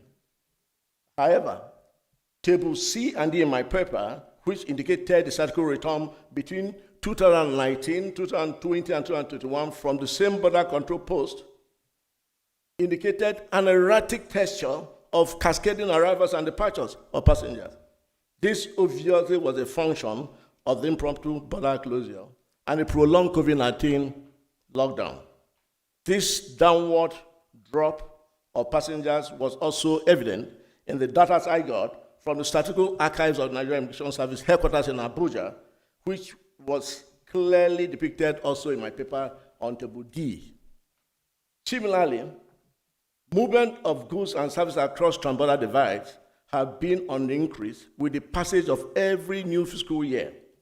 On pages 27 to 30 of my paper are tables E, F, G, and H, which summarizes the revenue from imports that was generated by the Customs Service within the same semi-border control post between January 2004 and November 2005, and revenue from exports within the same time frame. Further review and analysis from the archives of the Customs Service at the same border of more recent revenue generation of imports, exports, ECOWAS trade liberalization scheme, and from goods in container revealed a massive drop in the ratio of revenue generated when compared with the high record which were recorded during the 2004 and 2005 fiscal years. Incidentally, this disappointing drop and epileptic performance in the revenue generation between 2019, 2020, and 2021 are as a result of the prolonged COVID-19 lockdown, and which was also a colossal economic datum in the world. Majority of African ECOWAS member states are still faced with daunting challenges which are associated with the implementation of the protocol of free movement of persons, goods, and services with overwhelming implications for national security interests of member states and the organization's quest for regional economic integration. First, is the challenge of misconception by many ECOWAS citizens who unfortunately believe that the free movement protocol implies absolute freedom of cross-border movement without possession of requisite travel document. Second is the ugly incidences of massive corruption, harassment, extortion, and other forms of sharp practices at the border frontiers of member states by border control security forces, which seriously discourage many community citizens from undertaking future business trips. And third is the apparent absence of established mechanisms for seeking redress when the rights of community citizens are violated with impunity, especially at the land and sea border areas. Fourth is massive infrastructural deficits within the sub-region, especially in the crucial spheres of power, road, railway, telecommunication, and most importantly, bad governance and poor leadership, which have plagued most sub-regional governments over the past decade. Fifth is the counterproductive nature of the application of the rules guiding free movement protocol. A case in point is the fact that many West African nationals use Niger Republic, where no state regulatory laws are systematically in place against the heinous crime of illegal migrants using their territory as a common route to illegally migrate to either North Africa or Europe. The major challenge incidences of irregular migration poses is that it painfully deprives the sub-region of a veritable spectrum of their population who will have added vitality to its regional economic integration initiative. Sixth is the challenge arising from language and communicational barriers. Seventh are challenges from sudden upsurge of trans-border crimes such as trans-border armed robbery, banditry, gangsterism, incidents of kidnapping, morbid era of wars, bloody conflicts, and terrorist activities across trans-border divides of member states, which include the dreaded Boko Haram and Islamic State for West Africa province terrorist groups, and conflicts in Mali and the Sahel crisis. Next are challenges against rights of residents and establishment by ECOWAS citizens due to discriminatory national laws and double standards. In this connection, it is lamentable that implementation of phases 2 and 3 of the Protocol on Rights of Residents and Establishment suffered tremendous setbacks and failures. First is the sudden decline in the economic performance of member states in the 1980s, as well as the devastating effects of wars in Liberia and Sierra Leone in the 90s, and the general state of insecurity that plagued the West African sub-region. Second is the challenge that has always been thrown up by tribal and religious discrimination among the diverse peoples within the sub-region. Third is the challenge caused for ECOWAS citizens by the abolition of resident permits in favor of community citizen status. Fourth is the obstacle of discriminatory national laws and the absence of unified standards, such as the incident molestation and discriminatory practices against many Nigerian business owners in Ghana over the years.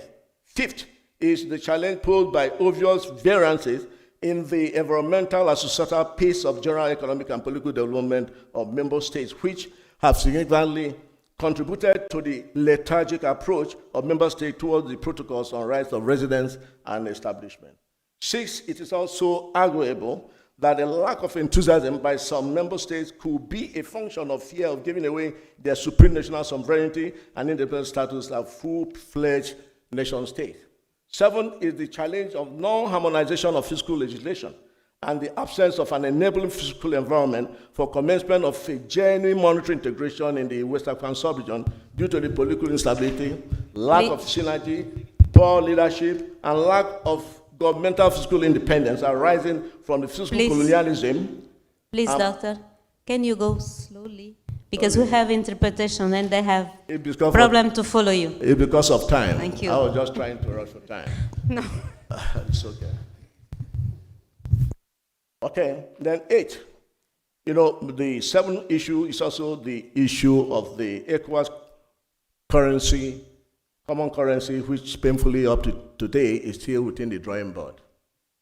8 is it is regrettable that most governments within the sub-region have continued to view one another with utmost suspicion and as a result have increasingly paid lip service to implementing the Protocol on Rights of Residency and Establishment. And ninth, member states should jettison the prevalent attitudinal and psychological state of reasoning which lean towards undue privileges to national sovereignty, which could elicit loyalty that is totally, at crossroads with ECOWAS protocol. On ECOWAS common passport, it is crucial to note that flowing from the backdrop of global security concern occasioned by massive identity theft, which facilitates cross-border criminality in an unprecedented ratio, and the directive from ICAO that all states should adopt biometric passport, the ECOWAS leaders met in Bamako, Mali in 2002, and adopted the Bamako Declaration recommending the issuance of harmonized ECOWAS passport in order to accelerate regional economic integration of the sub-region. As a result, member states began to issue ECOWAS e-passport with the ECOWAS logo on the front page to their nationals. Sequel to Nigeria's myriad of problems and challenges identified with the machine-readable passport hitherto in use in Nigeria, the electronic version was launched in July 2007. It is worthy to note that on 15th January 2019, Nigeria adopted the polycarbonate data page technology as well as 10-year validity for its e-passport. Again, during the 46th ordinary session, the ECOWAS heads of state in Abuja on 15th December 2014 decisions were taken to further facilitate free movement of persons, rights of residents and establishment through the adoption of ECOWAS biometric ID card with electronic chip in compliance with ICAO specification, which Dr. Tony Melu had elaborately spoken on. This will eventually replace the current ECOWAS traveling certificate as valid travel document within the ECOWAS sub-region. By way of conclusion, even though the ECOWAS governing authorities have made appreciable progress in many other areas, a lot still has to be done for ECOWAS to take its rightful status in the sub-regional socio-economic and political integration calculus. First, the urgent need, these are my recommendations, please, so I want the rapporteurs to take note. First is the urgent need for a thorough institutionalization of sincerity of purpose, good governance, robust leadership structures, and super followership syndrome within the entire political landscape of ECOWAS member states. Second, ECOWAS should drastically synergize their efforts towards eradicating all security threats against their collective existence and the national security of member states, since massive criminal activities along transnational border divides have been identified as strong factors which propel the failure of ECOWAS member states from fully implementing its various protocols. Third, with the expected significant reduction in the present criminal and terror activities, leaders of government should open up their borders more freely and eliminate the administrative restrictions on free movement of persons, goods, and services and rights of residents and establishment.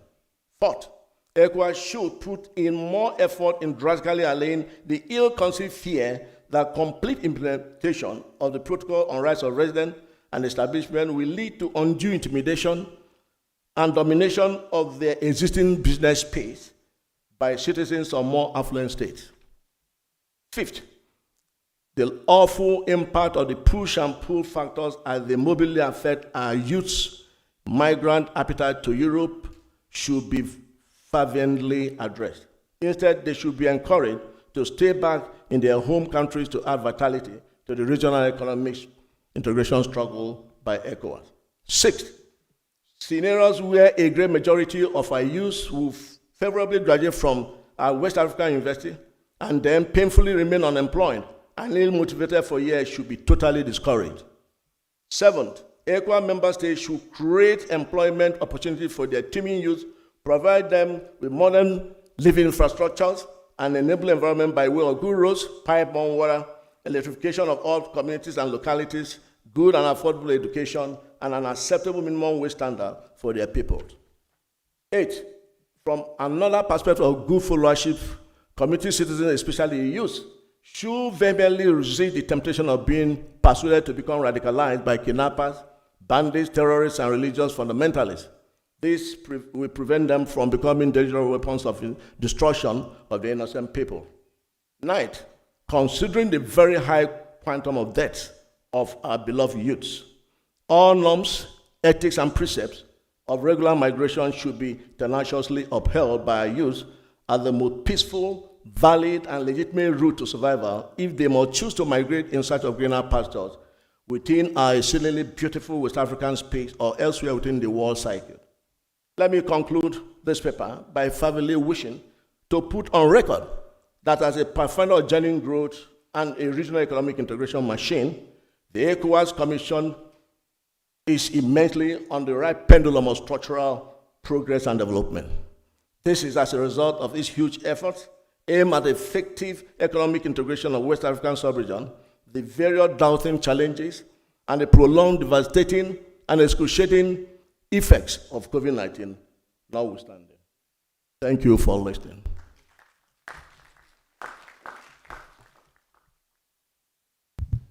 Thank you, Dr. Emmanuel. Muito obrigada pela sua apresentação. Como vimos, os desafios continuam a ser enormes relativamente à livre circulação de pessoas e bens na região.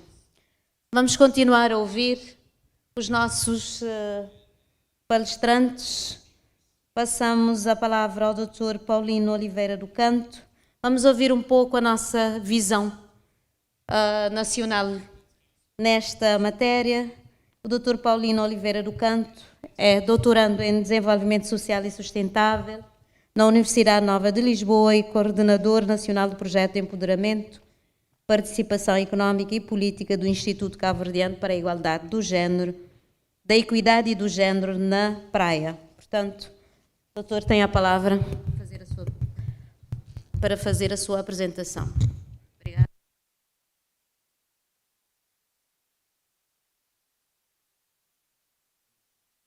Muito boa tarde a todos. Primeiramente, gostaria de registrar o meu agradecimento pelo Tribunal da Justiça da CDAO. Gostaria de agradecer também à Universidade de Cabo Verde, através da direção do Mestrado de Integração Regional Africana, o professor, representado pelo professor Dair Barros Varela, e representar todos que me têm apoiado ao longo deste percurso de fazer essa investigação sobre a nossa comunidade numa perspectiva migratória. Eu fui desafiado a apresentar um paper sobre a livre mobilidade como um fator da integração proporcionadora do processo de cooperação e integração regional africana. Certamente, como nós já vimos através dos apresentadores que me antecederam, apresentaram um esboço enorme sobre a perspectiva jurídico-político do quadro legal relativamente à livre mobilidade e também uma perspectiva de baixo para cima do ponto de vista dos cidadãos da comunidade. Então, há vários vieses para se apresentar a reflexão sobre livre mobilidade. Aqui, o meu exercício é tentar, basicamente, desdramatizar ou desconstruir a ideia do que realmente significa livre mobilidade. Esta é a minha missão. Não vou falar diretamente sobre, não diretamente, mas indiretamente sobre o meu trabalho, mas vou tentar fazer esse exercício, provocando alguns pontos que poderão servir para melhor aprofundamento da reflexão sobre a livre mobilidade na CDAO. Vou inserir sobre duas perspectivas. Uma perspectiva histórico-econômica da mobilidade, nessa zona oeste africana, e uma segunda perspectiva relacionada à perspectiva jurídico-política. Não vou entrar muito em o enquadramento jurídico que já foi feito pelo doutor que me antecedeu, e por isso vou apenas tocar em alguns aspectos que eu considero importantes para nós podermos ter essa conversa. É uma conversa e não uma apresentação propriamente dita. Relativamente à perspectiva histórica da mobilidade, o primeiro aspecto que devemos ter presente é que a mobilidade ela sempre esteve e está presente nas nossas vidas, independentemente de havendo ou não um bloco regional, nós estamos sempre em mobilidade. As nossas vidas dependem desse nosso ir e vir. Não somente num bloco regional, mas também no nosso dia a dia. E a mobilidade, digamos assim, é um marco da própria história, digamos assim, que começa assim no continente africano e depois expande aos outros continentes. E desse ponto de vista, sobretudo quando pensamos na mobilidade em termos econômicos, também nessa zona, que é uma zona da alta costa da Guiné, ainda na época colonial, ela também já tinha sido essa dimensão econômica. Por exemplo, a Ribeira Grande de Santiago desempenhava um papel enorme e de grande importância na comercialização dos escravos, mas também nos outros produtos, como cavalos, como algodão. Então, a perspectiva que a CEDEAO nos dá sobre a livre mobilidade, ela não é nova nessa região. A CEDEAO apenas potencializa as possibilidades das pessoas estarem sem mobilidade. Não somente as pessoas, mas também capitais, bens e serviços. Digamos assim, temos ali uma oportunidade para fortalecer a cooperação entre os Estados, mas mais do que os Estados, aquilo que a Visão 2020 nos dizia, e agora que está a ser reformado pela 2050, que é transformar a CEDEAO dos Estados para a CEDEAO dos povos. Para isso, nós estamos condenados obrigatoriamente, apelados a acelerar esse processo, fazendo com que as pessoas estejam mais em mobilidade, fazendo com que o conhecimento dessa comunidade esteja numa linha horizontal, seja de um país insular, seja de um país continental. Esse é um dos grandes desafios da CEDEAO, horizontalizar esse conhecimento. Essa perspectiva nos faz lançar o primeiro desafio. Será que a abordagem que a CEDEAO tem até hoje sobre essa livre mobilidade é a melhor via que nós estamos a escolher para fazer essa reflexão sobre essa mobilidade de que tanto falamos? Porque se ela não é nova, se não há uma perspectiva nova, se na verdade há essa tendência de uma perspectiva econômica imprimida, nós devemos prestar atenção num aspecto. A tendência é de nós potencializar essa mobilidade mais numa perspectiva econômica e cada vez menos numa perspectiva socioantropológica. É necessário considerar essa perspectiva para que ela seja rentável. Não é com essa tendência de que aconteceu na época da colonização, que é comercializar os fatores produtivos, nomeadamente o homem em mobilidade. Senão corremos o risco de continuar a perpetuar o mesmo perfil da mobilidade que já tínhamos, mesmo que antecede a própria criação da comunidade econômica da África Ocidental. Este é um dos primeiros aspectos. E além disso, tem um outro desafio relativamente ao fator histórico-econômico. É que a CEDEAO ela está numa região onde acontece mundialmente e onde se registra o maior número de pessoas em circulação, que é a região oeste africana.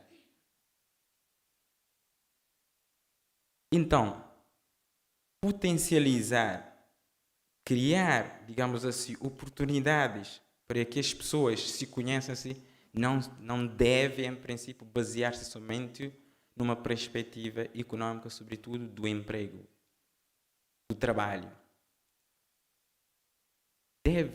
Essa perspectiva deve ser devolvida novamente à sociedade.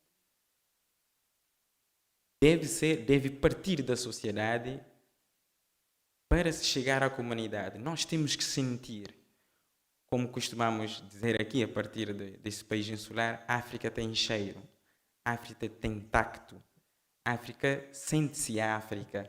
Então é necessário que os cidadãos da CEDEAO sintam em mobilidade, sintam uma comunidade representativa, sintam parte dos processos de decisão. Essa sim poderá ser uma via que eu aqui lanço o repto de nós potencializarmos essa perspectiva.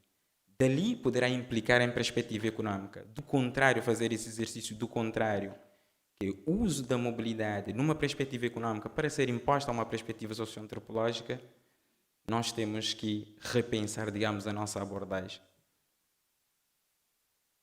Então a grande pergunta que nos fica é como fazer gestão deste processo, das dinâmicas de livre mobilidade, que é um fator ad eterno. Será que dispor dos diplomas jurídicos, das técnicas de governamentalidade, dos procedimentos jurídicos, para fazer com que, para regularmos, de uma certa forma, regularmos o comportamento da comunidade, é a melhor via para a comunidade que se quer dos povos, não dos Estados? São essas duas perguntas que devemos questionar, e não que tenhamos uma resposta presente, mas sobretudo que nos leva às outras perspectivas, aos outros tipos de diálogos. Finalmente, se temos estes dois pontos presentes, podemos dar conta que, na verdade, talvez a livre circulação de pessoas, bens e serviços, até este momento, é insuficientemente compreendida dentro da comunidade. E isto nos remete a um segundo viés, que é relacionado à perspectiva jurídico-política, ou, se quiser, quanto à própria estética estrutural para a sua regulação. Esse é um dos principais condicionalismos para o pleno gozo dos direitos do Protocolo da Livre Circulação, Bens e Serviços. Eu começaria por dizer que o direito à livre mobilidade, o direito à imigração, ele comporta um paradoxo que já é imprimida na Declaração Universal dos Direitos Humanos de 1948, no seu artigo 3.1, que basicamente define que nós todos temos os direitos livre vontade de sair do nosso país. Só que isso não nos dá o direito de entrar no outro país. Isso remete-nos a um grande desafio, que é ver para a soberania de um Estado. Nós temos direito de estar livre, temos direito de sair de Cabo Verde, mas isso não nos dá o direito de entrar em qualquer outro país, a não ser que o país que estamos a candidatar nos acolha de uma forma tranquila. Excepto em alguns casos, como a procura de asilo ou refugiados, desde que não motivado por crimes de direito comum, por atos contrários aos propósitos e princípios das Nações Unidas, nos Estados que estejam, obviamente, vinculados aos acordos para receberem os refugiados ou aceitar o asilo. Portanto, aqui eu diria que a dimensão da livre mobilidade ela é essencialmente uma dimensão política. Antes de jurídica, ela é uma dimensão essencialmente política. Isto quer dizer o quê? Por mais que tenhamos diplomas, por mais que a CDAO esteja motivada em ter diplomas jurídicos que regula o comportamento comunitário, que regula a livre ou a mobilidade entre os Estados-membros, isso depende essencialmente da boa vontade política de cada um dos Estados-membros. E quem é a CDAO, afinal? A CDAO não existe. A CDAO é invisível. A CDAO somos todos nós. A CDAO são os Estados-membros que fazem parte dessa comunidade. Recuar enquanto cidadão, enquanto Estado-membro, para ver a CDAO como desvinculada dos meus comportamentos, poderá não ser um exercício muito bem conseguido. Porque é retirar-nos das nossas responsabilidades e ver a CDAO como um caso, uma comunidade isolada. Então nós temos que sentir parte dessa comunidade. Temos que nos assumirmos os compromissos enquanto parte integrante e participativa desta comunidade, para reivindicarmos os nossos direitos, para também cumprirmos com os nossos deveres. Essa é uma provocação, nada dado como certo. Portanto, a livre circulação de pessoas, de facto, ela afeta diretamente a soberania na integridade nas fronteiras, na economia, na política e nas relações socioculturais e também na demografia, que são sentidas tanto pelos países que recebem as pessoas, como também nos países de origem e até de trânsito. Basicamente, a CDAO, enquanto a comunidade, temos um grande desafio relativamente ao protocolo de 79. No seu artigo 4º, ele nos diz assim, passo a citar: os Estados-membros têm o direito de recusar a admissão no seu território de qualquer cidadão comunitário que se encontre na categoria de imigrantes inadmissíveis ao abrigo da sua legislação. Então, essa própria CDAO que nos motiva para uma livre mobilidade entre os cidadãos dos diferentes Estados-membros, chamados de cidadão da CDAO, cidadão comunitária, ela mesma admite juridicamente e dá o poder para que os Estados aceitem ou não um outro cidadão de um Estado-membro. Esse é um dos paradoxos. Obviamente que a integração ela é um processo. Nós estamos sempre a aprender, estamos sempre a ser confrontados com dinâmicas políticas, comunitárias, sociais, em todas as fases do nosso crescimento.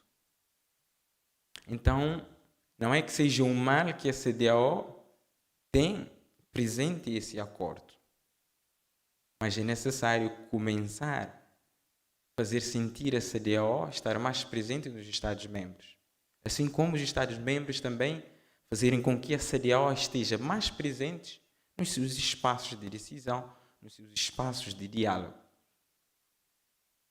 Aqui é um dos desafios que a própria comunidade tem que repensar sobre o seu diploma jurídico relativamente ao, eu chamo isso de regulação de um comportamento comunitário. Portanto, certo que o posicionamento político de cada Estado vai afetando, obviamente, os principais constrangimentos no cumprimento dos objetivos dos acordos, dos protocolos de decisões sobre as questões que afligem a livre circulação de pessoas, bens e serviços, com destaque para a partilha da soberania gradualmente e os direitos dos cidadãos da CDAO no contexto da livre circulação. Eu considero estes dois pontos como cruciais. A negociação de um supranacionalismo, ela também é um processo e tem de ser vista com bastante cautela e com uma negociação profunda de uma vontade política que se quer sustentável, que se quer, sobretudo, com permanente diálogo para que ela se consolide efetivamente. Do contrário, corremos o risco de saltar um degrau em que os desafios nos escapam. Isso nos afeta de uma certa forma.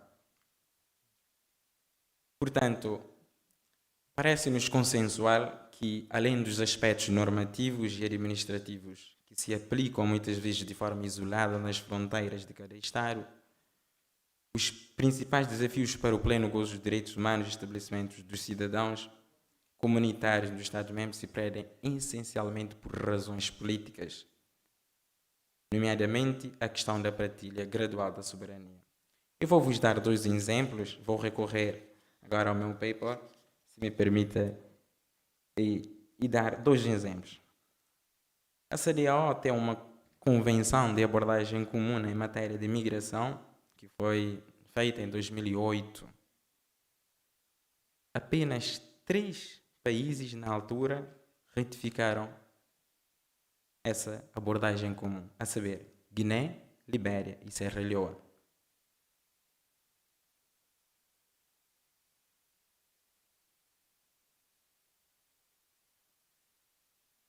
Quanto às taxas de residência e às tarifas da entrada, todos os Estados-membros da CDAO aplicam-se de forma desigual as taxas de residência é um dos critérios para a admissibilidade dos cidadãos da comunidade. Vou dar exemplo, caso de Benin, que aplica 20 mil francos CFA, equivalente a 40 dólares. Temos a Guiné-Conakry, que aplica 5 mil francos CFA, equivalente a 10 dólares.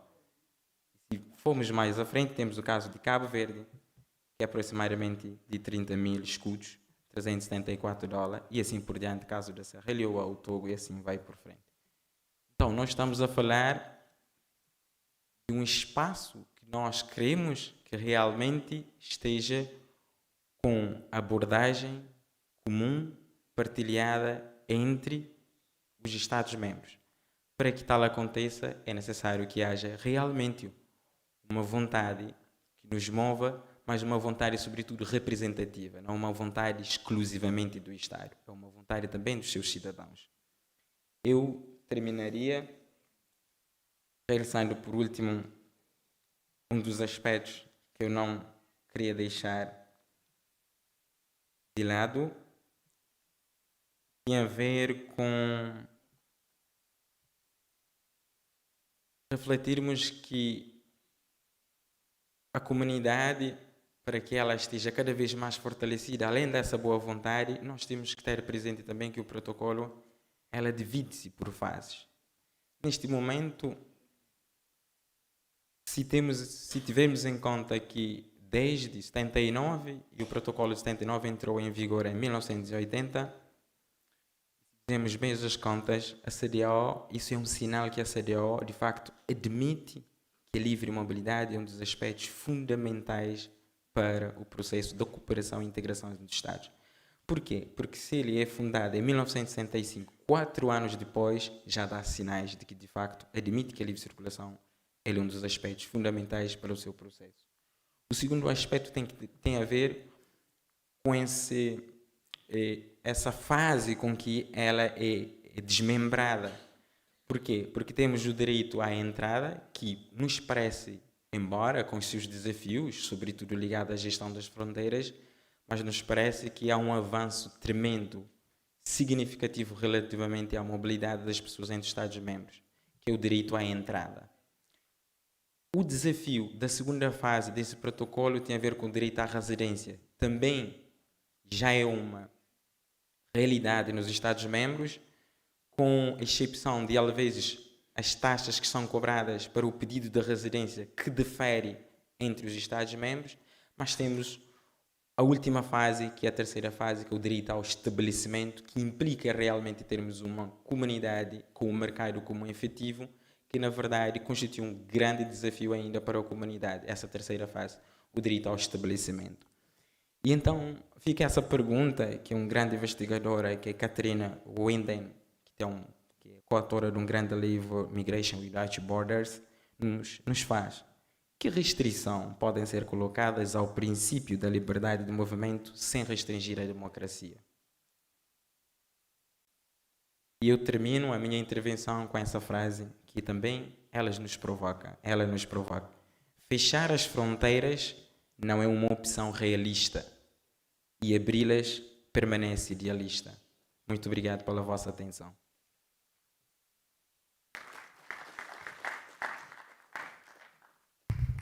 Muito obrigado, Dr. Paulino, pela sua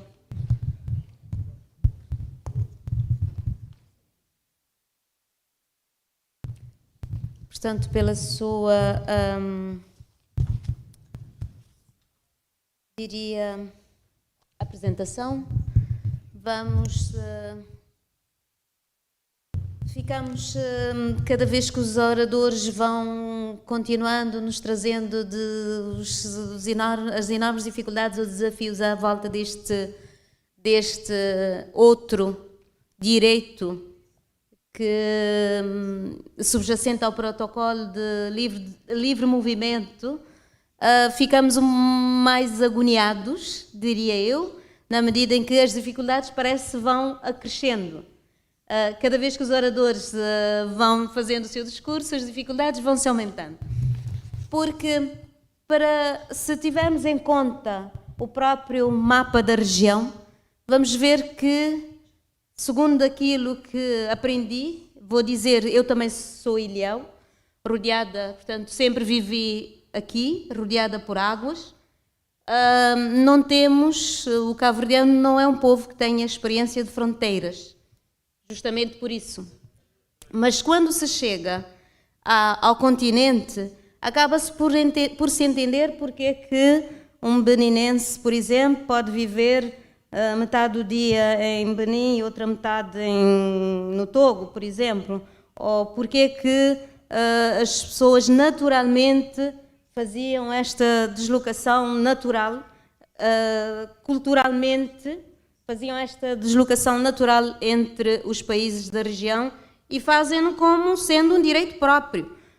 Quem inventou as fronteiras, o problema é dele, porque eles acham que cabe-lhes efetivamente usar a zona, a sub-região, portanto, de forma livre. Realmente não é assim. As coisas evoluíram, as fronteiras foram estabelecidas, as dificuldades foram sendo cada vez mais acrescidas, a questão da segurança, a questão do terrorismo vai limitando, a questão do acesso aos mercados também levou os Estados a fecharem-se cada vez mais e hoje estamos a ver o nível de dificuldade que ainda continuamos a ter e o que nos obriga, muitos de nós, a não conhecermos uns aos outros, porque efetivamente as fronteiras não estão completamente abertas a uma livre circulação. Mas ainda falta-nos ouvir o Dr. Ion Lacerda, que vai nos fazer a sua apresentação.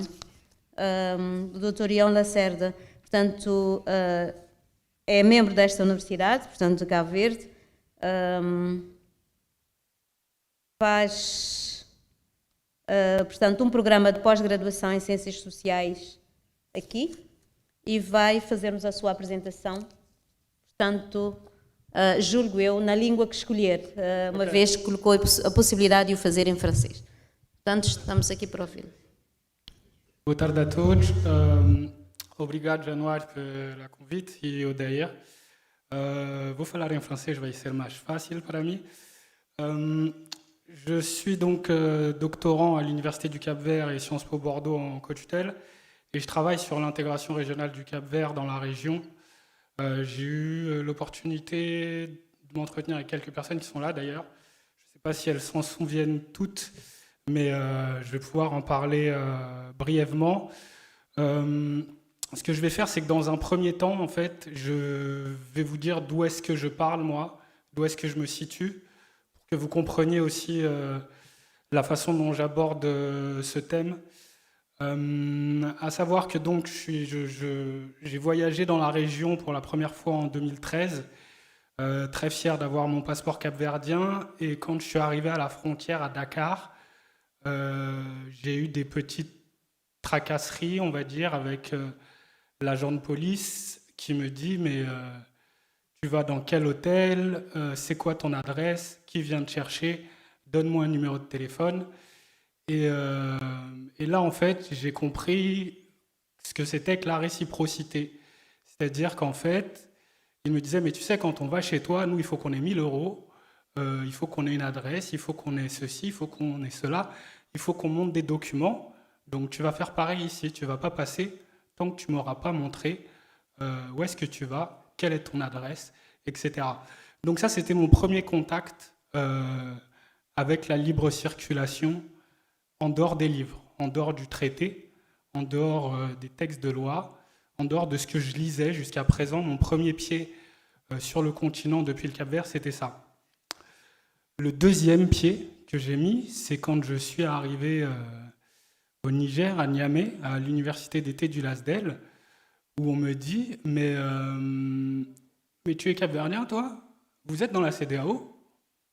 Vous n'êtes pas en Europe ?» Donc là, j'allais passer 15 jours comme seul capverdien, le premier à participer à cet événement là-bas, qui existe depuis un certain temps, avec mes collègues en train de me dire, mais en train de me charrier, hein, évidemment, on est devenus très amis par la suite, mais donc c'était un second contact assez frontal en ce qui concerne le positionnement capverdien par rapport à la région. Voilà.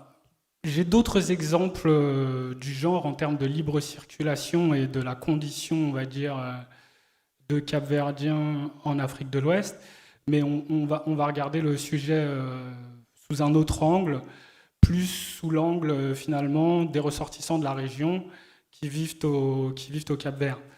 Donc c'est un des thèmes qui est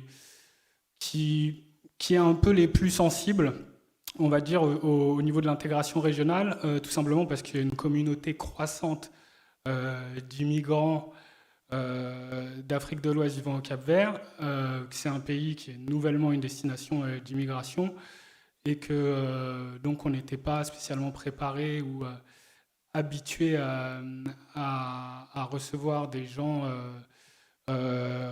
dans cette quantité grandissante, on va dire, dans le pays. Et du coup, les politiques publiques sont en train, on va dire, de s'adapter à cette nouvelle situation, et les droits humains, c'est aussi quelque chose finalement qui était assez nouveau dans le paysage politique national, et on n'a pas encore, on va dire, pris sérieusement en compte le sujet du droit régional dont on a débattu ici ces derniers jours. Si on se base sur la rhétorique habituelle du discours politique national, on se rend compte très vite que le traité a une botte secrète pour le Cap-Vert, qui est l'alibi en fait de cet article pour le seul État membre insulaire auquel on fait référence habituellement, pour expliquer qu'effectivement tout le monde ne peut pas rentrer librement au Cap-Vert parce qu'il y a des spécificités et que c'est prévu dans le traité. Le traité de la CEDEAO, je pense qu'avant cet article qui arrive à la 68e position, il reconnaît aussi les droits de l'homme, il reconnaît aussi la charte africaine des droits de l'homme, et je pense que à partir du moment où l'État capverdien ratifie ce traité et qu'il accepte de reconnaître donc le droit international, le droit coutumier international, il semble logique ou raisonnable de quand même tenir compte des autres articles du traité pour lesquels il a des engagements. Voilà. Mais c'est un peu plus complexe que les complexités liées aux spécificités. Ce qui se passe, c'est que réellement la CEDEAO, et c'est aussi peut-être une des raisons pour lesquelles aujourd'hui je m'exprime en français et non pas en portugais, ce dont je m'aperçois de plus en plus au fil de mes recherches, c'est qu'elle est en concurrence avec une organisation régionale qui est la CPLP, la communauté des pays de langue portugaise, que peut-être pour certains ici d'ailleurs, c'est pas réellement un concurrent sérieux ou existant. Mais ce qu'on se rend compte, c'est qu'effectivement, l'enjeu, ne serait-ce que de la langue, et le symbolisme finalement qu'il y a derrière ça, au-delà du fait qu'il y ait simplement un autre pays lusophone dans la région, est réellement un des enjeux principaux en termes de application du traité et donc de participation finalement du pays dans le processus d'intégration régionale. Pourquoi ? Parce que quand on réfléchit à la CEDEAO, on réfléchit au champ de la CEDEAO dans son ensemble à partir du Cap-Vert, c'est-à-dire qu'on n'est pas tout seul, il y a aussi d'autres acteurs, il y a aussi d'autres forces actives, on va dire, dans cet univers qui ont des intérêts qui ne sont peut-être pas forcément les intérêts de ECOWAS. Dans le sens où on comprend bien que les pays actifs dans le pays, les pays également actifs dans l'autre ensemble régional, ont forcément un mot à dire sur le terrain diplomatique et sur l'application finalement du traité. Et ça nous amène effectivement jusqu'aux frontières.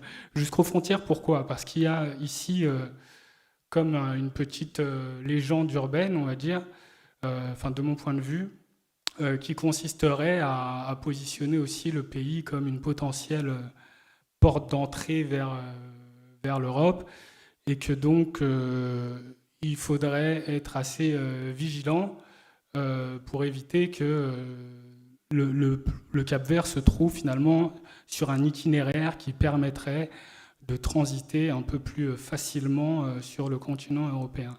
Alors ça, c'est pas un problème qui est propre à la CEDEAO et au Cap-Vert, c'est aussi des mythes qui peuvent exister dans l'espace de la CPLP, dont je vous ai parlé auparavant, et d'autres pays aussi qui sont confrontés à ce type de problème, notamment en raison de l'accord de libre circulation dans la CPLP qui a été voté, dont la mise en application a été votée récemment, et qui est donc un accord parallèle à celui de la libre circulation dans la CEDEAO, auquel le Cap-Vert doit répondre aussi en même temps qu'il doit assurer la libre circulation des ressortissants de la CEDEAO. Un autre point que je souhaite mettre en avant en termes du manque de participation du Cap-Vert au niveau de la région, c'est aussi en raison finalement du modèle en soi institutionnel de la Commission qui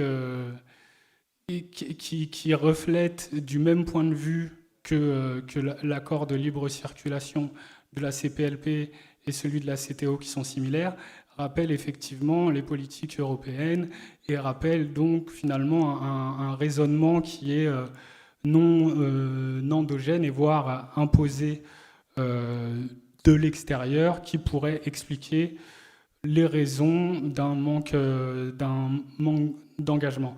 Sans parler réellement de modèle voyageur comme on pourrait le penser, en tout cas, ce que l'on voit quand on s'intéresse aux politiques migratoires, c'est que la construction et l'évolution finalement des différents traités suit dans un ordre réellement commun à celui que l'Union européenne a suivi pour en arriver à la création de cet espace Schengen, et que cet espace Schengen, aujourd'hui, comme on peut le voir sur les sites internet officiels des institutions de l'Europe, qui promouvoient les droits humains pour les gens à l'intérieur de l'espace Schengen, est le même espace finalement qui discrimine les ressortissants de la CEDEAO aux portes de l'espace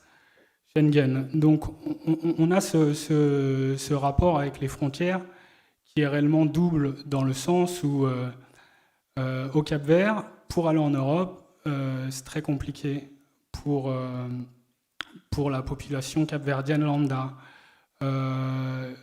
Le risque qu'on entrevoit, c'est que dans la région, et ça a été évoqué à un moment dernièrement dans des discussions, le risque, c'est qu'ici aussi, on soit en train d'appliquer les mêmes mécanismes finalement de protectionnisme nationaux qui empêchent la libre circulation au sein de l'ensemble.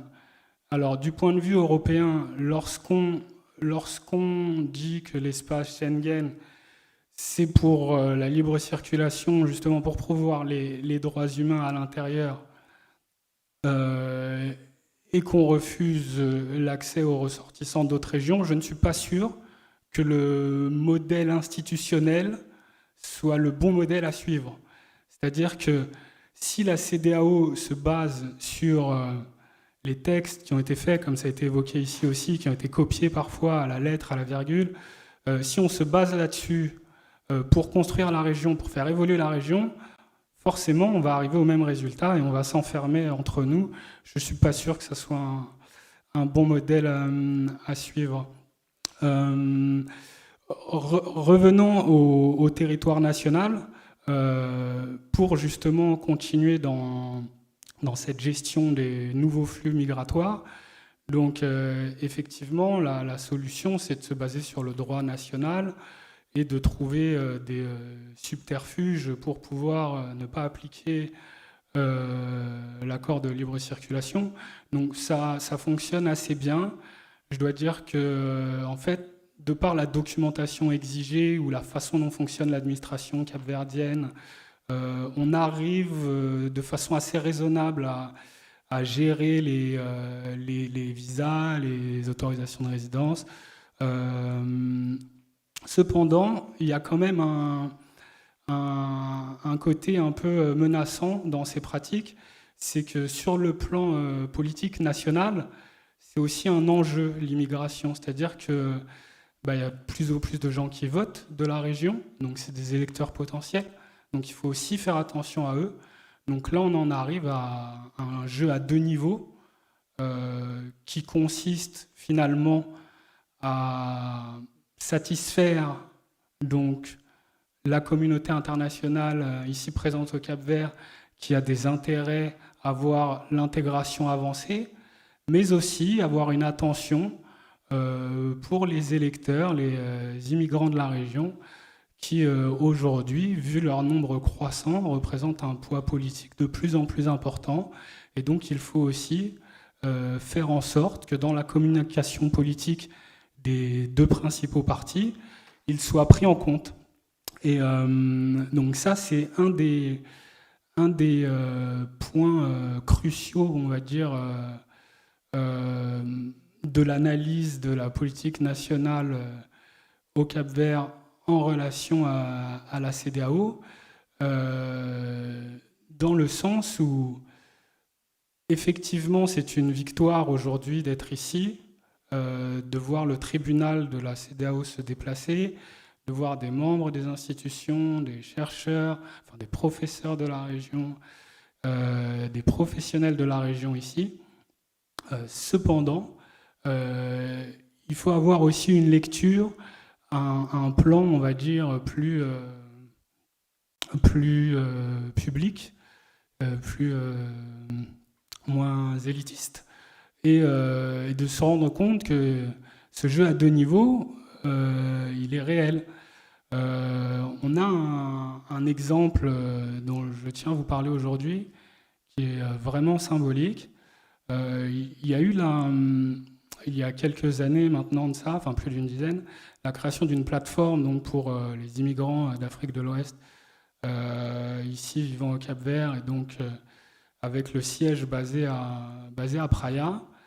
Le leader de cette organisation est un homme qui a fait un excellent travail pour les communautés africaines. Il a été très médiatisé, il était vraiment convié dans les cercles de discussion dédiés à la création des politiques publiques sur la gestion des flux migratoires entre l'Afrique de l'Ouest et l'Union européenne. Et ce cher monsieur a dû émigrer il y a quelques années en raison d'un scandale politique auquel il a été accusé. Et c'est bien dommage. C'est bien dommage, pourquoi ? Parce que, enfin, il y avait effectivement une voix qui était capable de mettre en lumière les vicissitudes du système, tous les freins, mais les freins réels à l'intégration, c'est-à-dire en revenant par exemple au premier pas que j'ai fait moi sur le continent, cette personne, c'était en réalité la Bible, l'encyclopédie, le registre de tout ce qui s'était passé ici en termes d'immigration, mais donc pas seulement rentrer dans le pays, mais pouvoir rester dans le pays. Et donc, je m'interroge là dernièrement, notamment en travaillant sur cette question pour vous aujourd'hui, pourquoi cet homme a été emprisonné d'abord avant d'être obligé de quitter le pays. C'est Peace Corp qui est venu un peu à son aide, etc. Pourquoi on s'est séparé d'un élément si important dans le panorama des questions liées à la libre circulation dans la CEDEAO au Cap-Vert. Donc je vous laisse ça ici. Ça c'est quelque chose qui pour moi est quand même assez essentiel. je ne vais pas revenir sur les articles de droit, donc liés aux droits humains, qui expliquent que bon, c'est une liberté fondamentale et qu'on ne devrait pas avoir besoin de faire plaidoyer pour ça. Cependant, je vais vous donner un deuxième exemple concret, cette fois-ci donc institutionnel mais national. Alors il y a eu une procédure qui a été ouverte par ce qu'on appelle le médiateur de justice ici, et qui fait donc état justement de plusieurs plaintes, notamment de quelques représentations diplomatiques basées ici au Cap-Vert de pays d'Afrique de l'Ouest, expliquant les problèmes qu'il y a avec les populations de ressortissants de la CEDEAO. Je ne sais pas où est-ce que ce recours en est.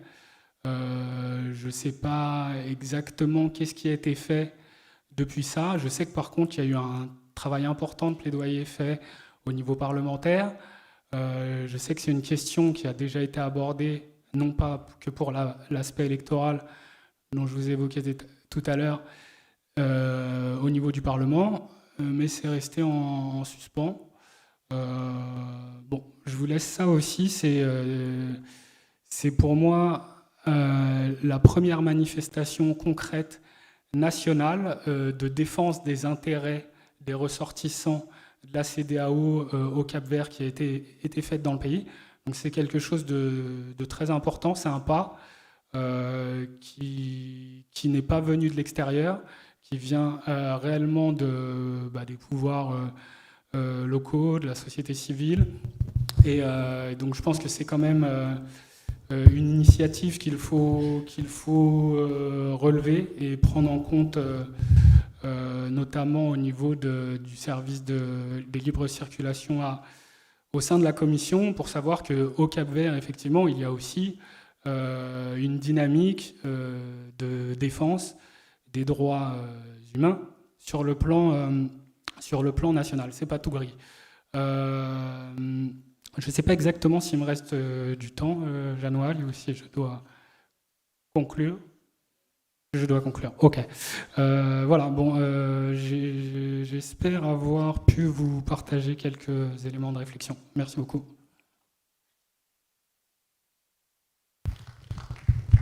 Obrigado, Dr. Jean, pela sua apresentação.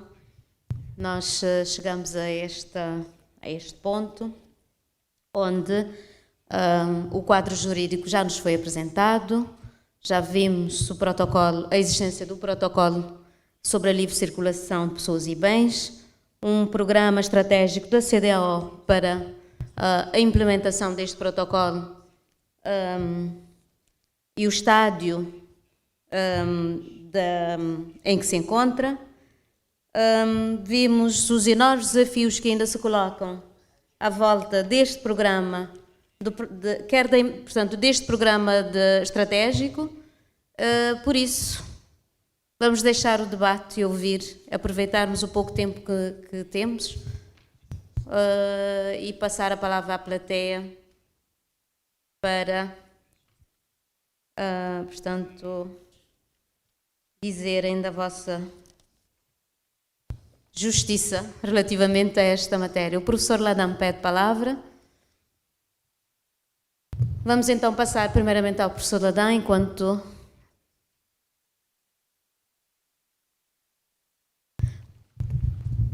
professor, you have the floor.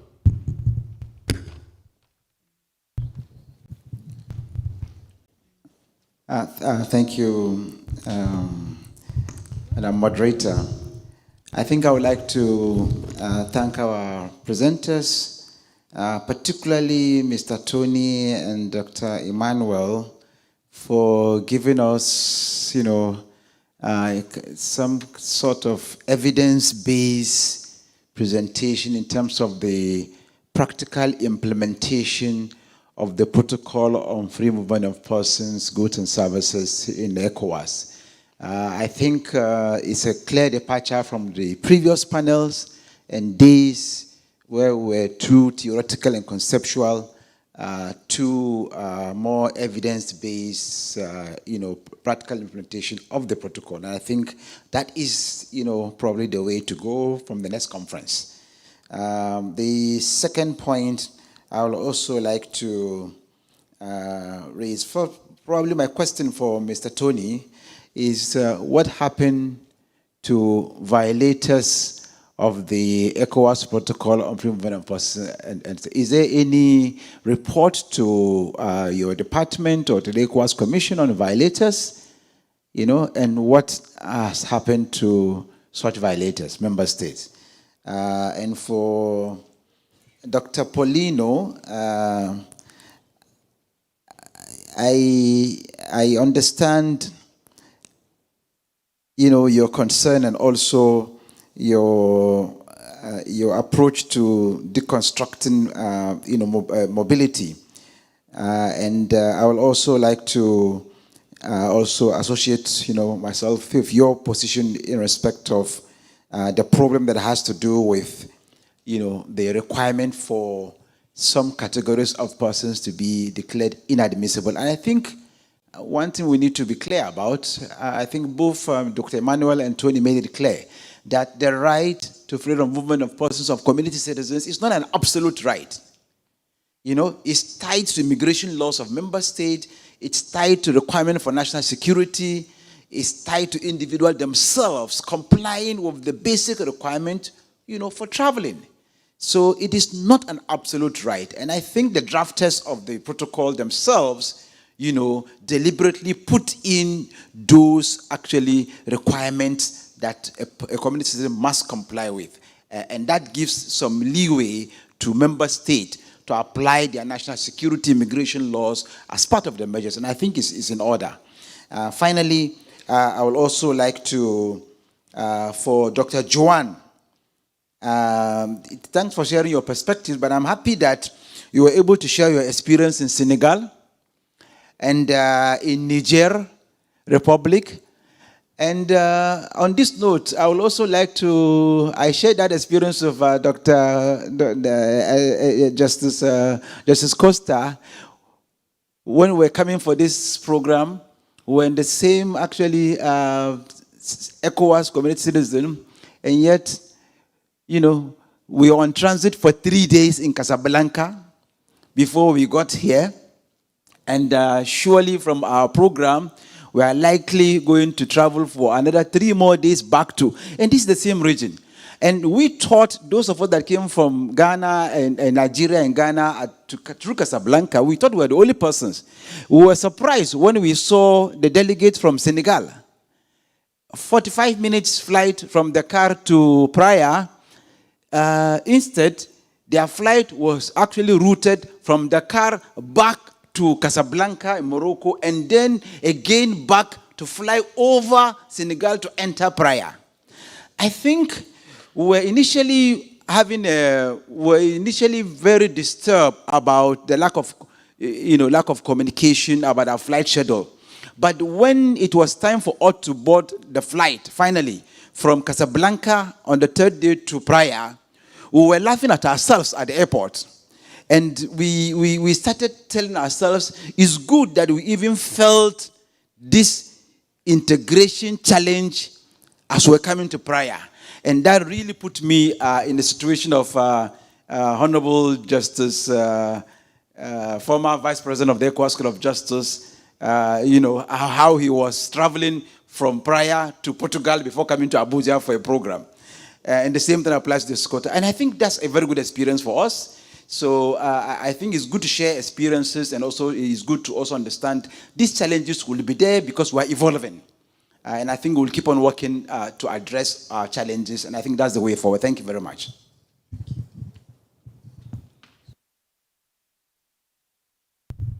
Thank you, Professor Adam. I think it's Bar Association from Niger. No? I'm sorry. Member State. Yes. I know it's Niger. I recognize.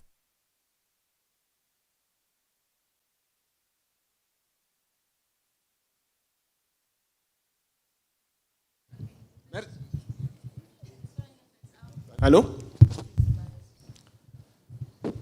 Merci, Madame la modératrice. Je suis du Niger justement, donc nous sommes dans les questions questions de libre circulation, ça fait longtemps. Et nous avons une expérience, parce que le Niger c'est un pays continental, donc tout ce qui est justement citoyen CEDEAO nigérien, ils voyagent beaucoup.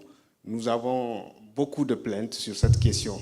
Mais moi je dirais une chose aujourd'hui par rapport à toutes les expériences qu'on a eues à recueillir. Je vais poser 3 questions. Première question, ça s'adresse à la commission de la CEDEAO. Deuxième question, ça s'adresse aux participants, ou disons au Parlement de la CEDEAO. Et la troisième question, à la Cour de justice de la CEDEAO. Je voudrais juste dire une chose. Ça fait longtemps que ce dossier de libre circulation est vraiment en train d'être piétiné par les États que nous sommes, bien sûr. Il y a beaucoup de choses qu'on peut se dire aujourd'hui, mais on connaît là où se trouve le problème de la libre circulation. La libre circulation en général, et pour tout citoyen, nous reconnaissons au moins, selon le protocole qui est là, nous reconnaissons 5 droits qui sont inscrits dans ce protocole de 1979. Ces 5 droits, c'est la rentrée, le séjour, la résidence, l'établissement, le recours à la justice. Ce qui est normal. Mais parmi ces 5 droits, le tout premier, le plus important, que les citoyens se plaignent toujours en voyageant par la route ou en voyageant par avion, c'est d'abord le droit d'entrée. Parce que c'est là où se trouvent les tracasseries. Et c'est là où se pose ma question sur un projet qui existait depuis longtemps à la Commission, et surtout pour les frontières terrestres. Il y a eu des frontières terrestres modernisées aujourd'hui qui constituent justement le bouclier, même le vrai problème de la libre circulation, à savoir la frontière entre le Bénin et le Nigeria, la frontière entre le Bénin, ou disons le Togo et le Bénin, et entre aussi le Togo et le Ghana. C'est vraiment ce corridor que je connais bien, c'est pour cela que j'ai pris cet exemple. Mais il y avait longtemps que des efforts ont été faits. Les frontières sont transformées en frontières qu'on appelle frontières juxtaposées. Des frontières juxtaposées pour simplifier la traversée. Mais malheureusement, jusqu'à aujourd'hui, la CEDEAO, pourquoi ça traîne? On n'a pas pu déployer l'observatoire qui devait décourager les tracasseries. Parce qu'il y avait ce projet. Donc voilà ma question. Parce qu'il faut aller tout droit au but pour régler le problème de la libre circulation. C'est en plaçant ces observatoires qui doivent, à leur présence, doivent décourager les forces de défense qui font cette mauvaise pratique, si on peut le dire. Donc, deuxième question par rapport au Parlement, il y a un rôle à jouer. Parce que c'est les citoyens CEDEAO qui en souffrent. Qu'est-ce que le Parlement fait aujourd'hui? Dans son plan d'action 2022, par exemple, la vulgarisation, la question de prise en compte, est-ce qu'il y a une politique de synergie entre le Parlement et la Commission pour essayer de remonter les plaintes de ces citoyens au niveau exécutif? La Cour de justice, la question que je pose aussi par rapport à tous ces protocoles. On a beau parler, depuis avant-hier, on parlait de questions de droit, mais la libre circulation, le protocole de 1979, c'est l'épine dorsale de l'intégration sociale qui conditionne l'intégration économique. Donc si on n'assure pas l'intégration sociale, c'est-à-dire permettre aux citoyens CEDEAO de voyager librement avec ses petits biens ou avec tous ses biens et s'établir là où il veut, mais là, on ne peut même pas parler du développement économique. Donc il faut qu'on mette l'accent sur cette question. Donc là, la Cour de justice aussi doit jouer un rôle.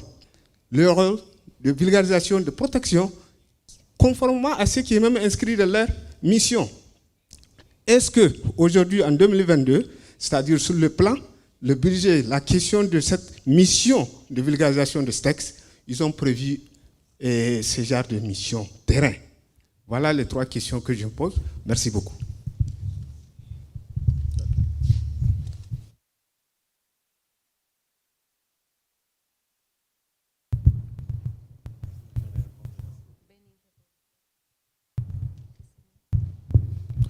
Merci beaucoup, Madame la Présidente. Je voudrais d'abord féliciter les panélistes pour les brillants exposés. Remercier aussi la Cour de la justice de la CEDEAO qui, chaque fois, organise ces jeunes rencontres, n'est-ce pas, pour permettre à notre espace d'évoluer. Je voudrais à l'entame poser une question. Est-ce que dans notre espace CEDEAO, est-ce qu'il y a vraiment la libre circulation des personnes et des biens? Vous savez, il y a deux protocoles qui ont terni vraiment l'image de la CEDEAO. C'est le protocole sur la libre circulation des personnes et des biens et le protocole sur la démocratie et la bonne gouvernance. Et je pense que c'est les protocoles les plus phares de la CEDEAO qui permettront à notre espace d'émerger, qui permettront à notre espace de grandir. Mais malheureusement, malgré l'ancienneté de ces protocoles, c'est comme si c'est maintenant veut reprendre. Les gens vont te dire qu'il y a eu beaucoup de progrès parce qu'il n'y a pas le visa. Moi, personnellement, je suis prêt à payer les frais de visa et qu'on me laisse passer librement que de me perdre le temps. Avant-hier, ou je ne sais pas, le dimanche, quand je venais ici, en quittant Dakar pour Cap-Vert, j'ai fini les frontières de police. Je donne ma carte d'embarquement pour être embarqué.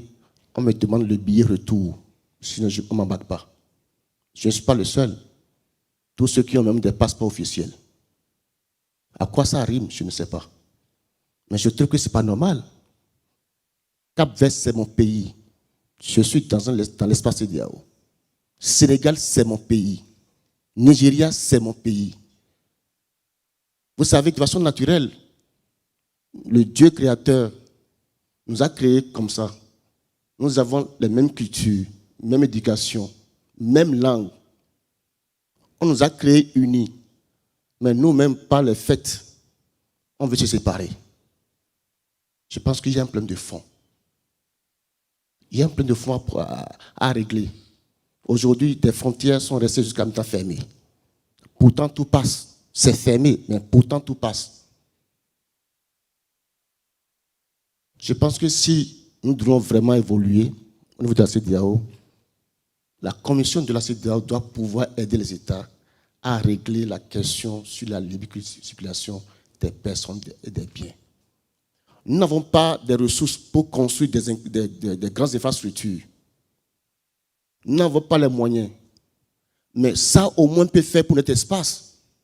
Ça, tout au moins, peut le faire. Vous avez vu, on a fait 4 jours pour venir ici.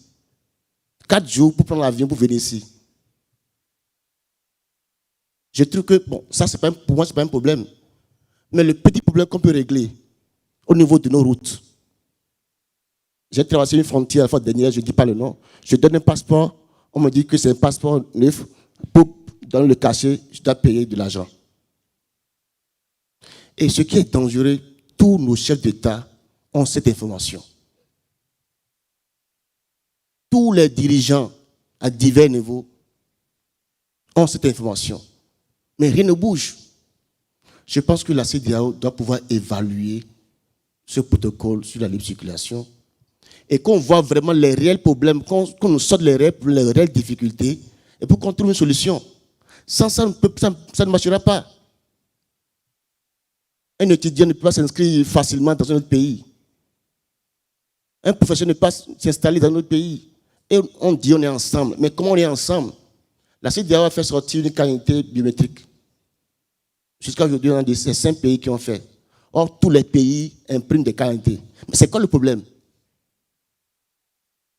CEDEAO aussi, le problème que j'avais avec la CEDEAO édite des lois, mais il n'y a aucun système, aucun mécanisme de suivi. On édite et puis on envoie, c'est fini. Non, ce n'est pas suffisant.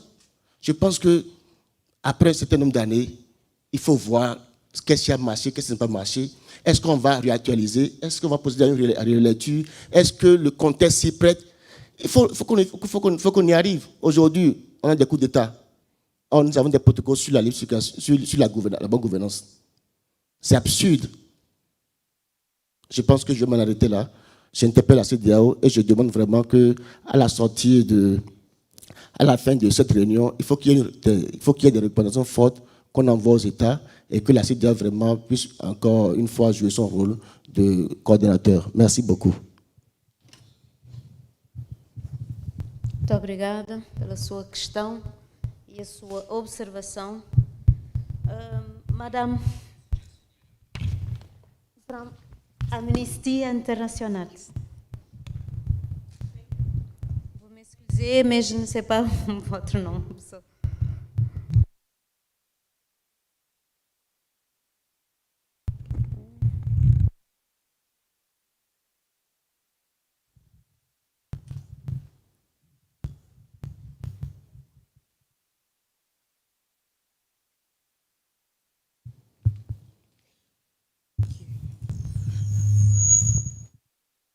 Thank you very much. My name is Osai Ojigo.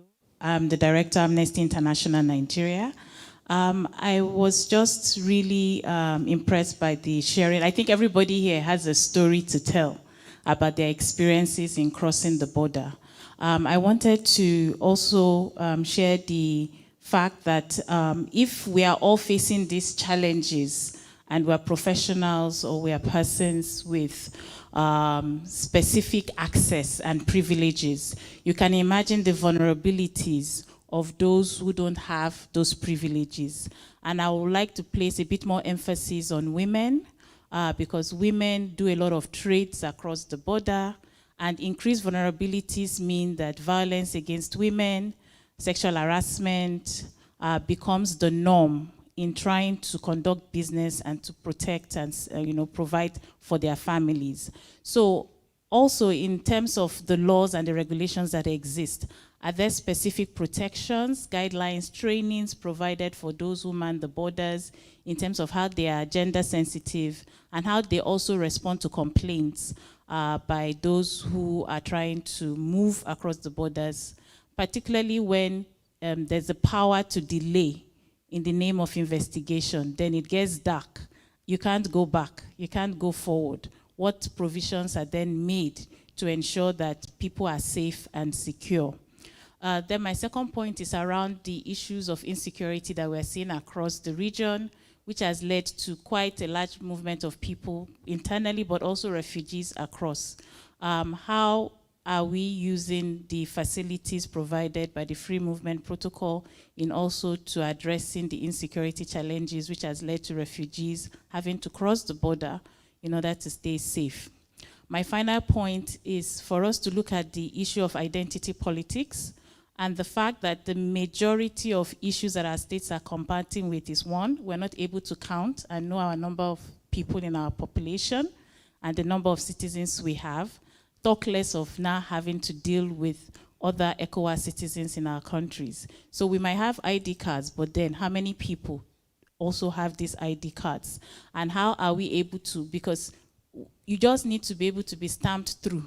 But the challenge is that we are in a region where we really struggle to know how many people are in our borders, how many people have left, how many people are staying. And we also have borders that are not manned. We're still talking about those where we know there are officers, but then there are quite a lot of porous borders where people come in and they go out.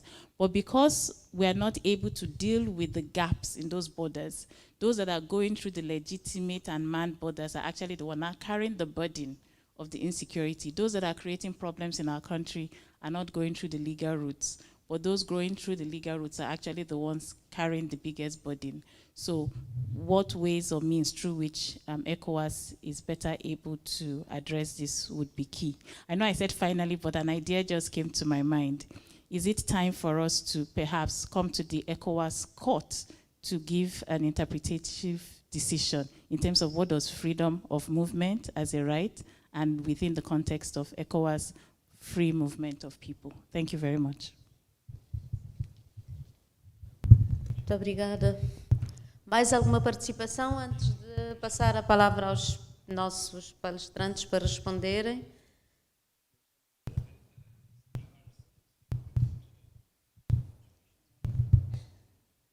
Ok. Tem a palavra, sim, senhora embaixadora.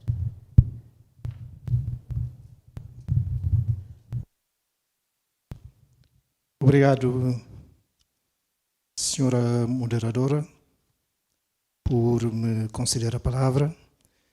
Eu sou Domingos Mascarenhas, sou embaixador de Cabo Verde, mas intervenho aqui a título pessoal, apenas para partilhar 2 ou 3 notas sobre aspectos que foram aqui mencionados, tanto pelos painelistas quanto por participantes que intervieram antes de mim.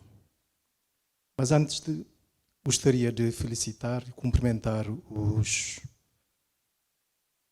painelistas pela qualidade das suas apresentações.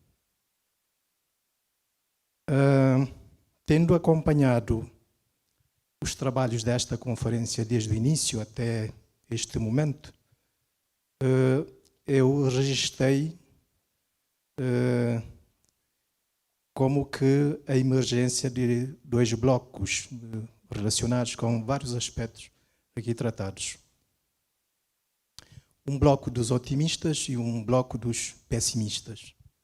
Eu prefiro incluir-me no bloco dos otimistas, procurando sempre ver o copo meio cheio, em vez de meio vazio. Dito isto, gostaria de render uma homenagem aos pais fundadores da nossa comunidade e àqueles que, da fundação até agora, têm posto pedra sobre pedra no edifício da construção da nossa comunidade, que, como foi aqui referido e reiterado, é um processo. Portanto, eu prefiro congratular-me com o facto de termos um protocolo sobre a livre circulação de pessoas e bens a funcionar na nossa comunidade.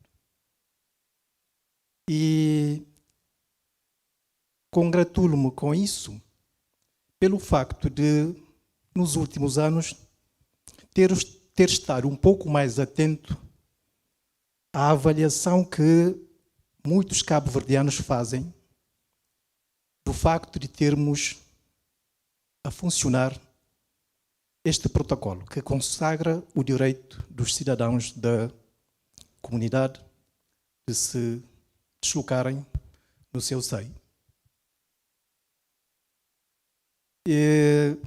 O embaixador Felino Carvalho, que interveio esta manhã, podia ter feito referência a este aspecto e não deve tê-lo feito por razões que têm a ver com a sua humildade. Mas eu, como decorrência das minhas atribuições profissionais nos últimos anos, tenho tido o privilégio de viajar com muita frequência a vários países da nossa comunidade.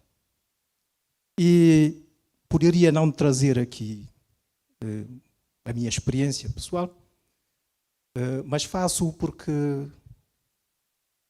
espero que ajude a sustentar, essa referência ajude a sustentar aquilo que me leva a dizer que prefiro ver o copo meio cheio.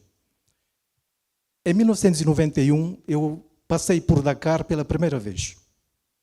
E aquilo que eu passei no aeroporto de Dakar era, para mim, então bastante jovem, indescritível. E eu jurei a mim mesmo que jamais voltaria a Dakar. Ora, como vos disse, nos últimos anos eu tenho viajado com muita frequência e passando por Dakar, e eu digo com prazer e com muito gosto que dá-me vontade de viajar cada vez mais e mais, passando por cidades como Dakar, Lomé ou Accra, para não citar outros. E esta minha experiência ajuda-me a trazer o testemunho do quanto a nossa comunidade, e nomeadamente o funcionamento do protocolo sobre a livre circulação, evoluiu com a comunidade e, se calhar, como eu também evoluí. Portanto, eu não posso senão abraçar esta perspectiva otimista mas queria juntar uma nota de realismo nisto. Portanto, eu reconheço, até por razões profissionais também, os desafios que nós vamos todos, a comunidade e as suas instituições, os nossos líderes, todos, e sobretudo os cidadãos. E estes cidadãos, como ia dizendo há bocado a propósito do Senegal ainda, e fazendo referência também à intervenção do embaixador Felino, esta minha deslocação a vários países da nossa sub-região nos últimos anos permitiu-me tomar contacto com uma realidade que eu próprio desconhecia e que é significativa, na medida em que permite-nos ver o quão útil é este protocolo sobre a livre circulação de pessoas e bens. Ora, constatei numa dessas viagens que Cabo Verde tem, neste momento, mais de 3.000 cidadãos recebendo cuidados de saúde em instituições de referência no Senegal. E todas as pessoas com quem eu falei, tanto lá quanto cá, sobretudo cá, as referências que me dão são absolutamente positivas. O que, passando a redundância, positivas, portanto, o que talvez nos esteja a faltar é mais e melhor comunicação sobre os ganhos, mas também sobre os desafios. Temos seguramente muitos desafios e vamos conseguir ultrapassá-los. Rendo homenagem aos nossos pais fundadores, também pegando na referência que se fez ao estabelecido no artigo 4º do protocolo, que introduz uma cláusula que eu poderia chamar de segurança. O professor Dalan, que falou há bocado, fez referência a isto. Eu gostaria apenas de sublinhar a minha concordância com esta leitura, é que eles foram visionários, os nossos pais fundadores, e aqueles que negociaram, nomeadamente, o protocolo de 79 sobre a livre circulação. Basta ver o desafio que temos hoje no domínio da segurança na nossa região, infelizmente afetando mais ou menos, mas todos os países, todos os nossos países, e pensar no quão importante a aplicação dessa ressalva contida no artigo 4º é para o funcionamento das nossas instituições e para a segurança de todos nós. Portanto, o que me parece que nos deve ocupar e preocupar mais é, conjuntamente, encontrar vias e meios para ultrapassar os problemas, os desafios que temos relacionados com a aplicação do protocolo pelos diferentes Estados. Eu estou à vontade para dizer isso, porque tenho estado envolvido em processos relacionados com esforços para ultrapassar esses problemas. E eu estou convencido de que vamos conseguir ultrapassá-los todos. E o meu desejo, enquanto cidadão, é um dia ver, como expressou também o nosso amigo do Níger, ver, portanto, cada cidadão da comunidade sair com o seu documento de viagem e ir aonde queira, sem necessidade de demonstrar, seja o que for. Mas, por hora, o que temos são os requisitos fixados e devemos respeitá-los. O meu desejo é que o respeito por esses requisitos seja garantido no funcionamento das instituições, nomeadamente policiais. E este não é um dado adquirido, é também um desafio. Mas devemos, na minha modesta perspectiva, trabalhar no sentido de que um dia possamos chegar a um funcionamento, se não perfeito, quase que perfeito. Finalmente, um outro testemunho relacionado ainda com o modo como os nossos cidadãos veem o protocolo. numa perspectiva bem mais... Senhor Embaixador, eu pedi-lhe para... Vou terminar, senhora moderadora. Um outro registro. Nós temos neste momento mais de 200 estudantes frequentando o ensino superior de novo em Dakar. No Senegal, em todo o caso. Mais de 200 estudantes fora de qualquer orientação do Ministério da Educação. São famílias, estudantes que tomam a sua iniciativa e vão à procura do ensino que considerem melhor para si, portanto, para os seus filhos, no caso das famílias, no caso dos estudantes para si próprios, vão buscar lá onde há. E o que acho que nós devemos celebrar todos é o facto de termos hoje, em virtude do protocolo, condições para que os nossos cidadãos tirem efetivo proveito dessa possibilidade. Portanto, é com esta nota de otimismo que gostaria de deixar aqui a minha contribuição e agradeço a oportunidade. Muito obrigada, Sr. Embaixador. Eu acho que o seu otimismo é o que nos motiva a todos também a estar nesta sala e com o mesmo otimismo havemos de encontrar soluções para os desafios que se apontaram. Vou passar, antes de passar a palavra aos painelistas para responderem, eu ia só responder as duas questões que foram colocadas ao Tribunal de Justiça, nomeadamente a questão da proteção no que diz respeito à violação do direito à livre circulação. Eu queria dizer ao nosso colega de Níger que eu saiba, o Tribunal sempre respondeu a qualquer consulta que tenha sido efetuado em matéria de livre circulação. Portanto, qualquer processo intentado no Tribunal de Justiça onde se tenha invocado a violação desse dever ou desse direito, portanto, foi decidido e eu garanto que daquilo que eu conheço a proteção foi garantida. Ainda na questão da interpretação do protocolo, o Tribunal efetivamente tem competência interpretativa, mas só poderá fazer interpretação quando as entidades, diria, legítimas, lhe requeresse essa interpretação. Não conheço que alguma vez se tenha solicitado ao Tribunal de Justiça para proceder à interpretação do protocolo relativamente à livre circulação ou ao movimento de pessoas e bens. Portanto, com isto passo a palavra ao nosso panelista, o Dr. Tony Emulemo, para responder às questões. Vamos pela mesma ordem. Muito obrigada.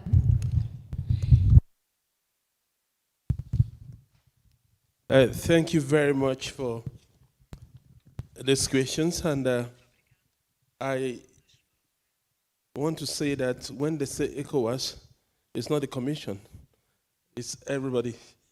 And as we like the Commission, we don't have any enforcement power.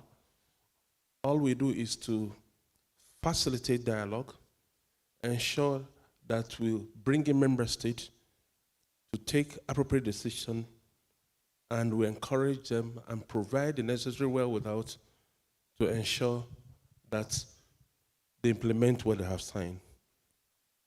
Having said this again, I want us to all be conscious that we have signed continental free movement.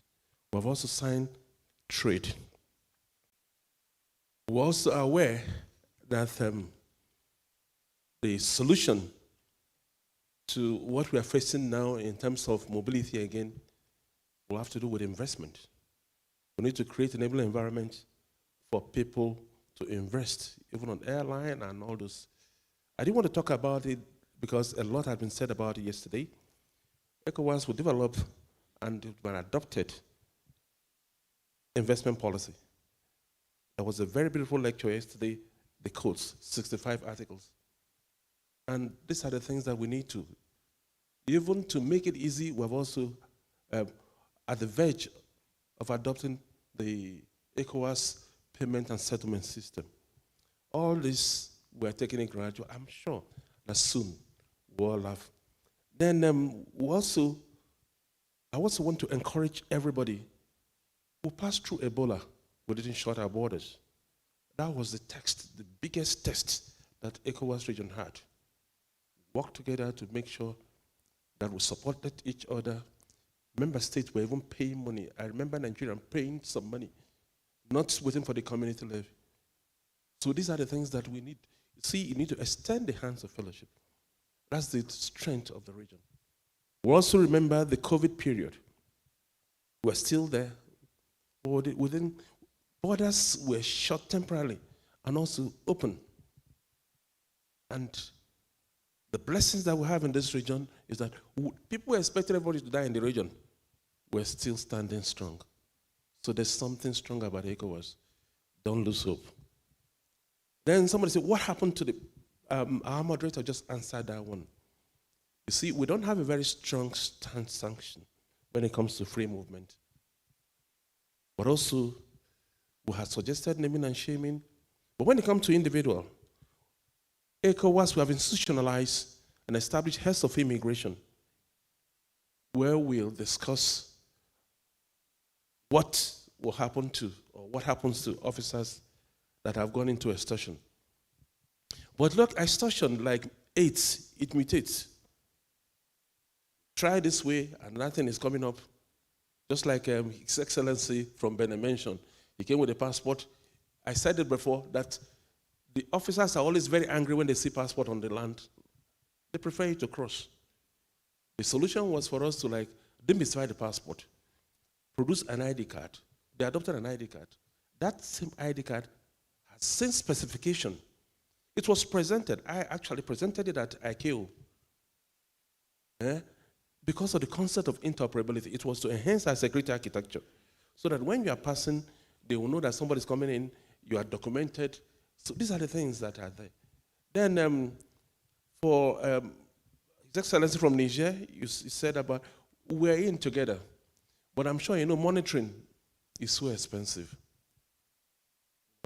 You bring in people from the legislature, judiciary, what I'm talking about. And we also brought out another mechanism. They call it free movement. The model we took from Côte d'Ivoire, where once a bus leaves a particular area, it's not going to be searched until it gets to the destination. But as usual, because of the financial implication, we're still grappling with it.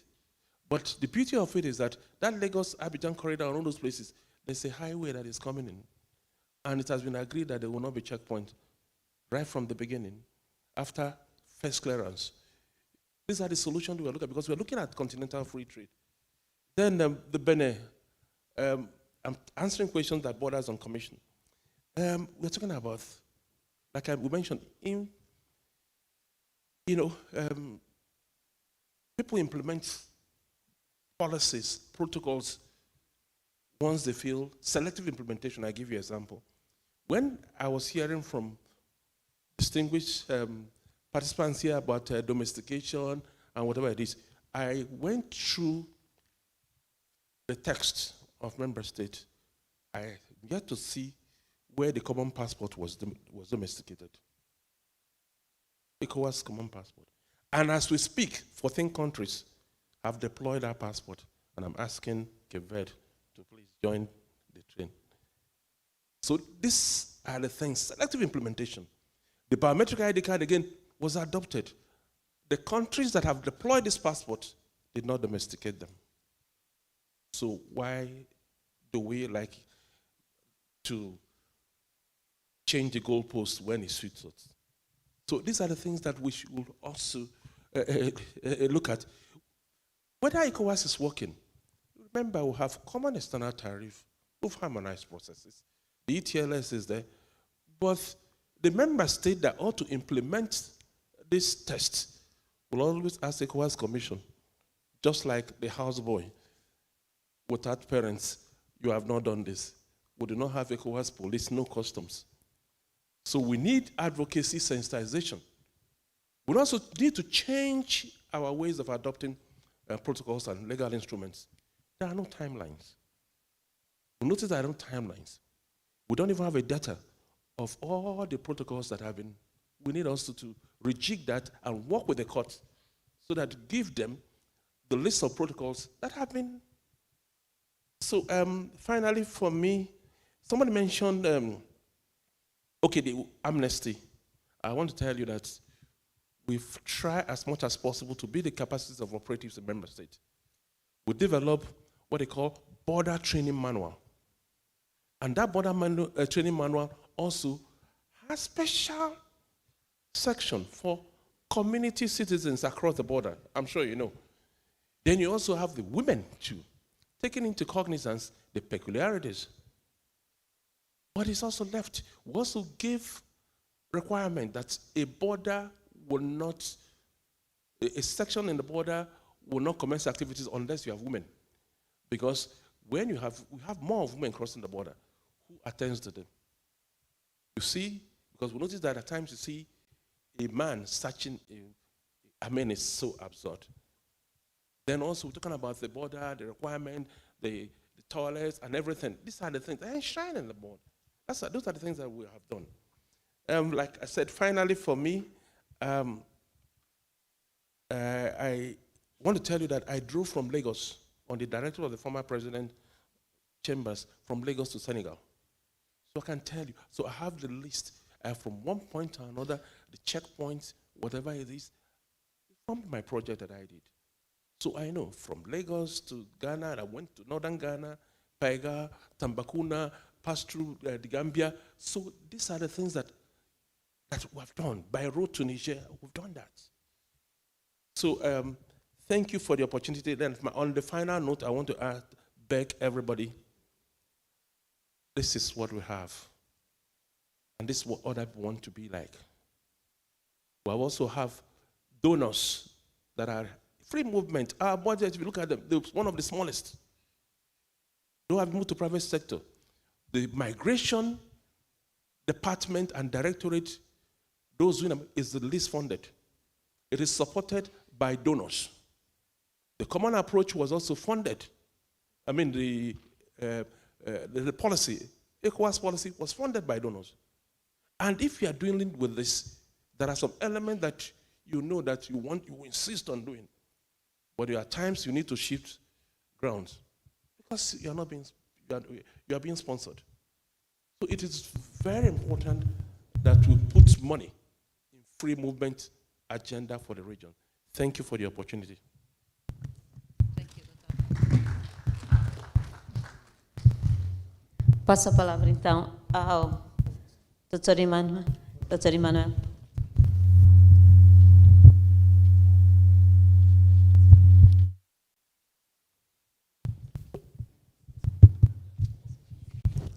Well, my fellow panelists, Dr. Tony has said it all, but I just want to quickly add one point.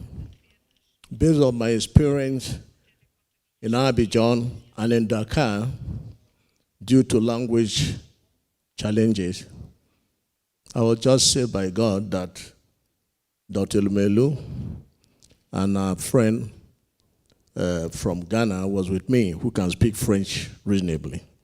I would have been lost.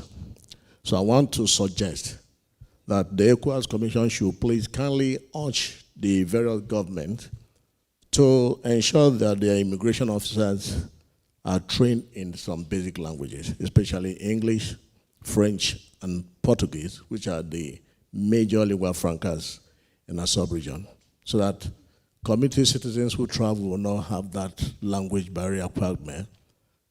I think that's my major suggestion. Thank you.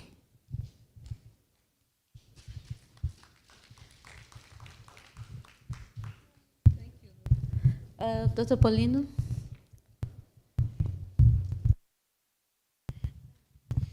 Muito rapidamente, obrigado.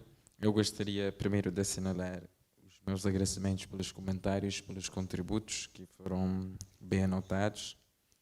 Certamente são úteis. Eu vou fazer um comentário geral, porque não posso responder a cada um individualmente, mas eu queria assinalar dois aspectos. Acho que uma das questões que foi levantada aqui é se de facto há livre circulação de pessoas, bens e serviços na CDAO. Creio que há um consenso à volta disso que podemos responder com toda a certeza que sim. Ela tem seus desafios, obviamente que sim, mas há um progresso nessa região e nessa comunidade Um dos principais indicadores é se retirarmos a CDAO desde 105 para cá, talvez a nossa região ainda hoje estaria a confrontar um conjunto de dificuldades maiores em se conhecer mutuamente e teríamos talvez fronteiras mais visíveis. A nossa principal fronteira hoje que vivemos na atualidade não são tão fronteiras físicas, são fronteiras simbólicas. São a nossa construção sobre o outro. Esse debate sobre as fronteiras, por mais que a CDAO enfrente um conjunto de desafios ligados a estruturas ainda pouco adequadas às tecnologias que permitem partilha de informações, como o sistema harmonizado à semelhança da União Europeia, que permitem os polícias de fronteiras, agentes de polícia estarem informados sobre o indivíduo ou sobre bens e serviços, mas também nós confrontamos com fronteiras simbólicas. Esse é o maior desafio que geralmente, não somente na CDAO, mas em todos os blocos regionais e mesmo nas relações bilaterais entre dois países, barram e impedem com que de facto haja uma maior livre circulação de bens, pessoas, capitais e serviços. Se reparamos, no protocolo da livre circulação foi estipulada que este protocolo deveria entrar em rigor de uma forma plena 15 anos depois. Feito bem as contas, em 1980 o protocolo entraria em vigor, então em 1995 teríamos de ter um protocolo muito bem implementado. E até hoje ela continua com os seus desafios, especialmente a sua terceira fase, que tem a ver com o direito ao estabelecimento. Esse é um processo relativamente normal. Nada de incomum, porque são dinâmicas próprias da sociedade, são dinâmicas políticas próprias de uma comunidade regional. Esse é o comportamento em que vamos tendo ao longo dos tempos. O importante é que a CDAO está a assinalar progressos. Isso é que nos importa. Então nós vamos potencializar esses progressos já sinalizados e vamos, claro, tentar fazer os nossos esforços para que também os aspectos menos bons sejam combatidos. A pergunta que eu faria não é hoje, pelo menos a minha investigação durante 2 anos em campo, eu faço investigação sobre fronteiras, mobilidade e o processo de integração regional. E na altura, no início, a principal pergunta que eu fui investigando era essa, se a fronteira era aberta ou fechada. Mas depois de uma longa conversa e depois de debate, eu mudei a minha perspectiva de ver a mobilidade. A pergunta que eu fiz, e que geralmente os atores que investigam esta área fazem, não é se a fronteira é aberta ou fechada, é quem, quando, como e onde atravessa as fronteiras. A migração tem um status. Geralmente um diplomata é mais facilitado na mobilidade, diferentemente de um passaporte ordinário. Os documentos facilitam-se também. Então a migração ela varia-se também no tempo. A sua natureza vai se moldando conforme as dinâmicas, ou seja, então essa é a pergunta. Quem, como, quando atravessa as fronteiras na CDAO? Para quem o protocolo da livre circulação é direcionado? E, sim, eu gostaria de tocar num aspecto que me é caro, relativamente ao artigo 4º do protocolo 79. Sim, já vou concluindo. Sim. Eu não acredito que seja a segurança que fizeram os Estados-membros ou motivaram os Estados-membros a ter o artigo 4º, a cláusula 4ª do protocolo. Porque a segurança ela é uma dimensão presente mesmo antes de qualquer bloco regional. Ela já é presente na situação da migração. Há 3 aspectos que quase determinam isso. Tem a ver com saúde pública, a segurança e estar munido de um documento. Muito obrigado, era isso.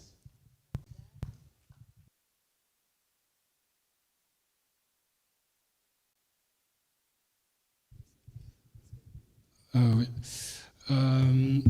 je vais simplement rebondir sur ce que le professeur Landy a mentionné par rapport à son voyage, pour aborder juste un peu le point de la libre circulation des biens et services dont j'ai pas eu le temps de parler. Et je pense que c'est important aussi pour les personnes qui connaissent pas la réalité du Cap-Vert de comprendre qu'aujourd'hui encore, en 2022, après tout ce parcours parcouru, il n'y a pas de liaison maritime directe entre le Cap-Vert et le continent.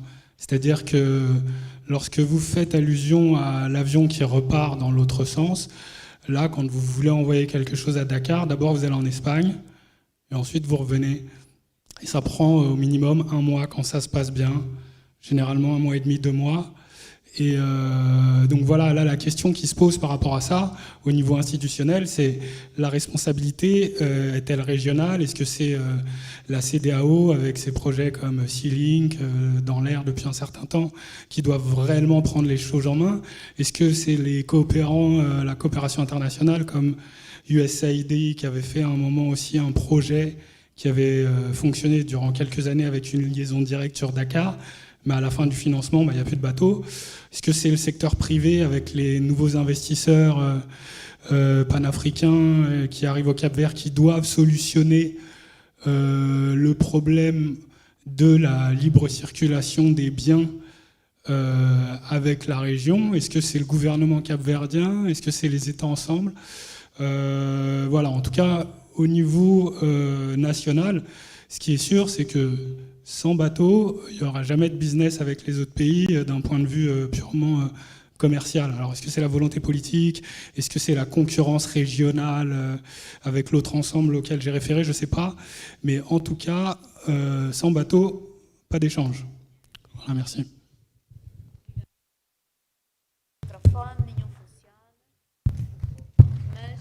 Pedia-vos uma salva de palmas aos nossos painelistas.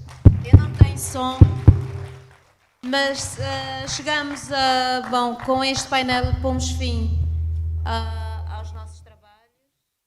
Nós agradecemos, em primeiro lugar, aos nossos painelistas, mas a todos que vieram de longe e que enfrentaram os problemas da integração para chegar à praia. Mesmo levando 2, 3 dias de caminho, mas disponibilizaram-se e estiveram na praia. Isso para nós conta muito e é muito importante para que efetivamente não desistamos, ainda que as dificuldades pelo caminho sejam muitas. Portanto, agradecemos a vossa presença portanto, este, sendo o último painel, fecha esta parte da conferência, mas com certeza amanhã estaremos todos aqui às 9 horas para darmos continuidade e debruçarmos sobre o nosso relatório final. L'après-midi?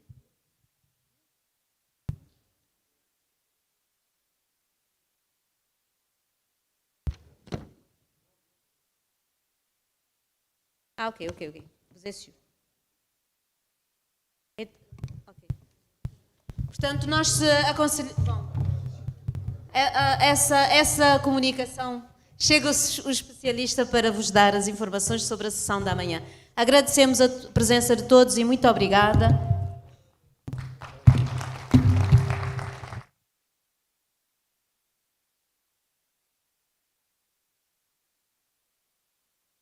Thank you very much, Honorable Justice Costa and her team.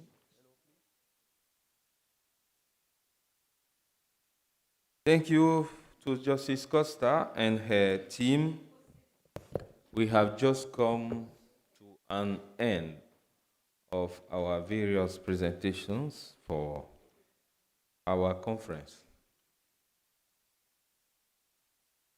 On behalf of the President of the Court and our judges, we would like to congratulate and thank all our presenters who have accepted to give the substance of the knowledge and experience to discuss on issue of integration, regionalism, on our topic. A gentle reminder for tonight, the dinner at Hotel Pestana Tropico at 7:45. Buses will leave your various hotels at 7:30. Tomorrow, our drafting team will be on duty in the morning. We are not having any activity in the morning, but we will be here for lunch from 1 o'clock. 1 o'clock is our lunch tomorrow. So the buses will leave the hotel maybe around 12:45 to bring you here for lunch, and after lunch, we'll resume our activities here. We have few persons that have registered for COVID tests for tomorrow.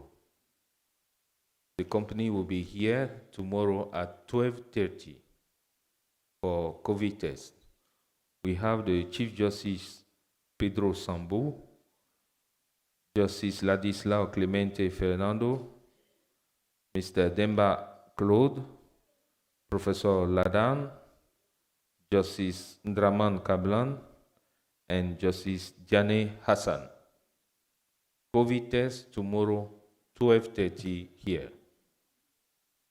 On this note, I would like to thank you all. Have a small rest, and we meet at 7:30 and move to Hotel Pestana Tropico. À tout à l'heure. Thank you very much.